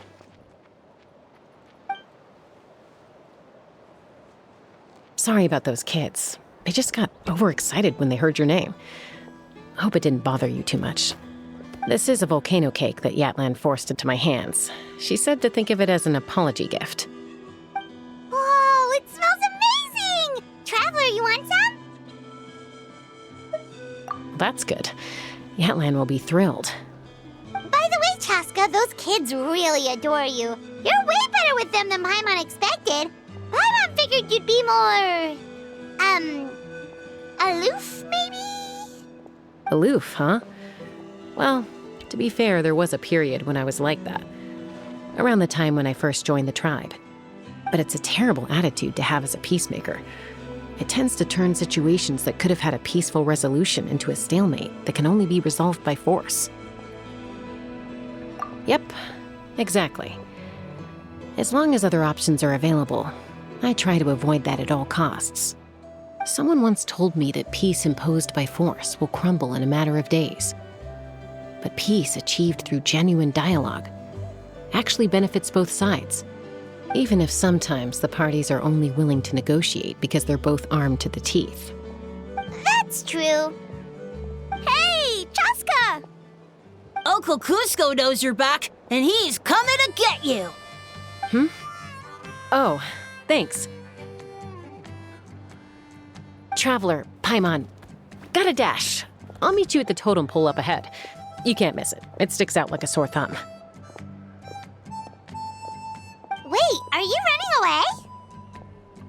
First rule of conflict resolution? Grab the fan and run before the you-know-what hits. Trust Chasca to make even running away sound cool. Sorry about this. Just stall him for me, okay? I'll explain everything later.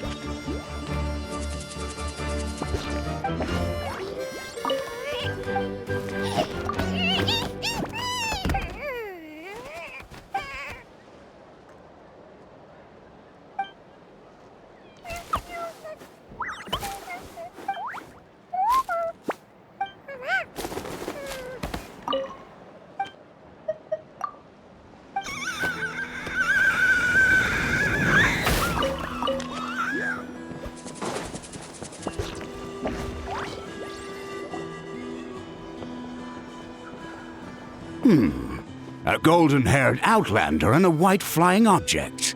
You must be the traveler in Paimon.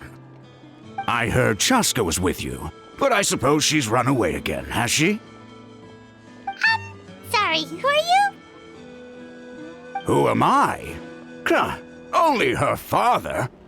She's supposed to go for a checkup every 3 months to see how her abyss condition is doing. We both agreed on it. But she's already missed 3 checkups this year. That's 3 out of 4. Yes, she got exposed to abyssal energy as a young child. Then her birth parents abandoned her. It's lucky those wild cuckoosaurs found her when they did, or she wouldn't have made it. They took her under their wing and raised her as one of their own. Eventually, some riders out on patrol spotted her and brought her back to the tribe. But she was practically feral at that point. The moment you took your eyes off her, she'd be getting herself into a fight, or she'd run away to be with the Saurians. She seemed to prefer them to her own kind. She might as well have been a Saurian in human form. That must be the aloof period she mentioned, right?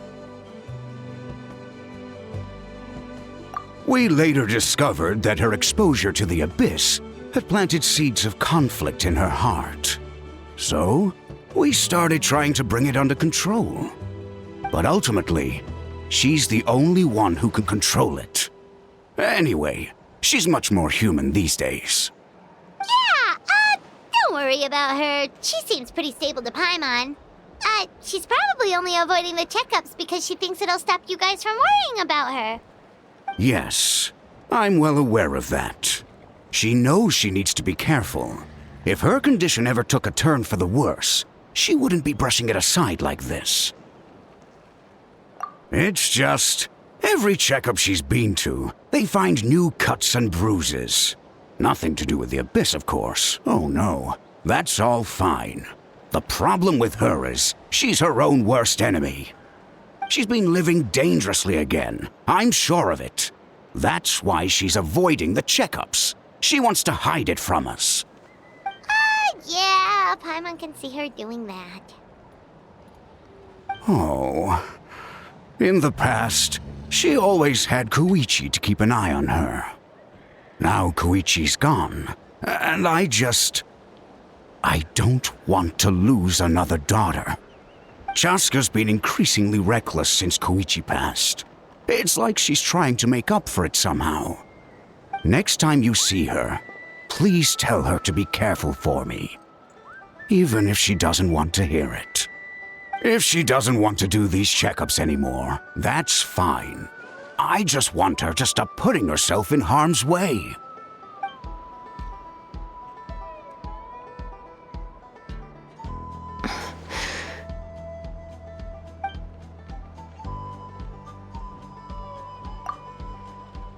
Whoa, where did the time go? We should be back up with Chasca before it gets any later. To get to the totem pole, we need to head north, right? I'm sorry. I didn't mean to keep you so long. I don't get to talk about my daughters much. Once I got going, I lost track of time. I should be getting back to work now. So, oh, Chasca. Help me talk some sense into her, won't you?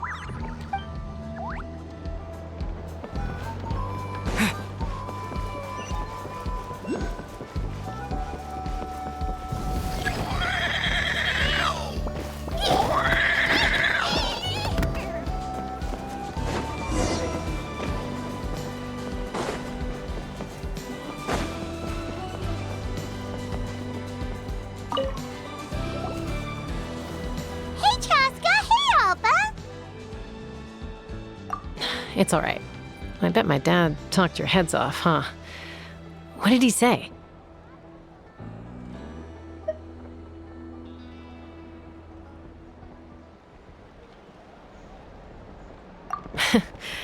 I was sometimes a little impulsive back then.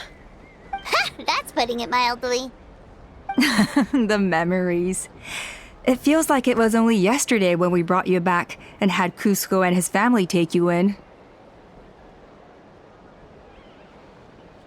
Back then, no one imagined this feral child would grow up to be the strongest warrior of the Flower Feather clan. Huh? You were the one that brought Chasca back to the tribe? That's right.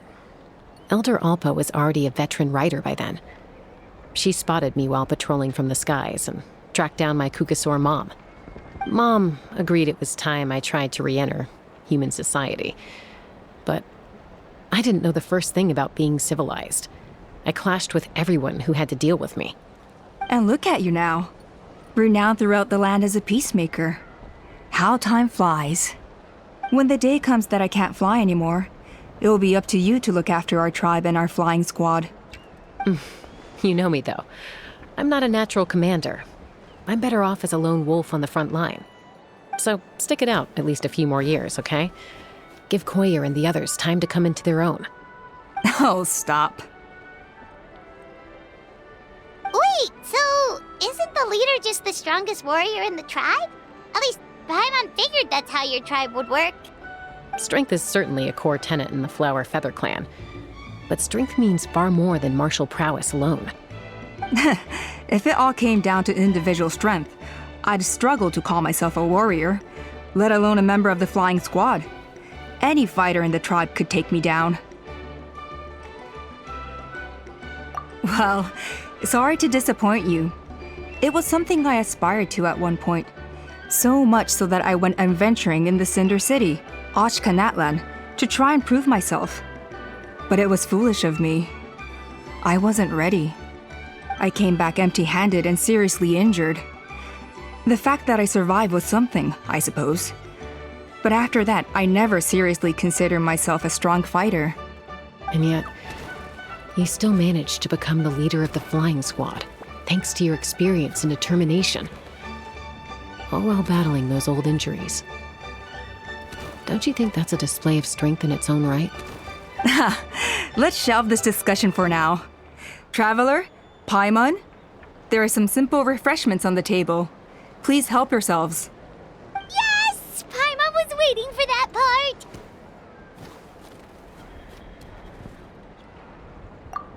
They were for the snack stomach. The refreshment stomach still has plenty of space.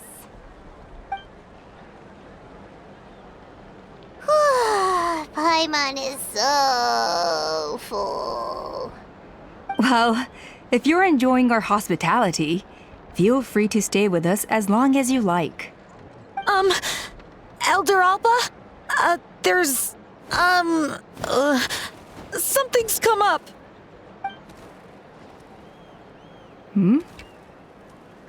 What happened? Is it serious? Shall I deal with it? It's... Some merchants showed up, not from our tribe. They said they're here to discuss some potential collaboration with us. Why now? This is terrible timing. There are a few wingless that we haven't managed to reach yet, and we still haven't inspected the retrial arena.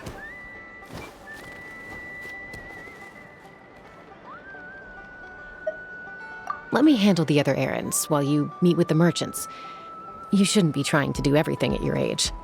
You should help too. Seems only fair after all that food we ate.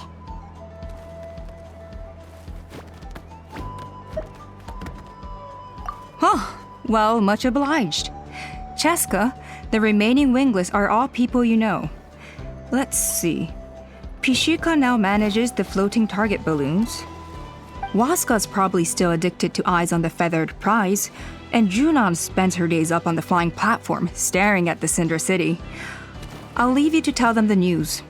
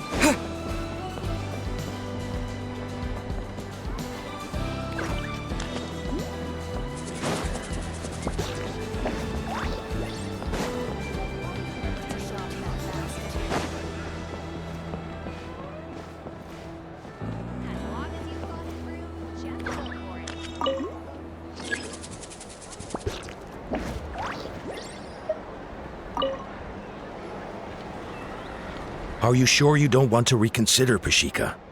I appreciate it, boss. But honestly, I'm pretty happy with my life nowadays. Pashika, they're redoing the flying trials. Huh? Mutona? Ah, did Alpa send you? I was just telling Pashika the news, actually. The way things are with the tribe these days? I mean, you don't need me to tell you. This here is no future for a seasoned warrior like you. Ah, come on, boss. Do you have any idea how long it's been? I've been wingless for years now. I'm not cut out for that anymore. Of course, I'll do my part if we ever need to defend the tribe. But there's really no point in me trying out for the flying squad now. I've already made my peace with it. Not everyone has what it takes to return to the sky after going wingless. Elder Alpa's perseverance is something else. And it's okay if I'm not destined for greatness. I might not have the Kukasaur's approval, but with my hot air balloons, I can still reach the skies. Handling these balloons every day, seeing how the customers react, the looks on their faces, that's enough for me. Finding something you love doing can be just as hard as passing the flying trial. It's worth holding on to. Fair enough. It's your choice. I won't force you. Oh, by the way, you should try taking a balloon ride if you've got the time. Once you've been up there for yourself, you'll see why I love it so much.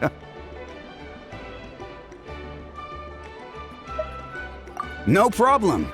If you ever want to give it a try, you know where to find me.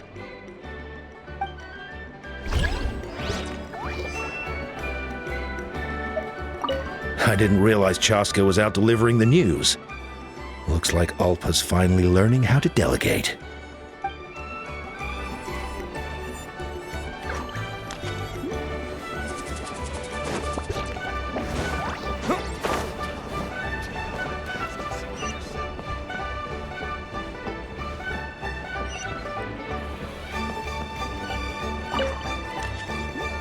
A retrial? What's the point? I pretty much treat life like it's a game. No Kukasaur is ever going to approve of that, no matter how many times I try. Huascar, I can assure you, Kukasaurs wouldn't judge you for something like that. Well, they must be judging me for something. Maybe I lack fighting spirit, or just don't have the talent. Not everyone's a natural like you. Don't waste your time on me. You'll have better luck with the ones who still have their heads in the clouds. In the meantime, I think I'm going to treat myself to a few more games of Eyes on the Feathered Prize. Yeesh, there's Wingless, then there's being a total lost cause. He used to be a fierce warrior, actually. But fighting spirit alone won't win you the Kukasaur's approval. Are all Kukasaurs so strict? The ones in floating target balloons and Eyes on the Feathered Prize seem pretty chilled out. It's one thing to hang out and have fun, but quite another to take to the skies with a human life on your back. Giving a ride to someone who's unqualified endangers not only the rider, but also the Kukasaur themselves. If the rider makes a mistake, they both suffer the consequences. So we have a mutual understanding with the Kukasaurs. If someone isn't up to standard, we have to reject them. Even if it means breaking their hearts. Be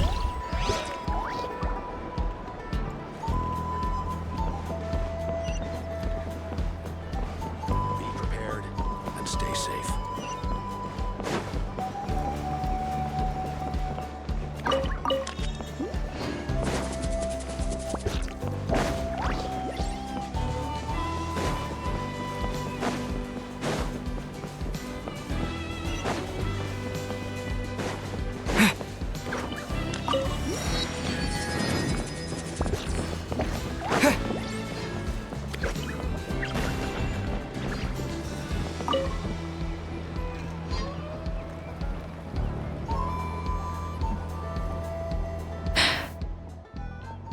Hey, Junan. Gazing out at Ochkanatlan again, huh? Chasca? What are you doing here? Is something up? The flying squad is hosting retrials again soon. Want to give it another try? Maybe you're forgetting the definition of wingless. I've failed so many times already that I've decided to call it quits for good. I'm done. Elder Alpa always goes out of her way to come and tell me when a new trial is coming up, and it's nice of her to think of me. But nothing's gonna change. I'm not going to suddenly pass just because they're holding another trial. They're making some big changes to the arena this time, so the flying experience should be smoother than before. Koyer's gonna try again. No, forget it.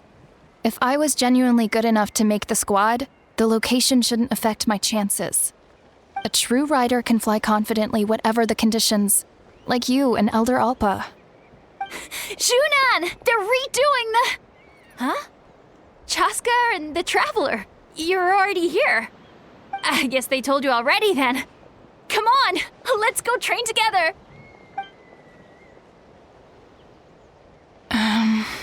I'm gonna sit this one out.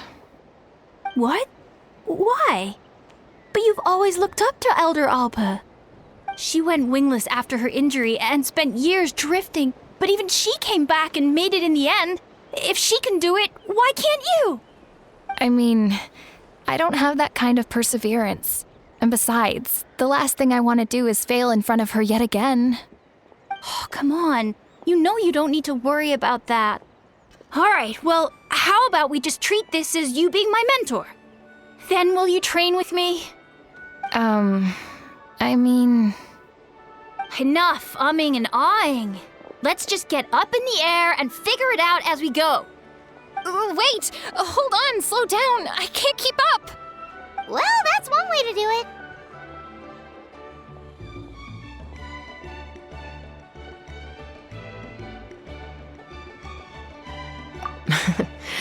They've been best friends since they were kids. If anyone knows how to get Junan out of a rut, it's Koyer. You helped Koyer deal with her internal conflict, and now she's done the same for someone else. You know, people often talk about how one conflict leads to another and so on. But sometimes in life, things spiral in a good direction instead.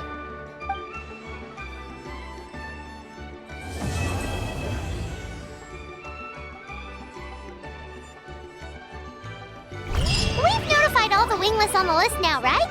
Where to next? The trial arena. It's not far from the tribe.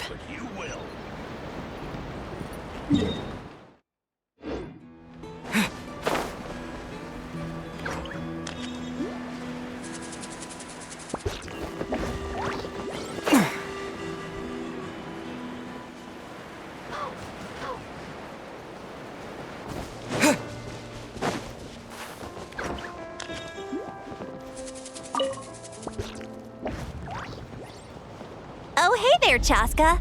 Did Elder Alpa send you? Yeah, she's got other things on her plate right now. How are things looking here? Well, the inspection revealed numerous blockages all over the trial arena. It looks like they're the result of ley line disorders caused by repeat abyss invasions. Theoretically, we just need to clear those obstacles, and the arena will fill up with gaseous phlogiston again. But that's proving difficult to achieve in practice, for all sorts of reasons. Why don't you head on down and check things out for yourself? Feel free to ask the staff for more details.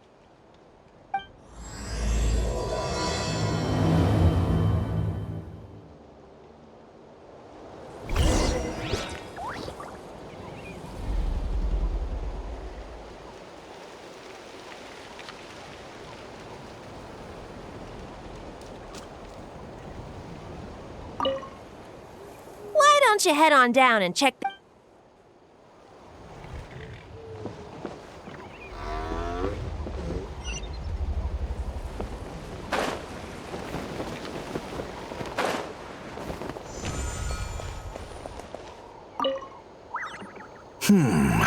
I think it should be possible to clear this spot with just a few hard hits.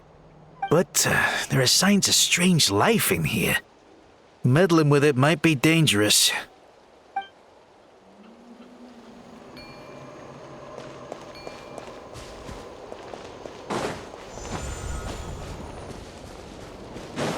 Let's fly.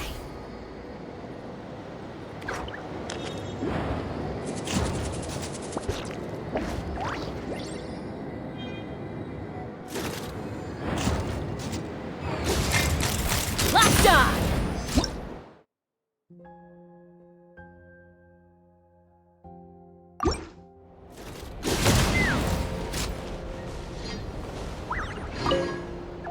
Ah, so that's how you do it. Amazing!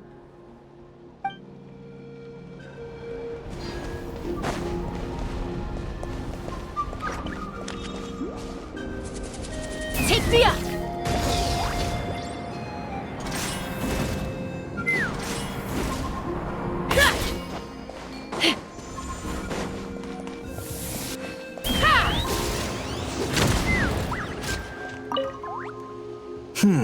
But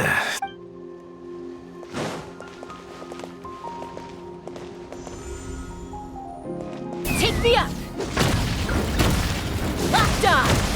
Locked on. Open fire. Open fire. Hey! Monsters!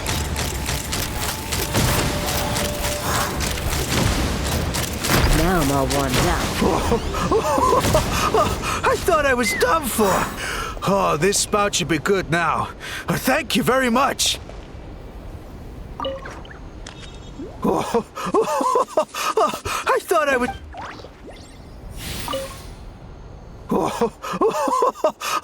I thought I...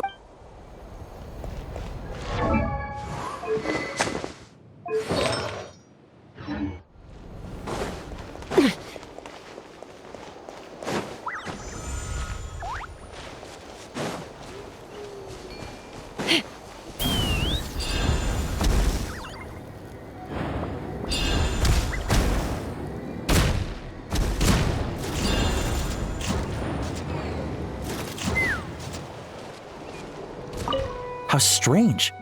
Why is there so much solid phlogiston here? Well, could be from the Children of Echoes. Maybe it got swept up here due to the ley line disturbances? And I did see those strange markings on the cliff. I can't think of a way to resolve this. Short of going all the way to the Children of Echoes to borrow a Tapetlisaur.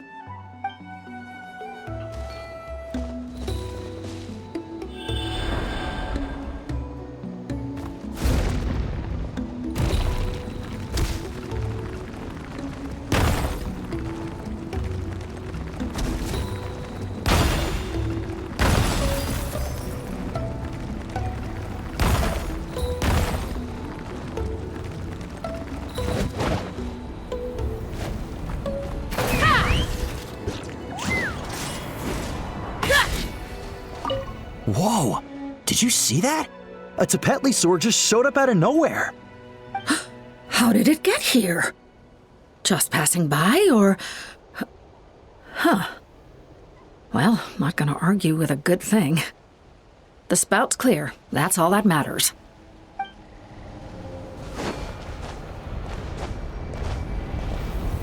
Take me up!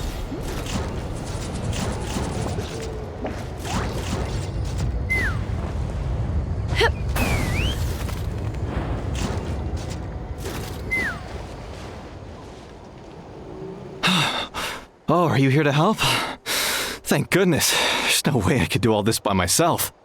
So the blockage here has to be cleared using a special bomb, but carrying explosives up that steep slope would be a recipe for disaster. If I dropped it or slipped and fell, I'd be blown to bits in an instant. So, my plan was to transport the bomb to the other side, then send it over in a hot air balloon. All I need now is for someone else to strike the balloon at the right moment, dropping the payload right on top of the spout, and problem solved. What do you think? Simple enough, right?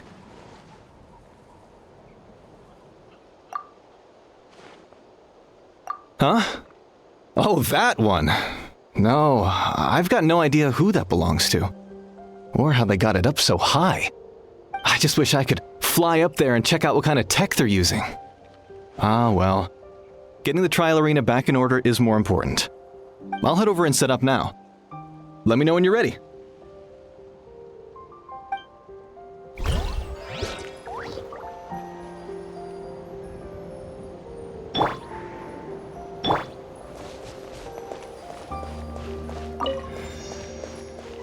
All right, get ready. All right, get ready.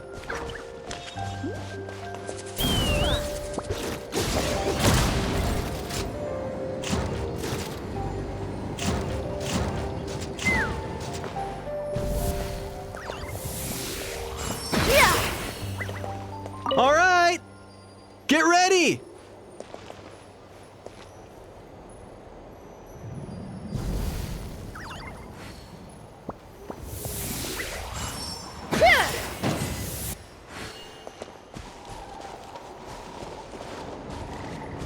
All right, get ready.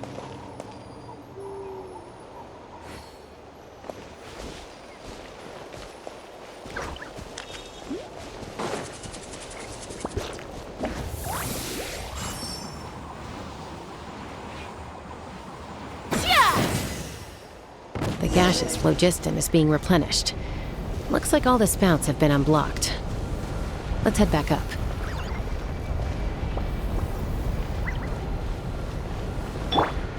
Let's go!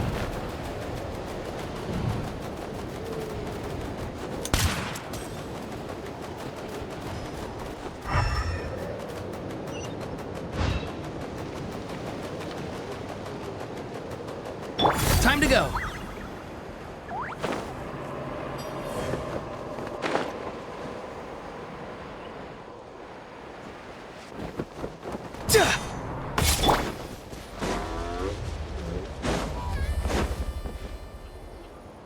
Wow, you took care of everything in no time at all. Incredible work. Now we just have to wait until the gaseous phlogiston is fully replenished. Then we can kick off the retrials. Actually, Inkanak, I'd like to do a test flight first. just to make sure we're not missing anything. Could you arrange that for me? Huh? But you only just finished getting the arena ready. There could still be other hazards we're unaware of. All the more reason to have me test it out. Think of it as another inspection. I guess you're right. With your flying skills, you won't be in any serious danger, even if there are hazards we overlooked. The conditions in this area seem a little unstable, but a test flight is the only way to catch any lingering issues. All right, I'll get things set up for you. Just let me know when you're ready.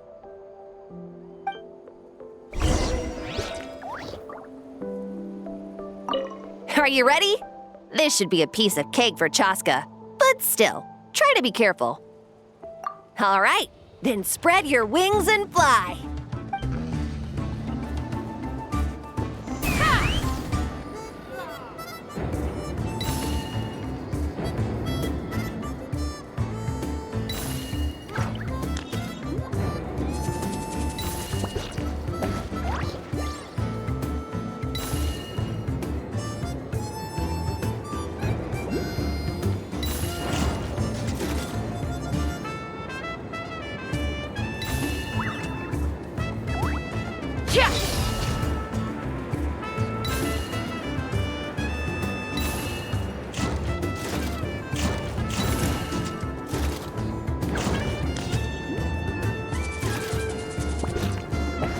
Giddy up!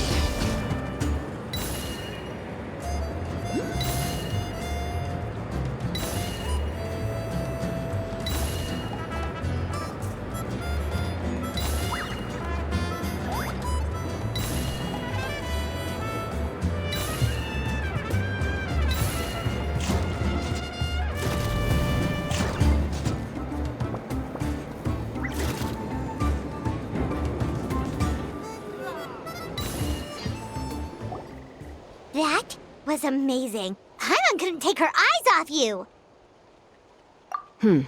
No, nothing major. Give it a few days, and we should be able to conduct the trials. Help! Help me! You're from the Flower Feather clan, right? Please, come quick, you've got to help us! Catch your breath first. What's the situation? We got attacked by a Kukusaur. My friends are still stranded in the middle of the road with the goods we were transporting. Please, I'm begging you, save them! Huh? Are Kukusaurs really that aggressive? Do they usually attack groups of people unprovoked? Not in my experience, but there are exceptions to every rule. Let's go check it out.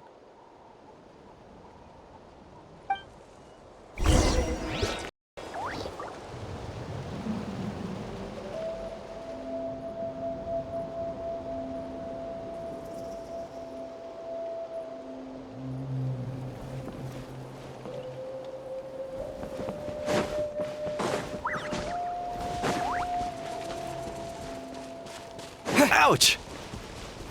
I've never seen such an aggressive Kukusaur.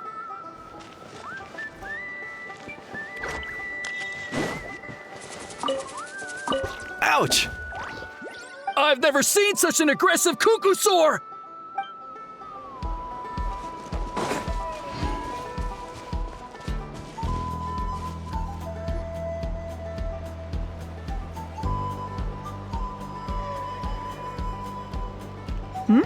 Chasca? Traveler? This is a surprise. Elder Alpa? Huh. So, where's this aggressive Kukusaur we've heard about? Already flew away. Looks like it backed off once it realized that reinforcements were coming. So why do you think it attacked these people in the first place? Was it after the food? No. These merchants are even transporting food. Ah! Thank goodness! The phlogiston wings are intact!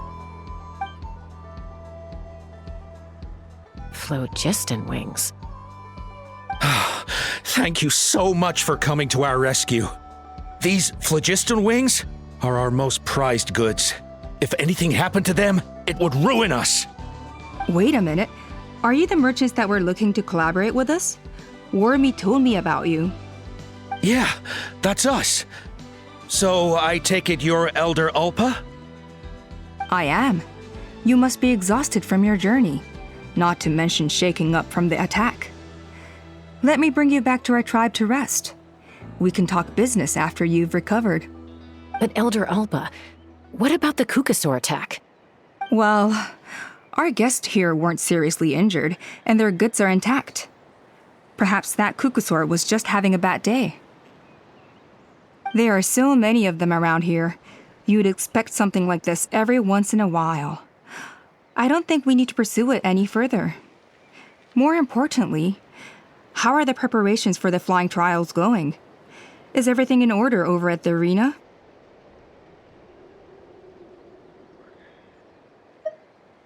Huh? Did you say flying trials? What a coincidence! Sounds like a perfect use case for our phlogiston wings. You'll be pleasantly surprised by what they can do. Oh, really? Now I'm intrigued. Well then, let's forget all about this Kukasaur attack for now. We have some serious business to discuss.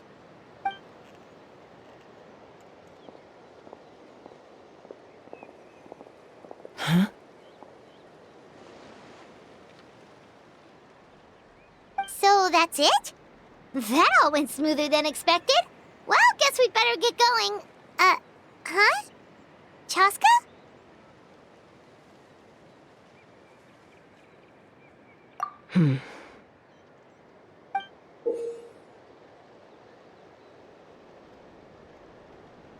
A blood-stained feather.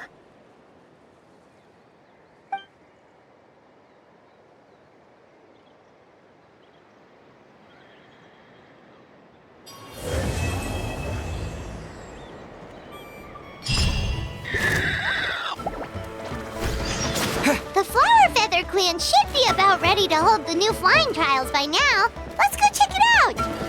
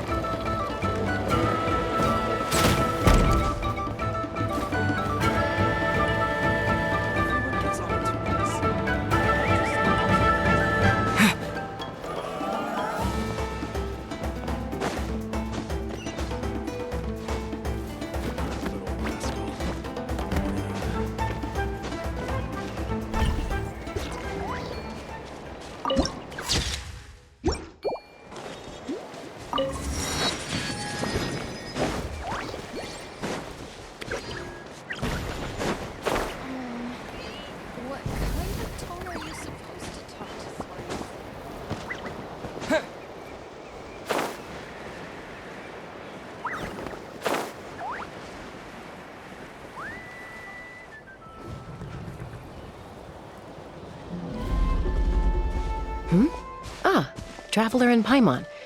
You came. Yep, and it looks like we made it just in time! Although, can't say the same for the Kukusaurs. Bit of a low turnout, huh? Yeah, you'll see why soon enough. All right, get ready. 3, 2, 1, fly! Whoa!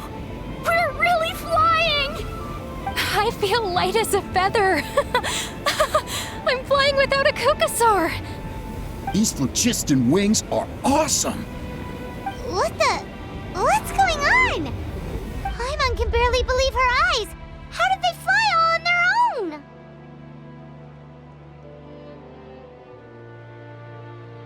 The merchants we ran into that day were selling a product called phlogiston wings. It's a flying machine worn on the back. To operate it, you just use a handheld trackball that controls the flow of gaseous phlogiston. That's incredible! Yeah. If our tribe, well, if Natlan mass adopted this technology, it would revolutionize our mobility and responsiveness in times of crisis. Just think of the countless tragedies that could be averted.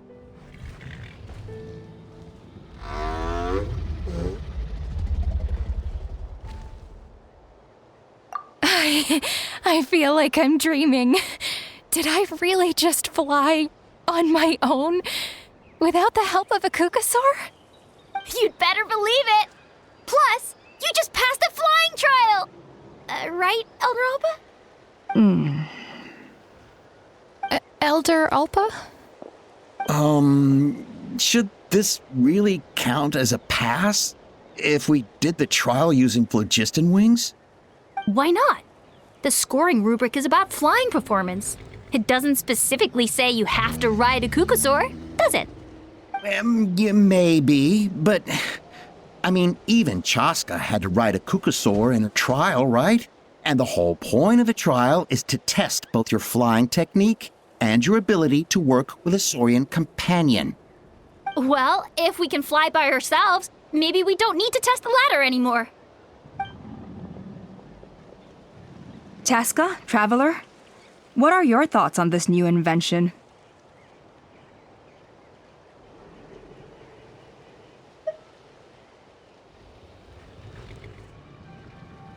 Right? That's what I think too.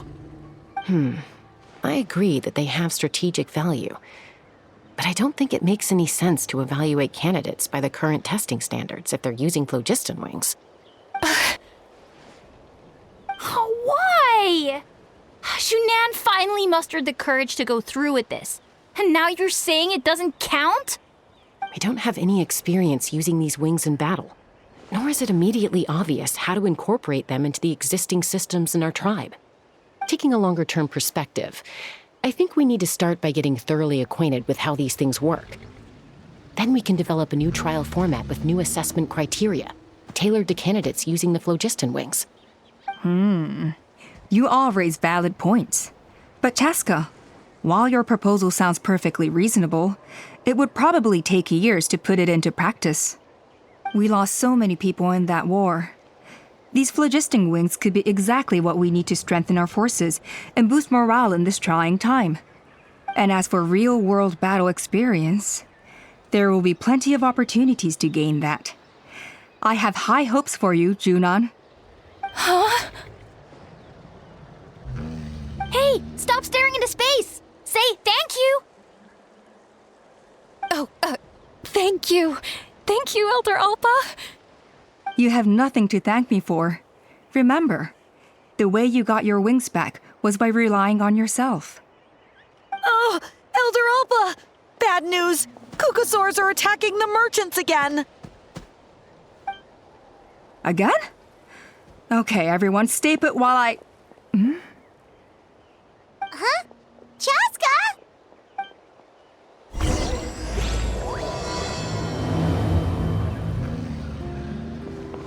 Why did Chasca rush off like that? And then Elder Alpa and the others too? Anyway, let's go see what this is all about.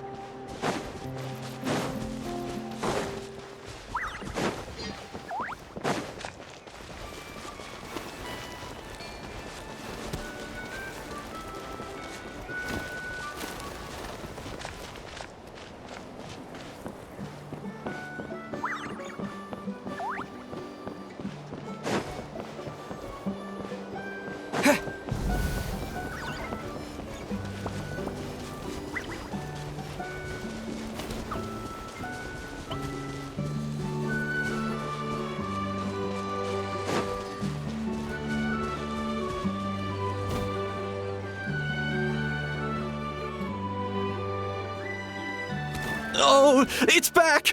It found us again! Run! Get out of here!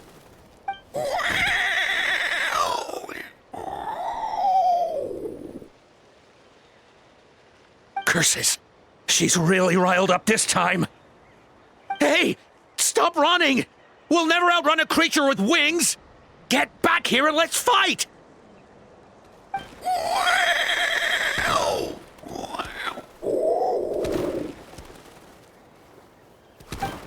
Stop! All of you! Chasca! Oh, wonderful! Quick, get rid of that thing!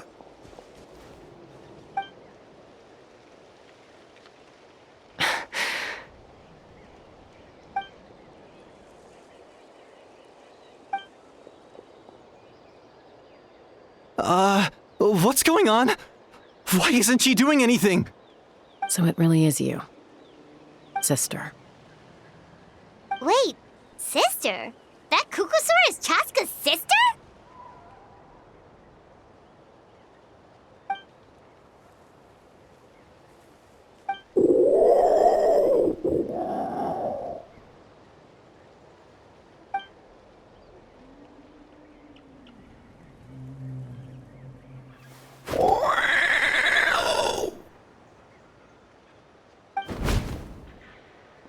Koya, wait!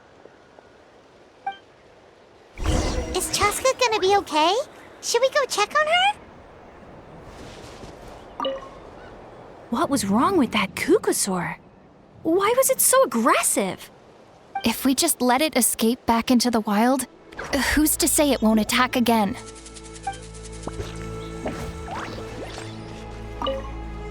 Is everyone all right? We're okay. No serious injuries. Thank goodness you all got here just in time.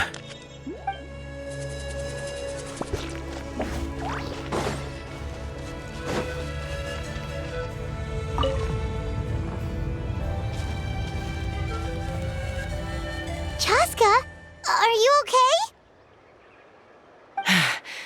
I'm fine. Sorry for making you worry. No point. She's an expert at hiding her tracks. Once she's shaken you off, you'll never catch up to her. At least, I always used to lose to her at hide-and-seek when we were kids. Well, yeah. You know I was raised by Kukusaurs.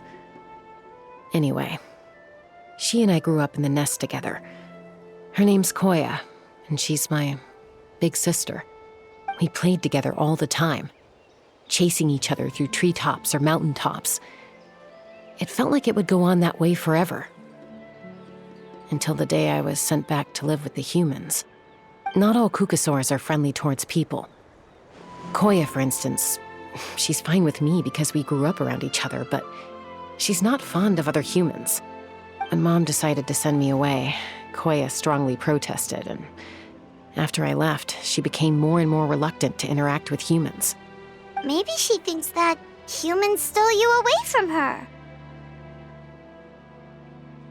It's a possibility, but in any case, we still stayed best friends at first. I had a hard time adjusting to life in the tribe, so whenever something went wrong, I'd run off into the wild and vent to Koya. Ah, so that's what Uncle Cusco was talking about. He said you seemed to prefer hanging out with Saurians to your own kind back then. Yeah, I did. But then, gradually, everything changed. With a new mom and dad, a new tribe, and Koichi, I started getting curious about these humans and made an effort to understand their behavior. The more time I spent with them, the less I spent with Koya. And then, one day, it was Koya's turn to leave the nest. She sought me out and asked if I was willing to leave the tribe and go live in the wilderness with her. As far as I can remember, that was the first time she ever approached a human settlement on purpose. So, how did you answer her? Well, I wouldn't be standing here talking to you if I'd said yes. No, I was torn. On the one hand, I'd already made up my mind to embrace my new family and accept my human identity. But I also knew that Koya wasn't a fan of humans, and I didn't want to disappoint her. She took my hesitation as an answer. She saw it as a personal betrayal, threw a huge fit, and then flew off. We hadn't seen each other since, well, until today. Not for a lack of trying, though. I tried asking Mom where Koya's new nest was so I could talk things out with her. But Koya had already asked Mom not to tell me where she'd moved to. It must be hard for Mom, being stuck between her two daughters. So I didn't press the issue. And I didn't go looking for her. If things carry on like this, I need to make sure I find her before anyone else, even if she doesn't want to see me. For now, let's bring the wounded back to the tribe and see what Mutota and Elder Alpa have in mind.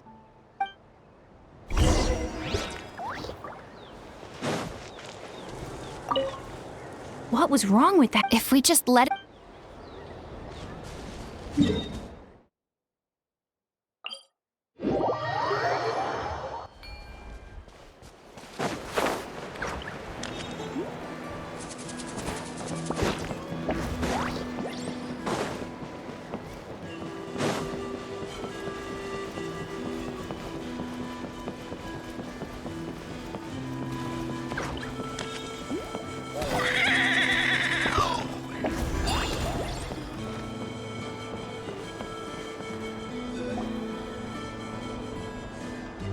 So, I hear there's been another Kukasaur attack.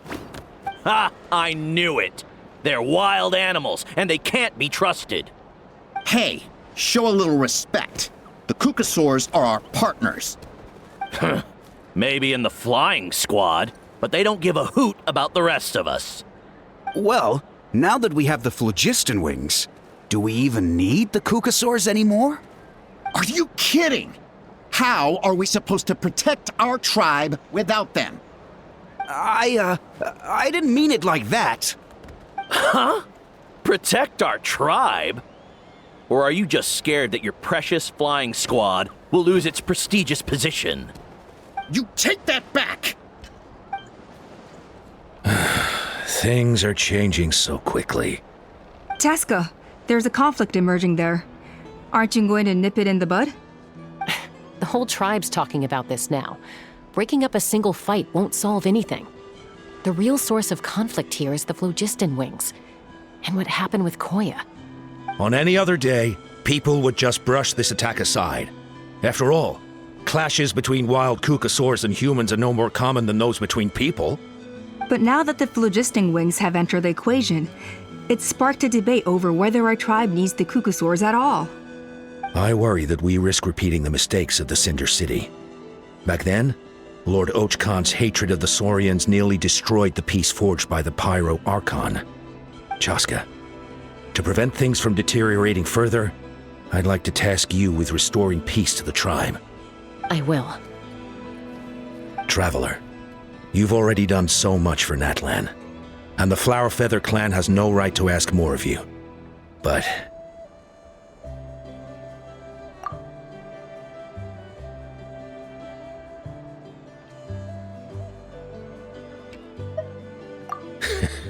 looks like I was making a mountain out of a molehill. And don't forget about Paimon. Just leave this to us. This whole situation has unfolded so quickly that it's put us on a back foot. To tell the truth, it makes me a little suspicious. You think someone might have orchestrated all this? It's possible. Leave it with me. I'll look into it. Also, Chasca, could you try to keep a low profile while you're out there digging around? We don't want to give our hand away. I'll do my best. Okay, so where should we start?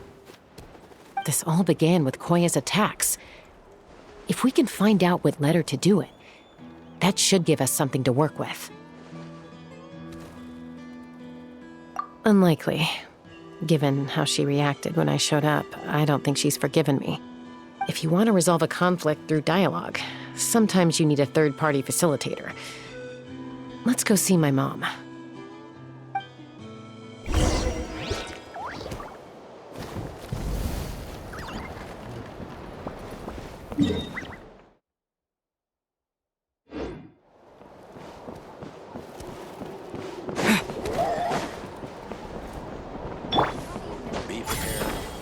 Be right there!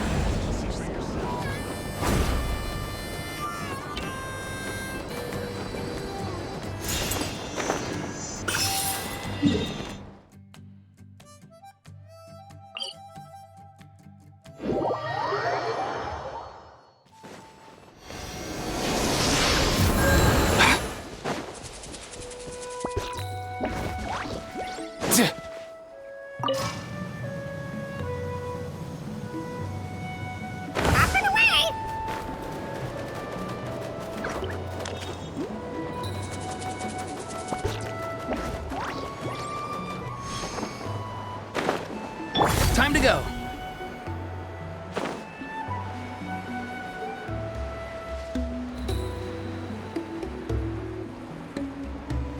Be right there.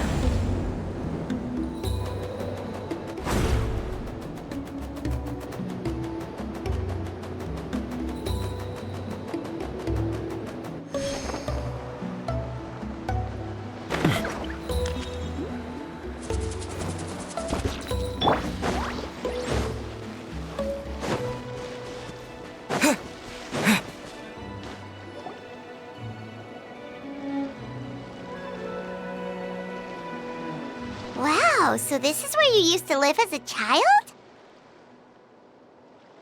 Mm-hmm. When I was little, we used to do this thing where I'd jump from the top of this tree, and Koya would fly over from the platform and catch me in midair. Or sometimes we'd both fly from the treetop together, and then after some aerial maneuvering, she'd throw me up onto that platform. After we got a bit older, we went to the nearby shores looking for even greater heights. Stop! You're gonna give Paimon a heart attack! Oh, really? I just thought it made a fun story. What? You too? All right, fine. Let's focus on the matter at hand.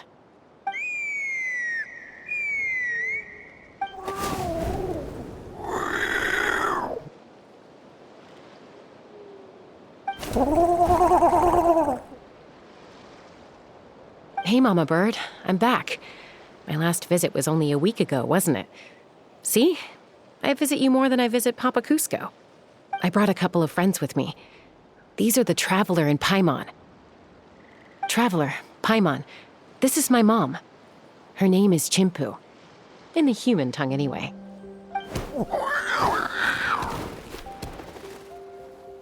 Hi!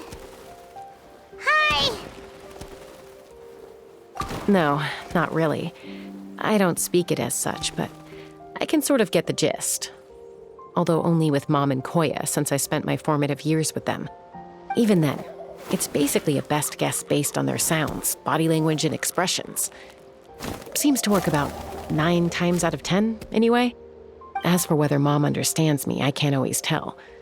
But somehow we still manage to communicate. Call it the family bond, I guess.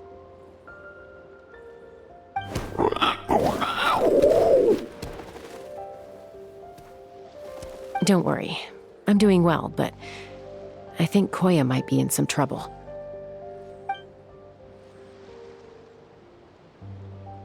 I know she's never been a fan of humans, but she's never deliberately attacked them before either.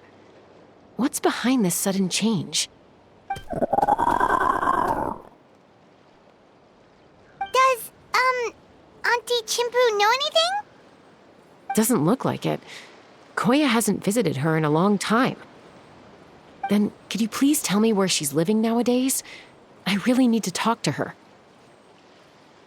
If this animosity between her and the tribe continues, then the next time there's an incident, I don't know if I'll make it there in time.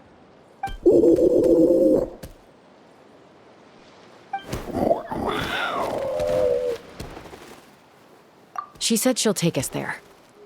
Thank you, Mom.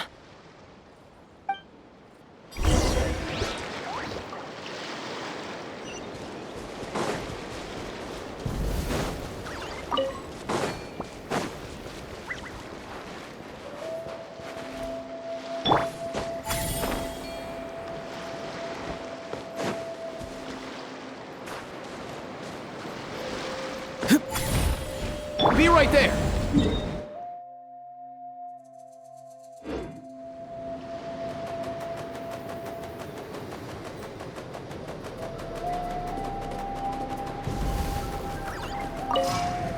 Let's go!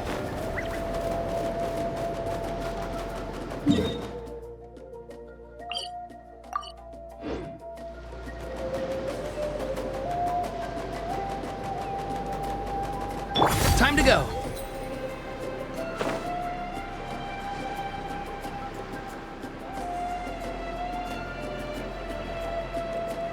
Be right there!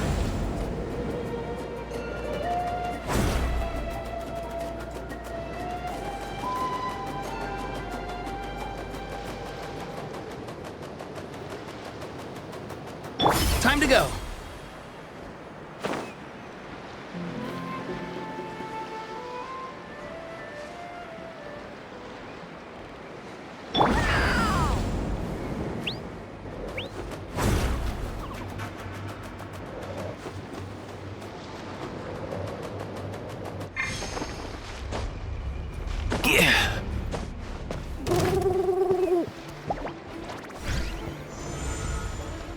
Off and away!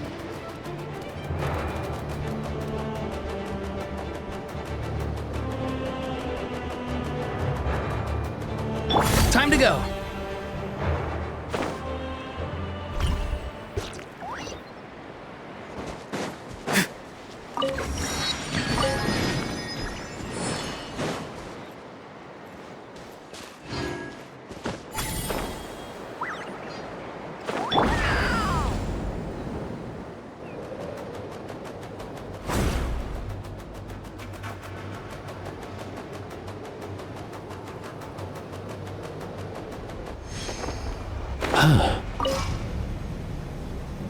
Mind the wind.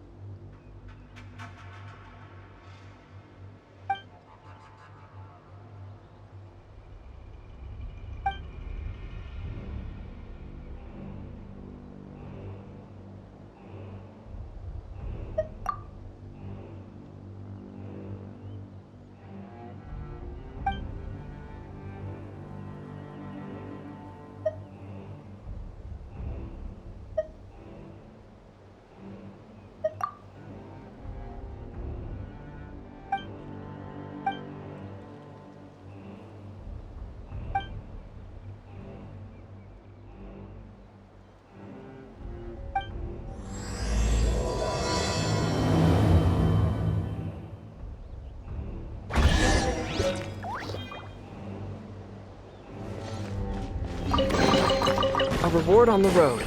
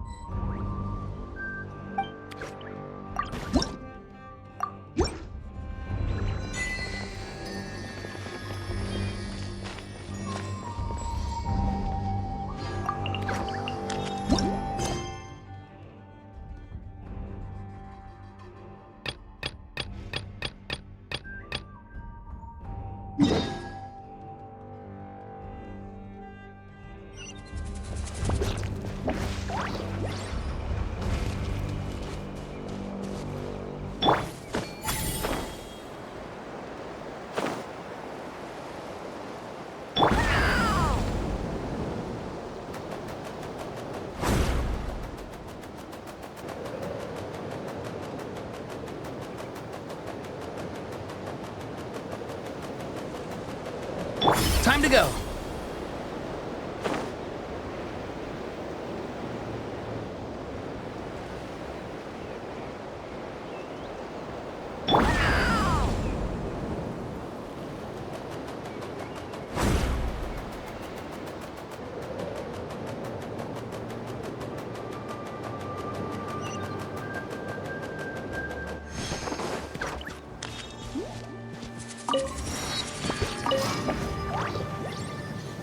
Let's go.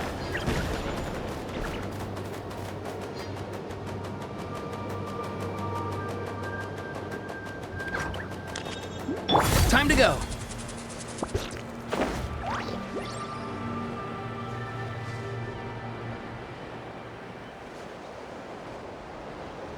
Be right there.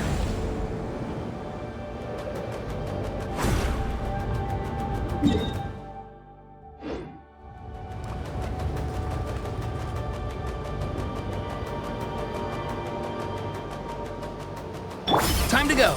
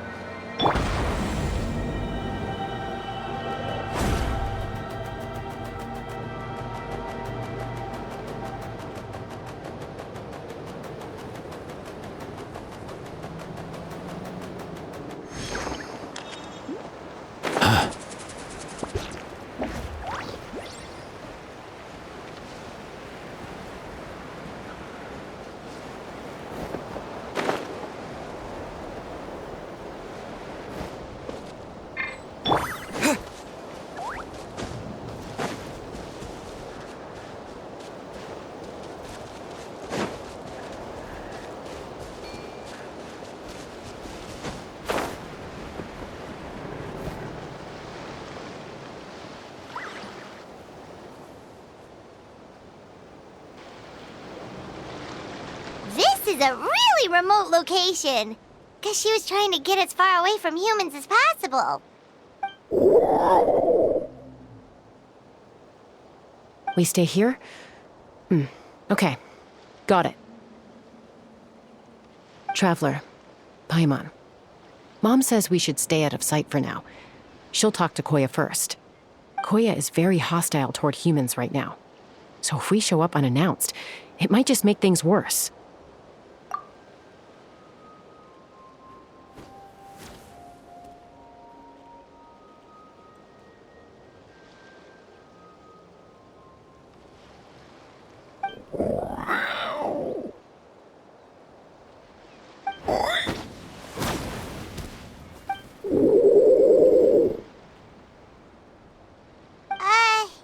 Any idea what they're saying? Sounds like things are more complicated than I imagined. There's evidence in this area suggesting that Koya might have been the victim of a human attack.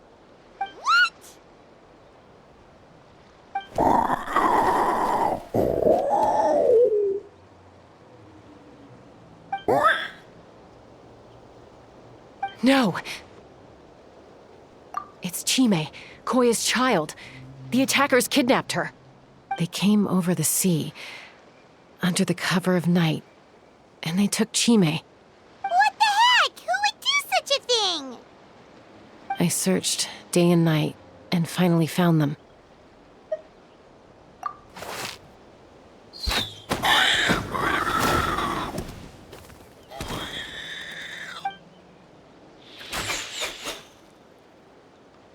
Oh, yeah! T'Pol's contraption is working like a charm! Got her in one! Hey, there's another one! Wait, is that the one that got away last time? Who cares? Just get them all! T'Pol pays us per catch!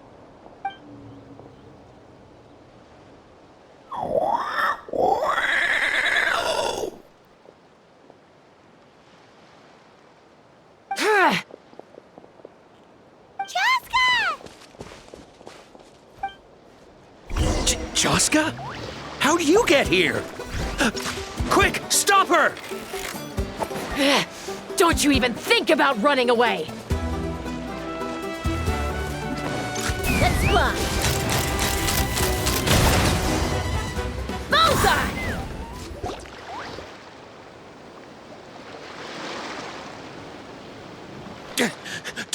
Don't come any closer, or I'll...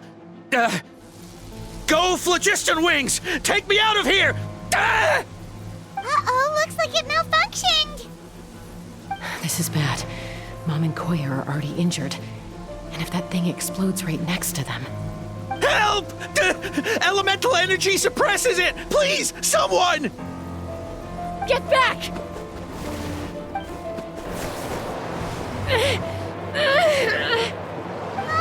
It's still going, and it's getting worse! Guess we need a more permanent solution. All right then.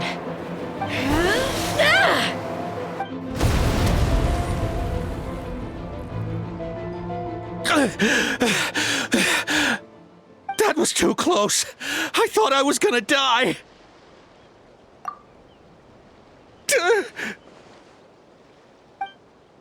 Answer us honestly. Were you the ones who attacked Koya before?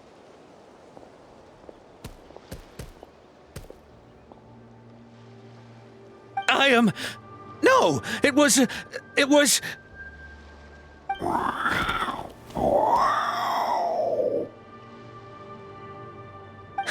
Well, she says it was you. Just tell me, who sent you here? It was to Paul.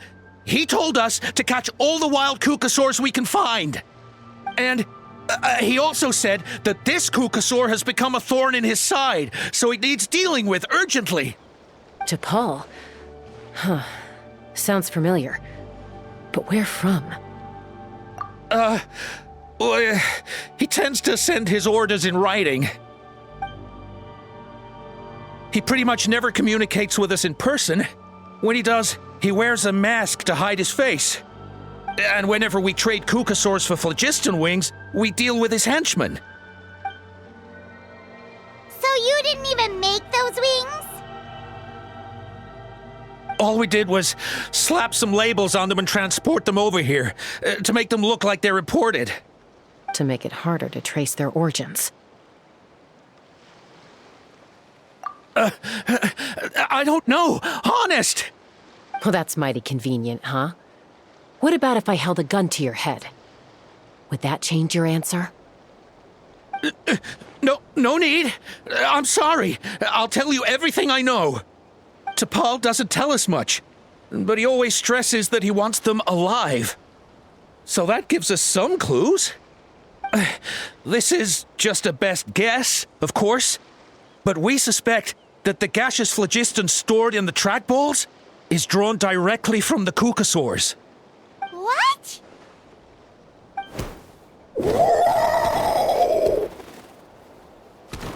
Easy now. You're still injured. Hey, keep talking. Yes, ma'am. So, the gaseous phlogiston has to be highly refined in order to power the phlogiston wings. The slightest imperfection can have disastrous consequences, as you just witnessed. But the Kukasaurs have a natural ability to process gaseous phlogiston. So, if you use them as an intermediary, then...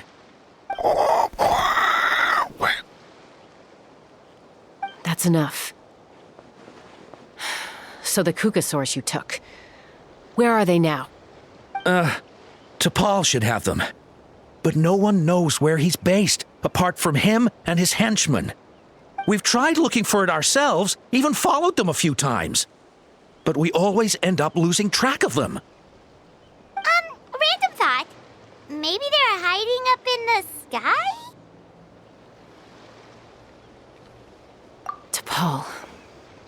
T'Pol. I'm sure I've heard that name. Maybe it was... Chasca! Traveler!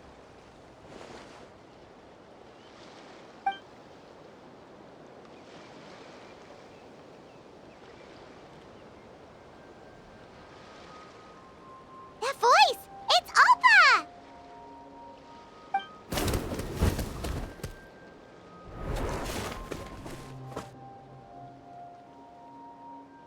Elder Alba? What brings you all the way out here? Well, I was patrolling nearby when I heard the sound of an explosion.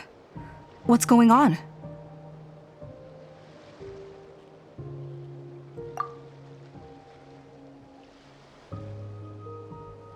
I don't believe it.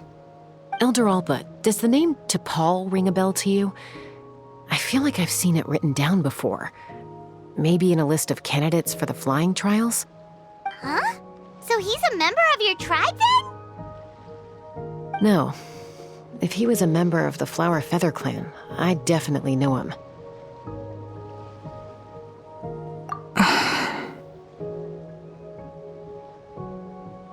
Now that you mention it, I do remember a young man from outside our tribe who came to participate in our flying trials once. You were away on a mission at the time, which is probably why you don't remember him. He was a craftsman from the Children of Echoes, but he'd always dreamed of soaring the skies, so he wanted to join our flying squad. The Children of Echoes? That's rare. But despite his best efforts, he unfortunately failed to pass the trial and gain the Kukusaur's approval. In the end, he went wingless and returned dejected to the Children of Echoes. Wingless, huh? Maybe he invented the phlogiston wings to get revenge on the Kukusaurs. Perhaps. Or maybe it's simply his way of dealing with his regrets over his past flying endeavors. Either way, it doesn't excuse his abuse of the Kukusaurs. I'm gonna take these guys back and expose the truth to the tribe. It's time for this conflict to end. Easy, Chasca. Remember what I said about keeping a low profile? The ringleader still hasn't shown himself, and this man's allegation about powering the phlogiston wings with Kukusaurs is only speculation. Bringing these men to the tribe now won't win over any current supporters of the phlogiston wings.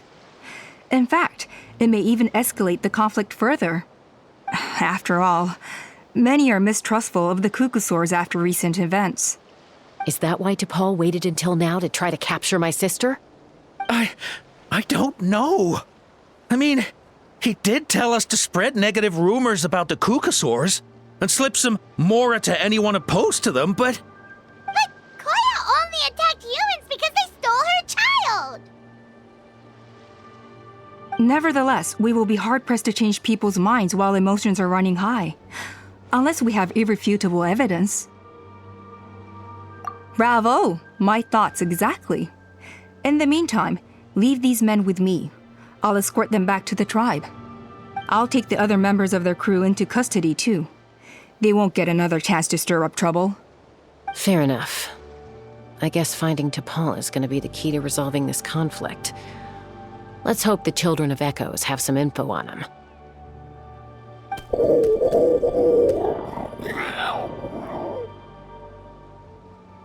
Sorry, whatever it is, it'll have to wait till this is all blown over. I have to fix this situation before it spirals out of control.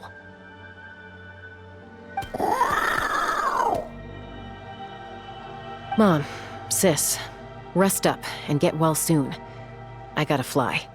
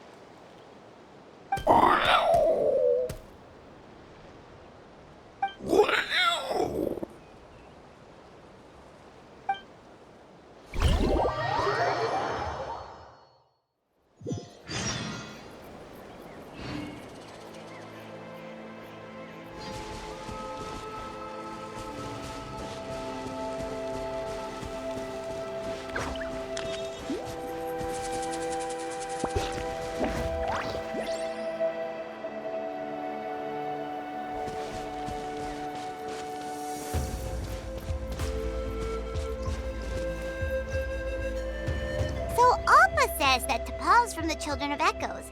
But how do we track him down? Just ask around until we find him? Let's start by talking to someone we know. It'll be faster that way. At this time and place, I'll bet the easiest person to find is... Wakey, wakey, Xilonen! Oh, it's you. Okay, give me a second. I'll come down.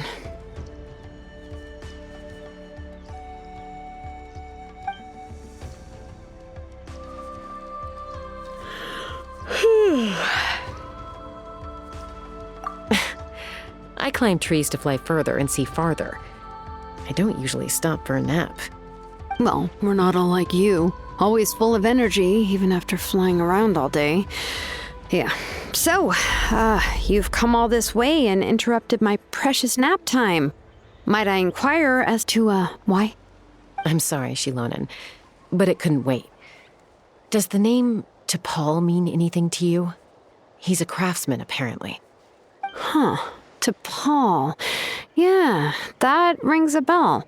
I think that's Puma's child. Nope, I'm afraid you're a few years too late. Why are you looking for him?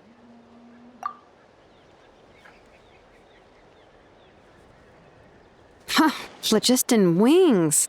Wow, okay. The kid actually pulled it off. Well, looks like no more rest for me today. Pulled it off? You mean he's tried making something like this before? Yeah, he started trying to build a flying machine right after he got back from the Flower Feather clan. So right after he went wingless, then. Was this flying machine anything like the gun you made me? You mean your gun that's harder to tame than the proudest Kukasaur? No, he wanted to build something that allows anyone to fly freely, even if they're not naturally gifted. But he never got very far back then, though. Blew up his workshop a few times and barely made it out alive. I never really kept up with him after that. His parents traveled a lot in their youth and only returned to the tribe after he was born. But they settled in a remote area and don't interact with other people much. Which means most people in the tribe don't know them very well. Your best bet is to chat to his direct family. I'll go get Puma. Wait for me in front of the workshop. I won't be long.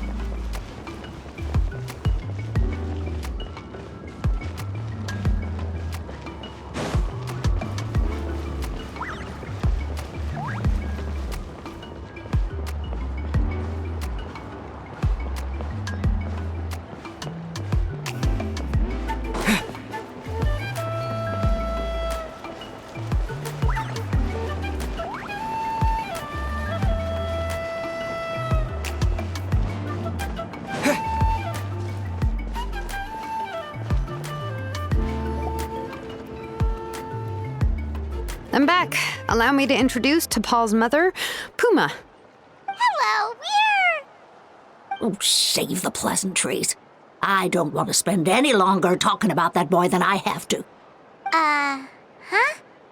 I disowned him long ago. He is no child of mine. All he cared about was his pipe dream of reaching the sky. Oh, we tried to talk sense into him, but he was obsessed. And then when he left us, he spouted some nonsense about building a workshop in the sky to avoid the constant criticism of us ground dwellers. He left his notebook behind. Whatever questions you have, you can look for them in there. I am done talking about him. He's no son of mine. He never called me Mom anyhow.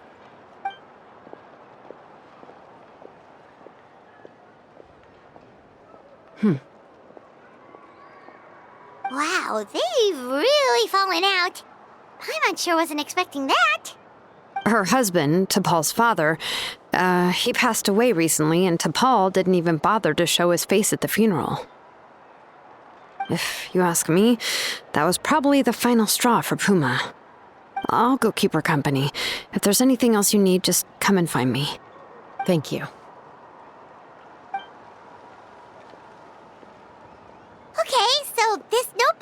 only lead we've got now, right? What's in there?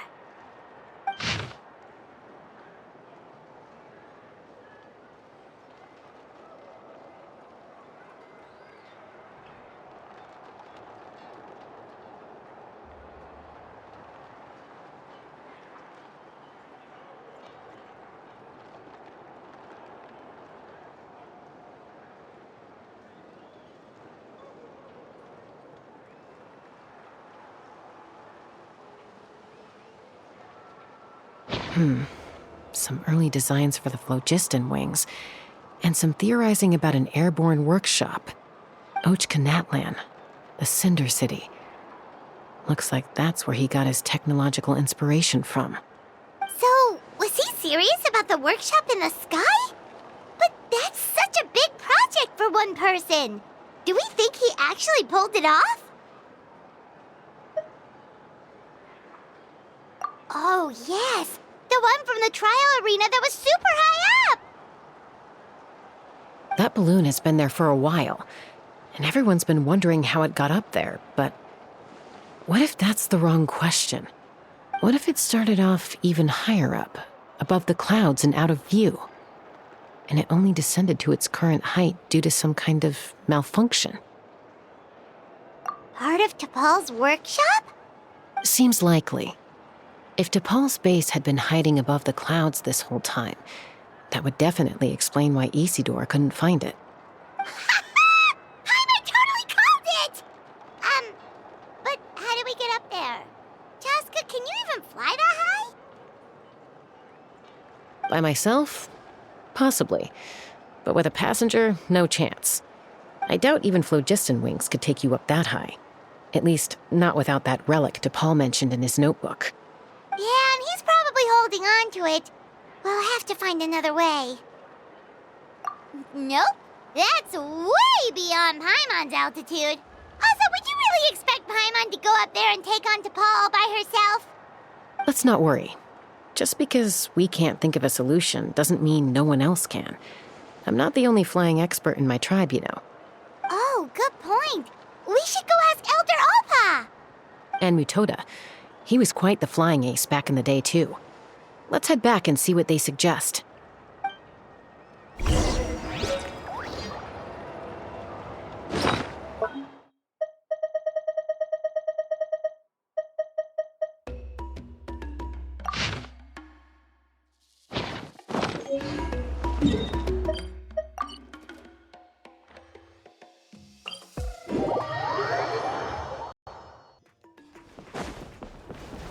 No more Kukasaurs. We want phlogiston wings. Have you gone mad? The Kukasaurs are... No more Kukasaurs. We want phlogiston wings.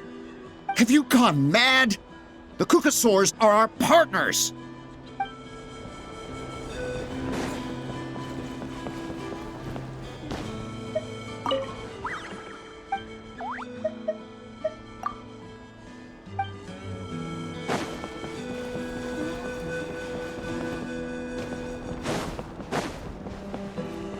Be prepared and stay safe.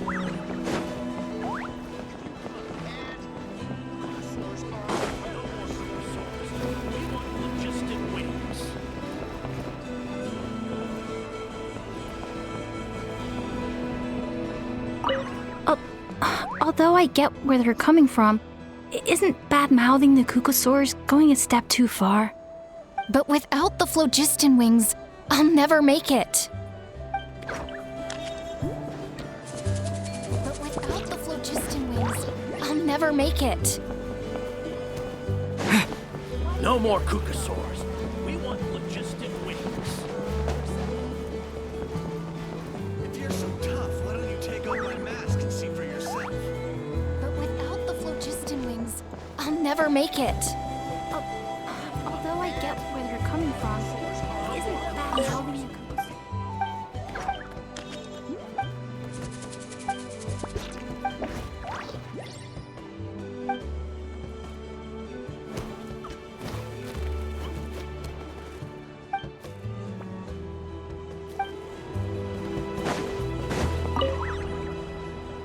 Chasca, you're finally back. Things are getting really tense in the tribe. Have you made any headway with your investigation? Some people even think we arrested the merchants just to support the flying squad and crack down on the phlogiston wings.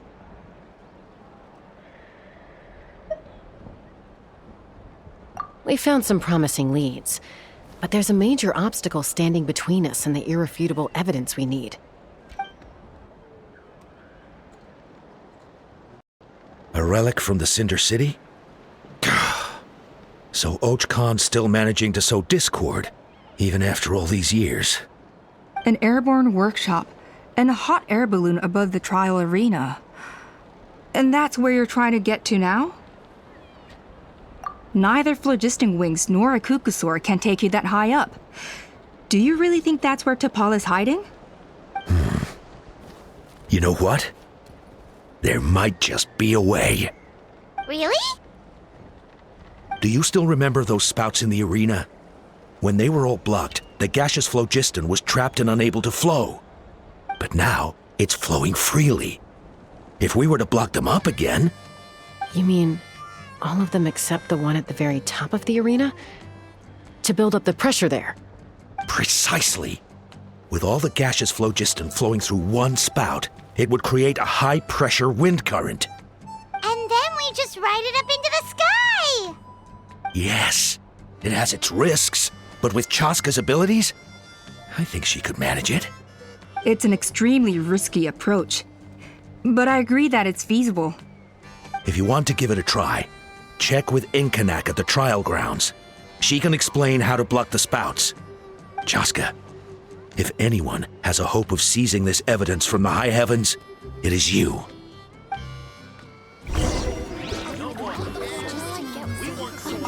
We'll do our best to manage the conflict within the tribe while you're gone.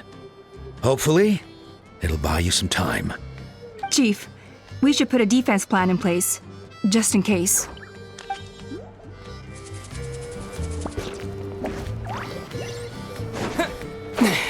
Why do you never take off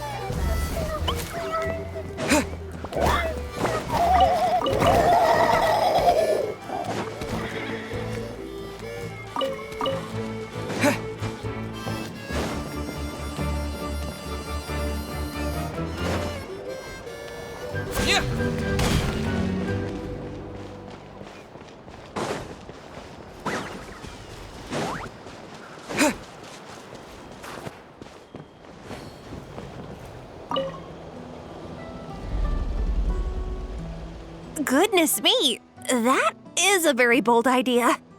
Maybe so, but we have to act fast. What's the quickest way for us to block off the spouts? From a technical perspective, I'd have to advise taking some measurements and carefully planning this out first. But I'm guessing that's not what you want to hear. Then we'll have to take the rough and ready approach. See the solid phlogiston over there? Our prior inspections revealed that some kind of stable structure has formed inside, making it highly damage resistant. It's not without its weak points, but unless they're all struck at the same time, the structural integrity won't be threatened. So, what happens if we do strike them all at once? It'll collapse. Okay, I see where you're going with this. Yeah, you got it. As long as you hit all the weak spots at once from the right angle, the solid phlogiston will fall right on top of the spout and block it up. You're right about rough and ready. Sounds like my kind of plan.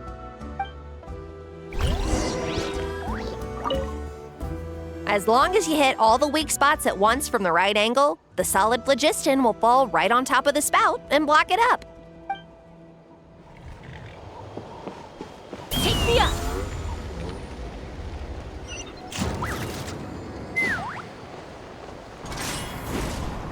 Yeah! Yeah! Let's fly!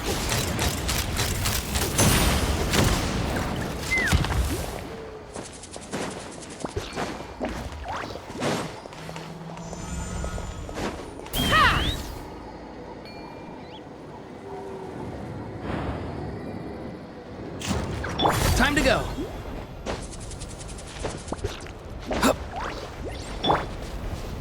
Let's fly!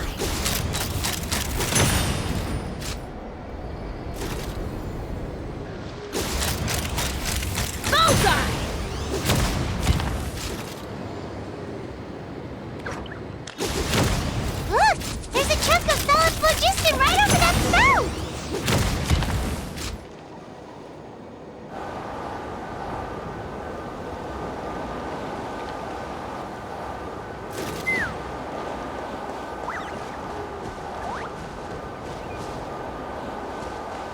Take me up!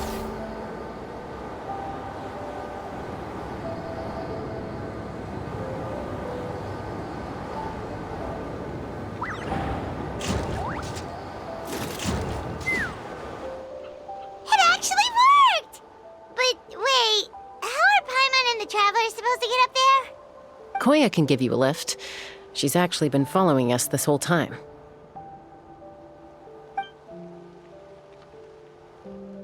Wow, Paimon didn't notice at all. Well, probably because she didn't want to get too close to humans. Or maybe just me. But right now, we need her power.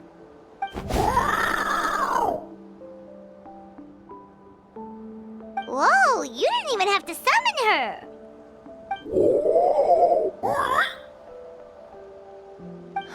Yes, up there. That's probably where Chime is. All right, let's go have a little talk with this T'Pol.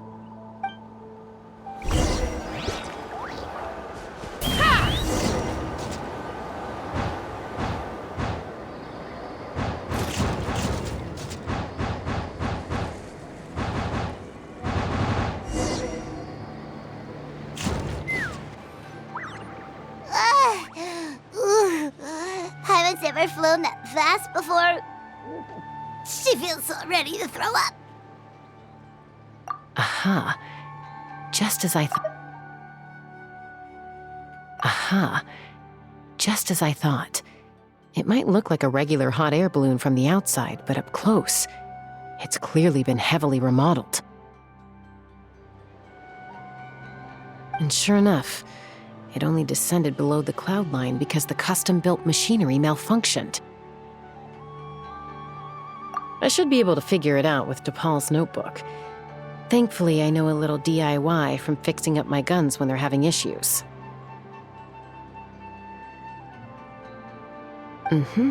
That should just about do it. Now all it needs is a nice hard kick. Maybe that works on your guns, but, huh? We're really moving!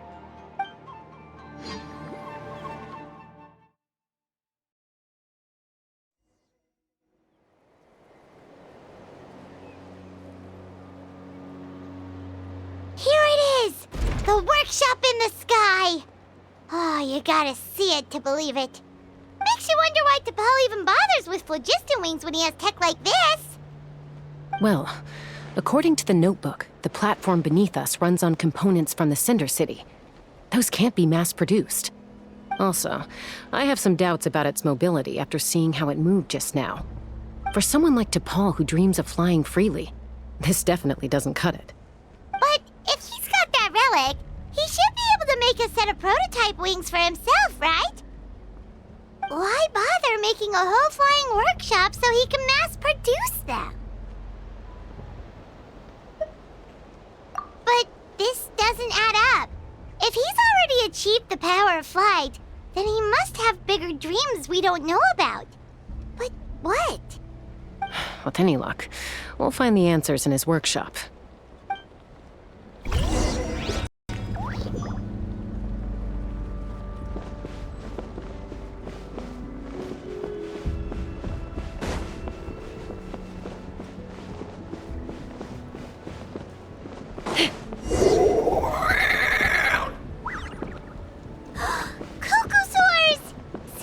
Merchants were right. T'Pol's using them for his own ends. I'll bet that mechanism on top of the cage opens the door. Let me give it a try.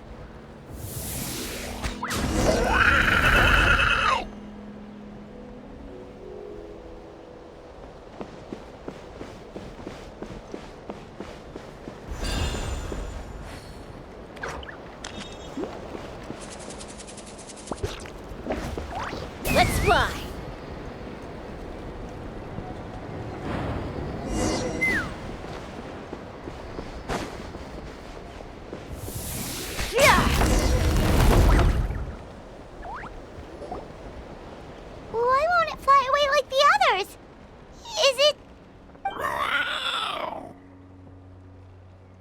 She's still breathing, but barely. By the looks of it, T'Pol was using these cages to extract phlogiston from the Kukasaurs. Once a Kukasaur is drained of phlogiston, it becomes too weak to move. We'll have to come back for these ones after dealing with T'Pol.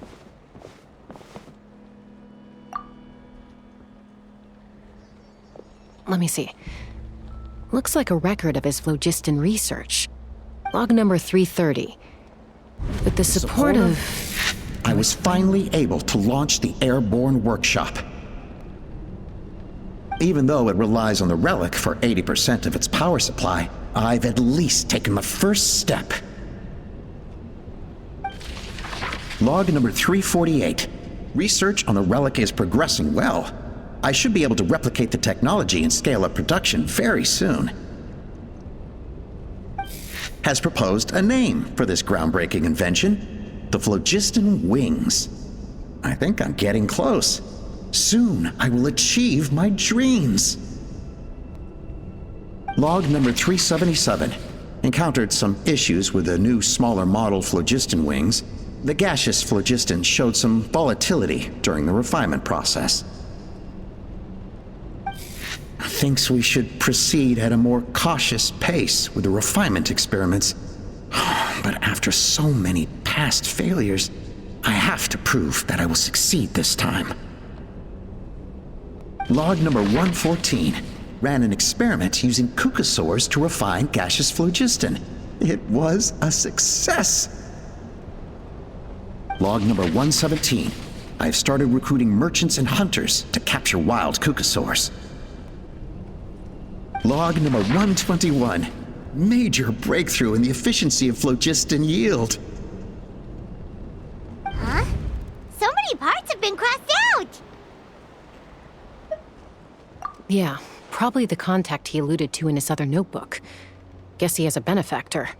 Did anyone else notice how the numbering system in this notebook suddenly changed halfway through? We haven't got time for textual analysis, I'm afraid. Grab the notebook and let's press on.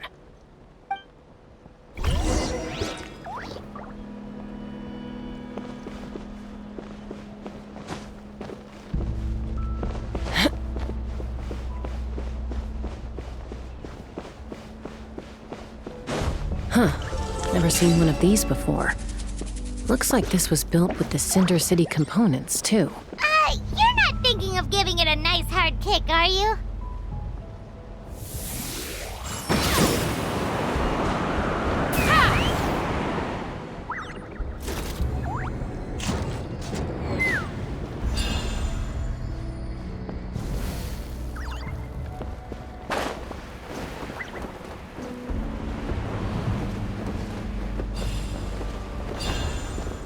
Let's fly!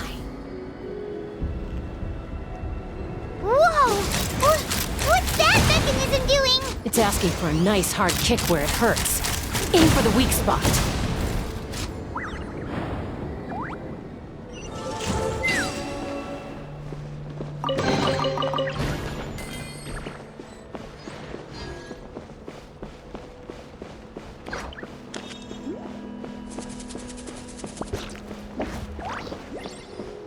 What are they doing here? It's T'Pol's henchmen.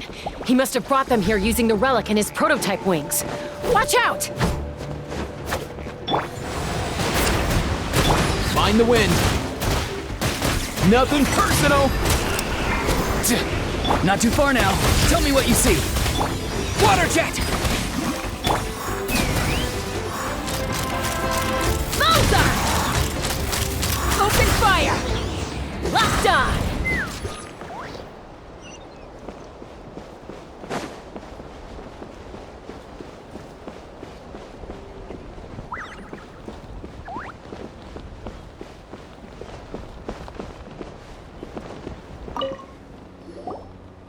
Hey, look here! More of T'Pol's notes!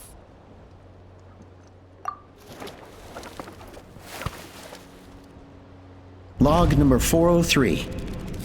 Introduced me to some new comrades who fully support my ideas. I told them that some Saurians are blessed with wings, and some people with natural gifts, while the less fortunate among us can only look on longingly as they seize the skies. But I also told them that progress can erase individual differences.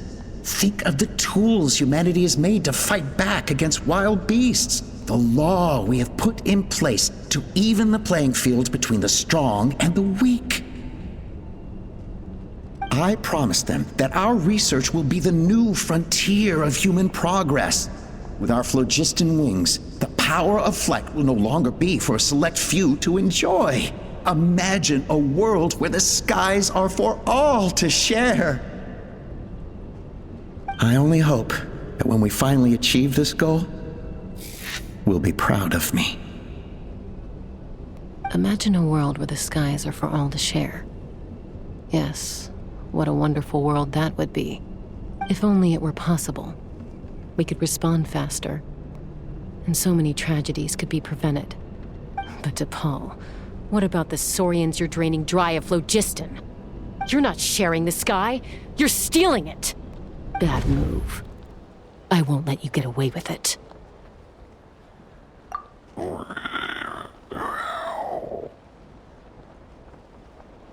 I'm fine. Let's keep moving. I don't think we'll find anything else here.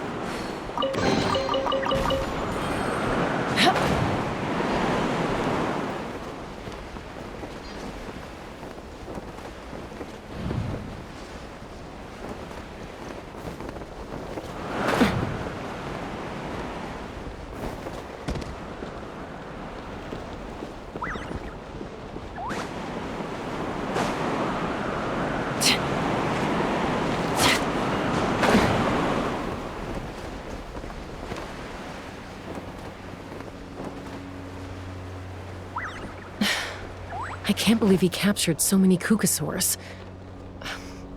But right now, we have to focus on solving this problem at the source.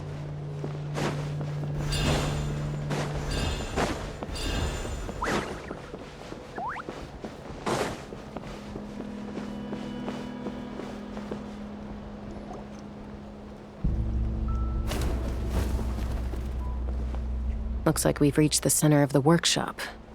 And still no sign of Koya's baby.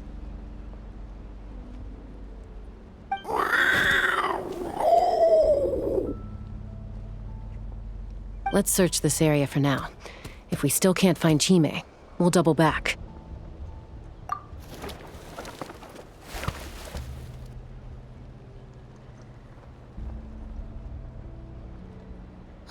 Chasca, Traveler, come quick! What is it? Did you find Chime? Not yet, but look! It's another one of T'Pol's notebooks!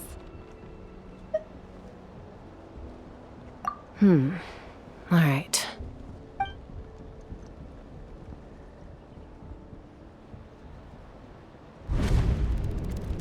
Log number 428. We decided to restart the experiments on phlogiston refinement, but without telling. This is the final obstacle to the success of the Phlogiston Wings project. We cannot fall at the last hurdle. Log number 436. Earlier today, suggested using cucosaurs as an intermediary to extract refined phlogiston. It's certainly feasible, but... Anyway, as long as our secret experiment succeeds, I'm sure won't bring it up again. Log number 443. We will conduct the experiment tomorrow. But birthday is coming up, so hopefully we'll have a birthday surprise for her. Log number 444.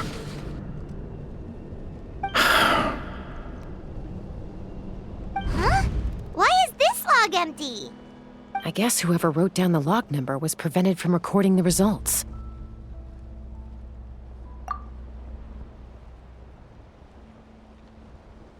Log number 0. We lost many comrades in the accident. Among them are friends, lovers, and children. But we cannot stop now. We will keep their legacy alive and carry their dreams forward. As of today, we are scrapping the artificial refinement method. Instead, we will focus all our efforts on phlogiston extraction from live cucosaurs. They are arrogant beasts whose existence in the wild serves no one but themselves. Their true worth lies in their sacrifice for the sake of human progress. To facilitate our operations, we will gradually move the airborne workshop closer to the Flower Feather clan, even as we continue to expand it. All this we do to create a world where the skies are for all of humanity to share. All this we do to make T'Pol's dream a reality. Given the way this is written, not to mention the fact that the numbering has started over from 0, it kinda sounds like this is someone new. Does that mean that T'Pol's already... There's also a letter tucked in the end of the notebook. It's from Puma.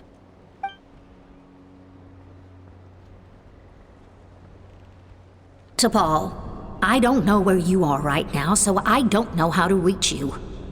My best bet is to send this letter to the Flower Feather clan.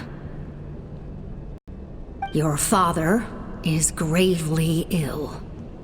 Oh, I know we've had our differences in the past, but he is still your father. Won't you come and visit him? Please. I know you never liked him and cared even less for me. All you ever yearned for is the sky. And your birth mother. But we'll still be waiting here for you if you do come back. This may be the last chance you'll get to see your father. So Puma's not T'Pol's real mom? Huh. Well, she did say he never called her mom, but I'm gonna assume she was just venting. We know that T'Pol's father passed away quite recently, and this letter looks recent. By contrast, the writing in this notebook is old and faded. It looks like the real reason T'Pol didn't attend his father's funeral is because he'd long since passed away himself.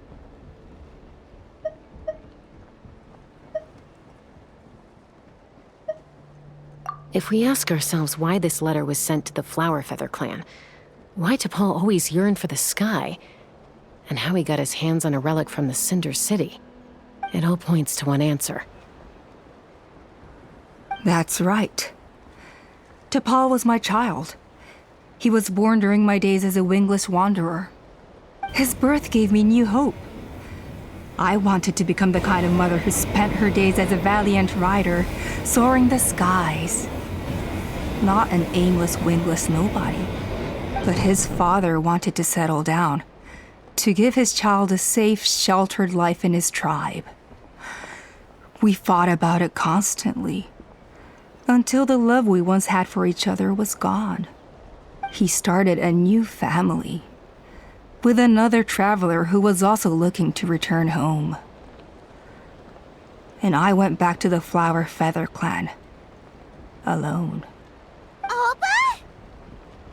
I had no idea that despite being raised among the children of echoes, my child still harbored dreams of the skies. Can you imagine, Chasca? The joy and surprise I felt when he showed up at my door, asking to join the flying trials. Or how proud I was when he said he wanted to prove his own worth, rather than relying on my position as elder. And then the anguish that overcame me when he was rejected by the Cucusaurs and became wingless, just as I had after my injury. You've got a lot of nerve showing your face here. Don't take this the wrong way, Chasca. I'm not here for a fight. I just want to talk. Isn't that your preferred way to resolve things? I trust you've learned of T'Pol's wish on your way here. A world where the skies are for all of humanity to share.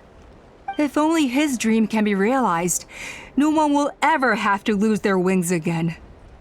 Our aerial prowess will be greater than ever before. War will never again come at such a great cost. The loss of Koichi is a tragedy that need never be repeated. So tell me, Chasca, do you really wish to see the phlogiston wings forever grounded and gathering dust? Nothing you've said excuses all the conflict you've caused. You mean the argument back at the tribe? It was a necessary measure. Sometimes this is the only way to accelerate the pace of progress.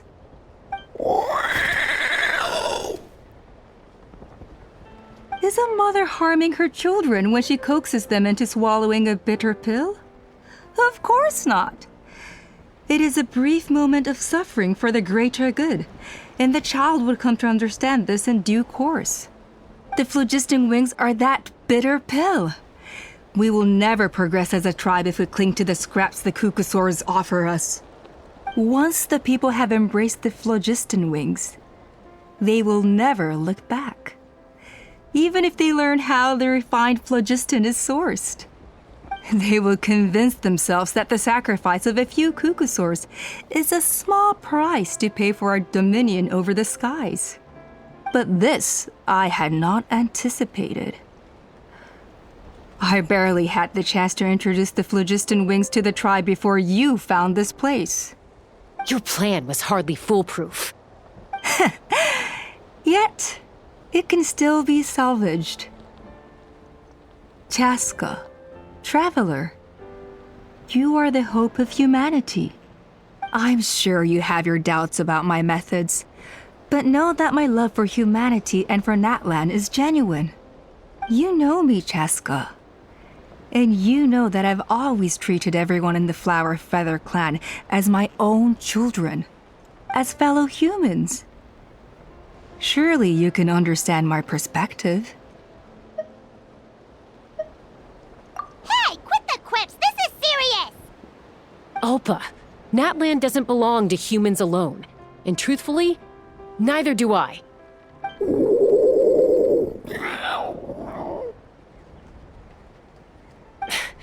How many times has the Abyss invaded Natlan now? And yet despite how much stronger it is than us, Natlan still stands as a nation of humans and Saurians. Peace imposed by force will crumble in a matter of days, because social bonds are what hold a civilization together. Weren't you the one that taught me that? And yet you would break the bond we share with our Saurian companions to take more power for ourselves? That's as stupid as hacking your own arm off to use it as a club. They are wild beasts, driven purely by instinct. How could they possibly understand human social bonds? Ugh, how did someone like her ever become a writer?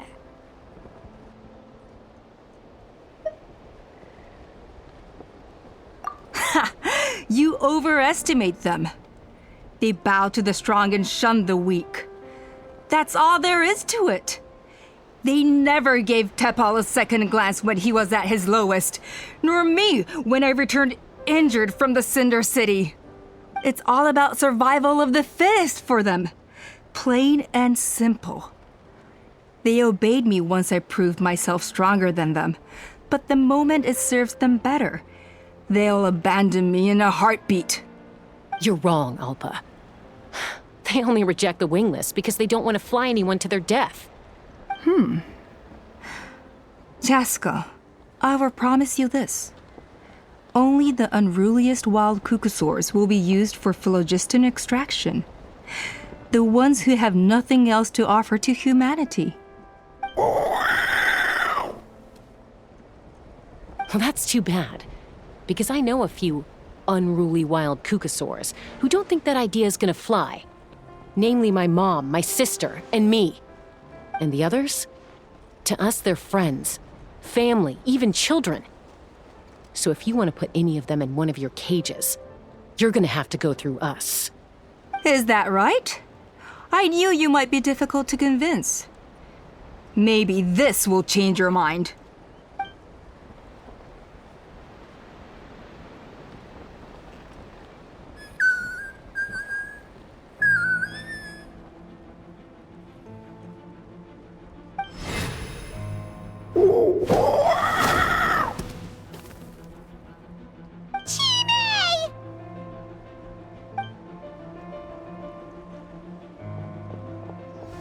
Alpa!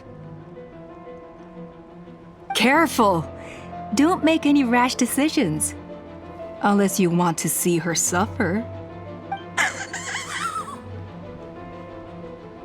Oh no, that's one of the extraction cages! I told my subordinates to take control of the tribe while I was away. Luckily for them, our strongest warrior and our most powerful ally aren't there to stop it. Take control? What are you planning to do with Mutota and his supporters? Merely accelerate their inevitable downfall. They cannot stand in the way of progress forever. It is not the move I wish to make, but I'm afraid you and your friends force my hand. And since you insist on imposing me too, I have no choice but to keep you here until the dust has settled. So that's what you meant by I just want to talk. You never intended to negotiate. You just wanted to stall us. No, Chasca. I genuinely hoped I could win you over. You are the strongest warriors we have. Put down your weapons, and I promise you that no harm will come to this young Saurian. I just need you to stay here for the next couple of weeks or so, while my people consolidate their power. Then, I will give her back to you, and you'll be free to leave. As long as the majority supports our vision, even the Pyro Archon cannot meddle in our internal affairs. Your vision is deranged, and the Flower Feather Clan will never support it.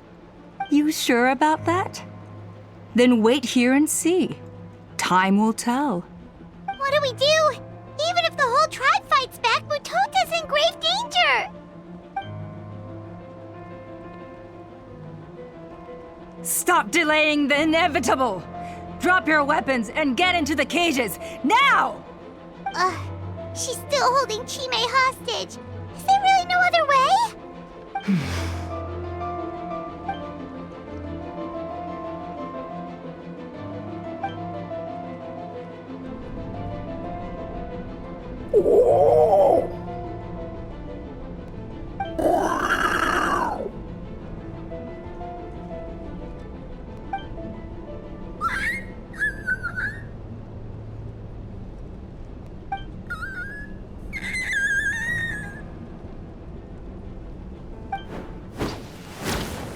Koya? Huh? What are you yapping about? Stand down. Drop your weapons, now! This instant! Ah! Ah! No! The relic!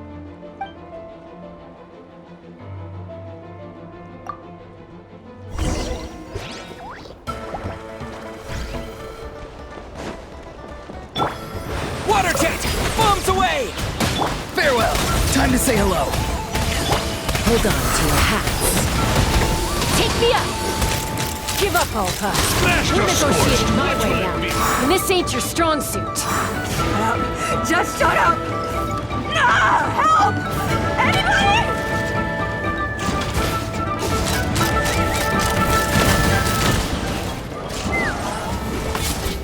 Berkshire Chris! Yeah! Come here, you little rascal! Not too far now. Go! You're free now! Start the clock! Oh, I've got. Let's go! Hey, something's up with this relic!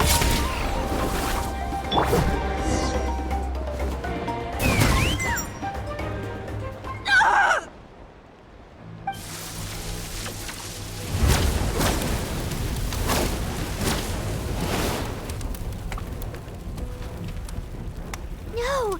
What is she doing? She'll bring us all down with her! But why? We stabilized the relic!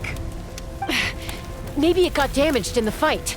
If we don't think of something fast, this whole workshop is gonna fall apart. No. They're directly beneath us. My beloved tribe!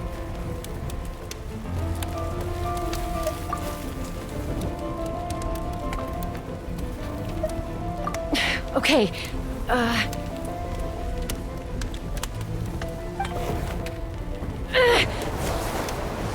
it's too powerful. This ain't a toy like last time. I don't think I can just throw it aside.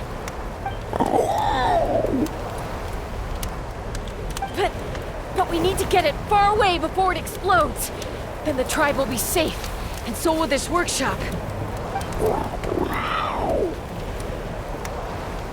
Koya, remember when we were kids?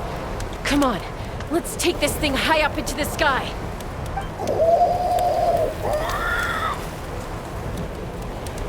Don't worry, I know I can get rid of it before it explodes. We're talking some surface wounds at most. All I need is for you to catch me at the end, just like old times.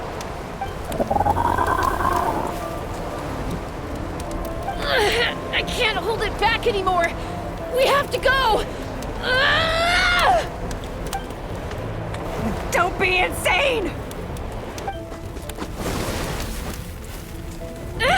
Alpa, what are you? You're a fool, Chasca! Why would you choose such a risky solution? We cannot entrust the safety of our tribe to this wild Saurian! I'm the fool. You really think you can stand a better chance than me? Sure, it may be asking too much for an ex-wingless to escape the blast radius in time. But I can fly it a safe distance away, even if it's the last thing I do.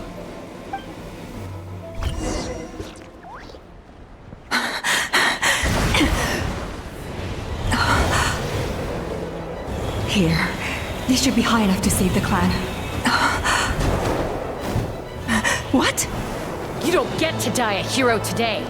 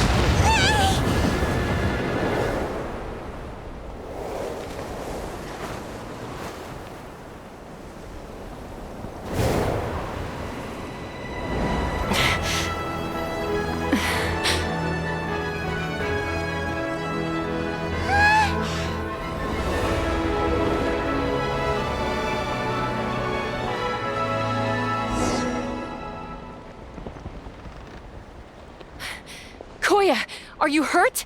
Let me take a look at you. What do you mean, I'm fine? Didn't I tell you to catch me on your back? Why did you try to shield me from the blast?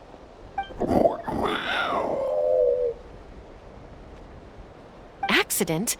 Yeah, right. Seriously, you're as stubborn as ever. Chasca! Koya! How are things looking here?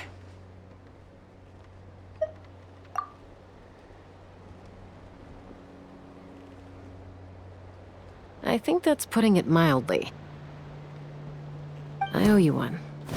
Again.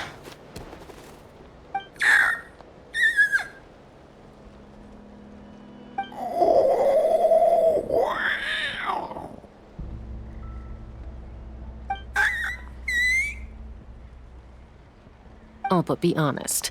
Do you still think Kukasaurs can't form bonds? Mom, I'll figure out the refinement problem. I'll find a way. You don't need to worry about it. I just need some more time. That's all I ask. Please just trust me.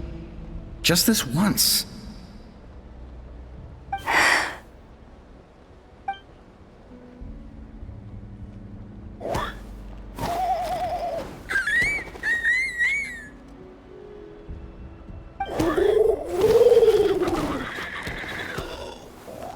The Flower Feather Clan yield to the strong. And it's up to the winners to define what strength means. So it looks like it's my turn to yield.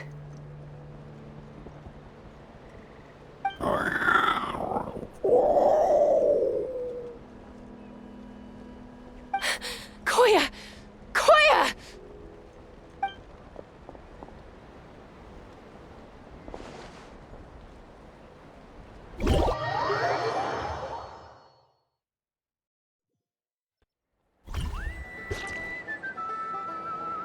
So, you're absolutely sure it's not because of the explosion?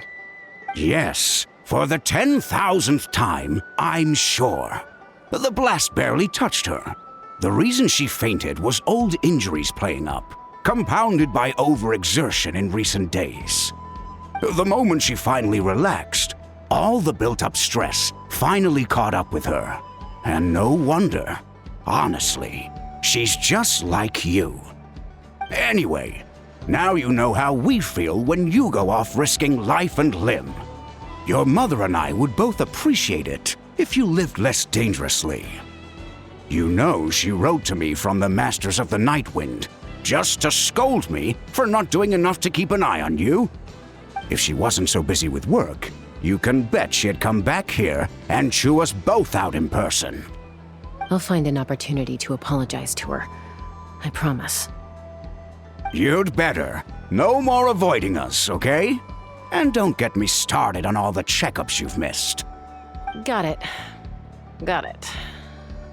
Huh? Koya? You're awake. I'll go let everyone know. Hey, but we're not done talking. What are we gonna do with her, Even after everything that's happened, she still hasn't figured out how to start the conversation with you. She keeps saying, I don't think Koya has forgiven me yet. But if you ask me, she's the one who's scared to open up and have an honest conversation. For all her confidence, she's a very sensitive soul underneath. You'd think as a peacemaker, she of all people would know how to reconcile with her family after a falling out. She must have been a handful growing up. Thank you for being there for her. And of course, thank you for keeping her safe when you were up there in the sky. Koya, Uncle Cusco, we're here!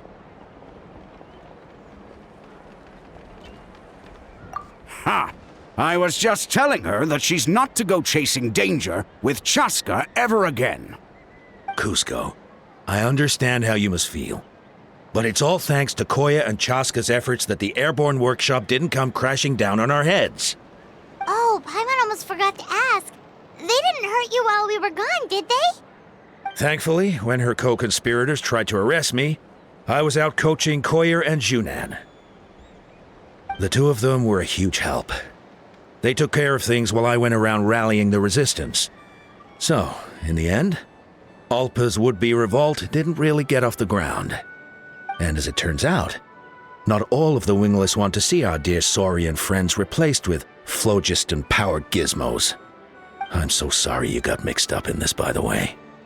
We should have caught on to Alpa's scheme sooner. We could have saved so many Kukasaurs from getting hurt. Most of the airborne workshop has now been dismantled. We've just left one small, harmless part intact, and repurposed it as a jail for Alpa and her cronies. Let's see how they like being locked up in a sky prison. So, it looks like there's just one less conflict left to resolve. Peacemaker, you're up. I said I had to wait until things had blown over, didn't I? And now they have. But I still have no idea what to say. Koya, I just want to say, I'm sorry for how things went down back then.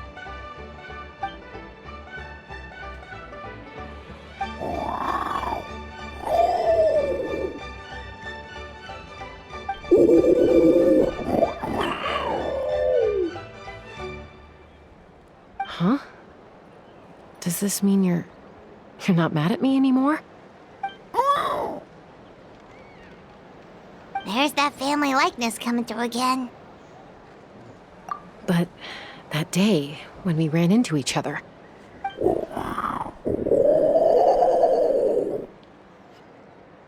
Huh? So then, when did you finally make your peace with it?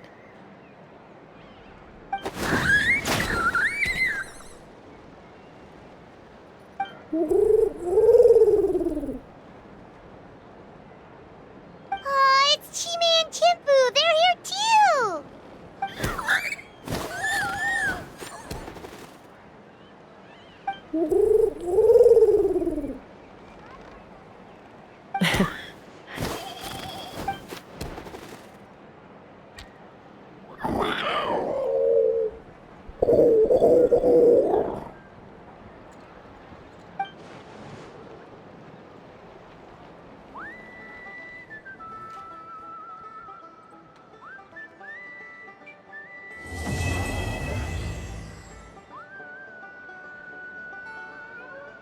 Wait, isn't that Yansa? Wonder what she's doing here.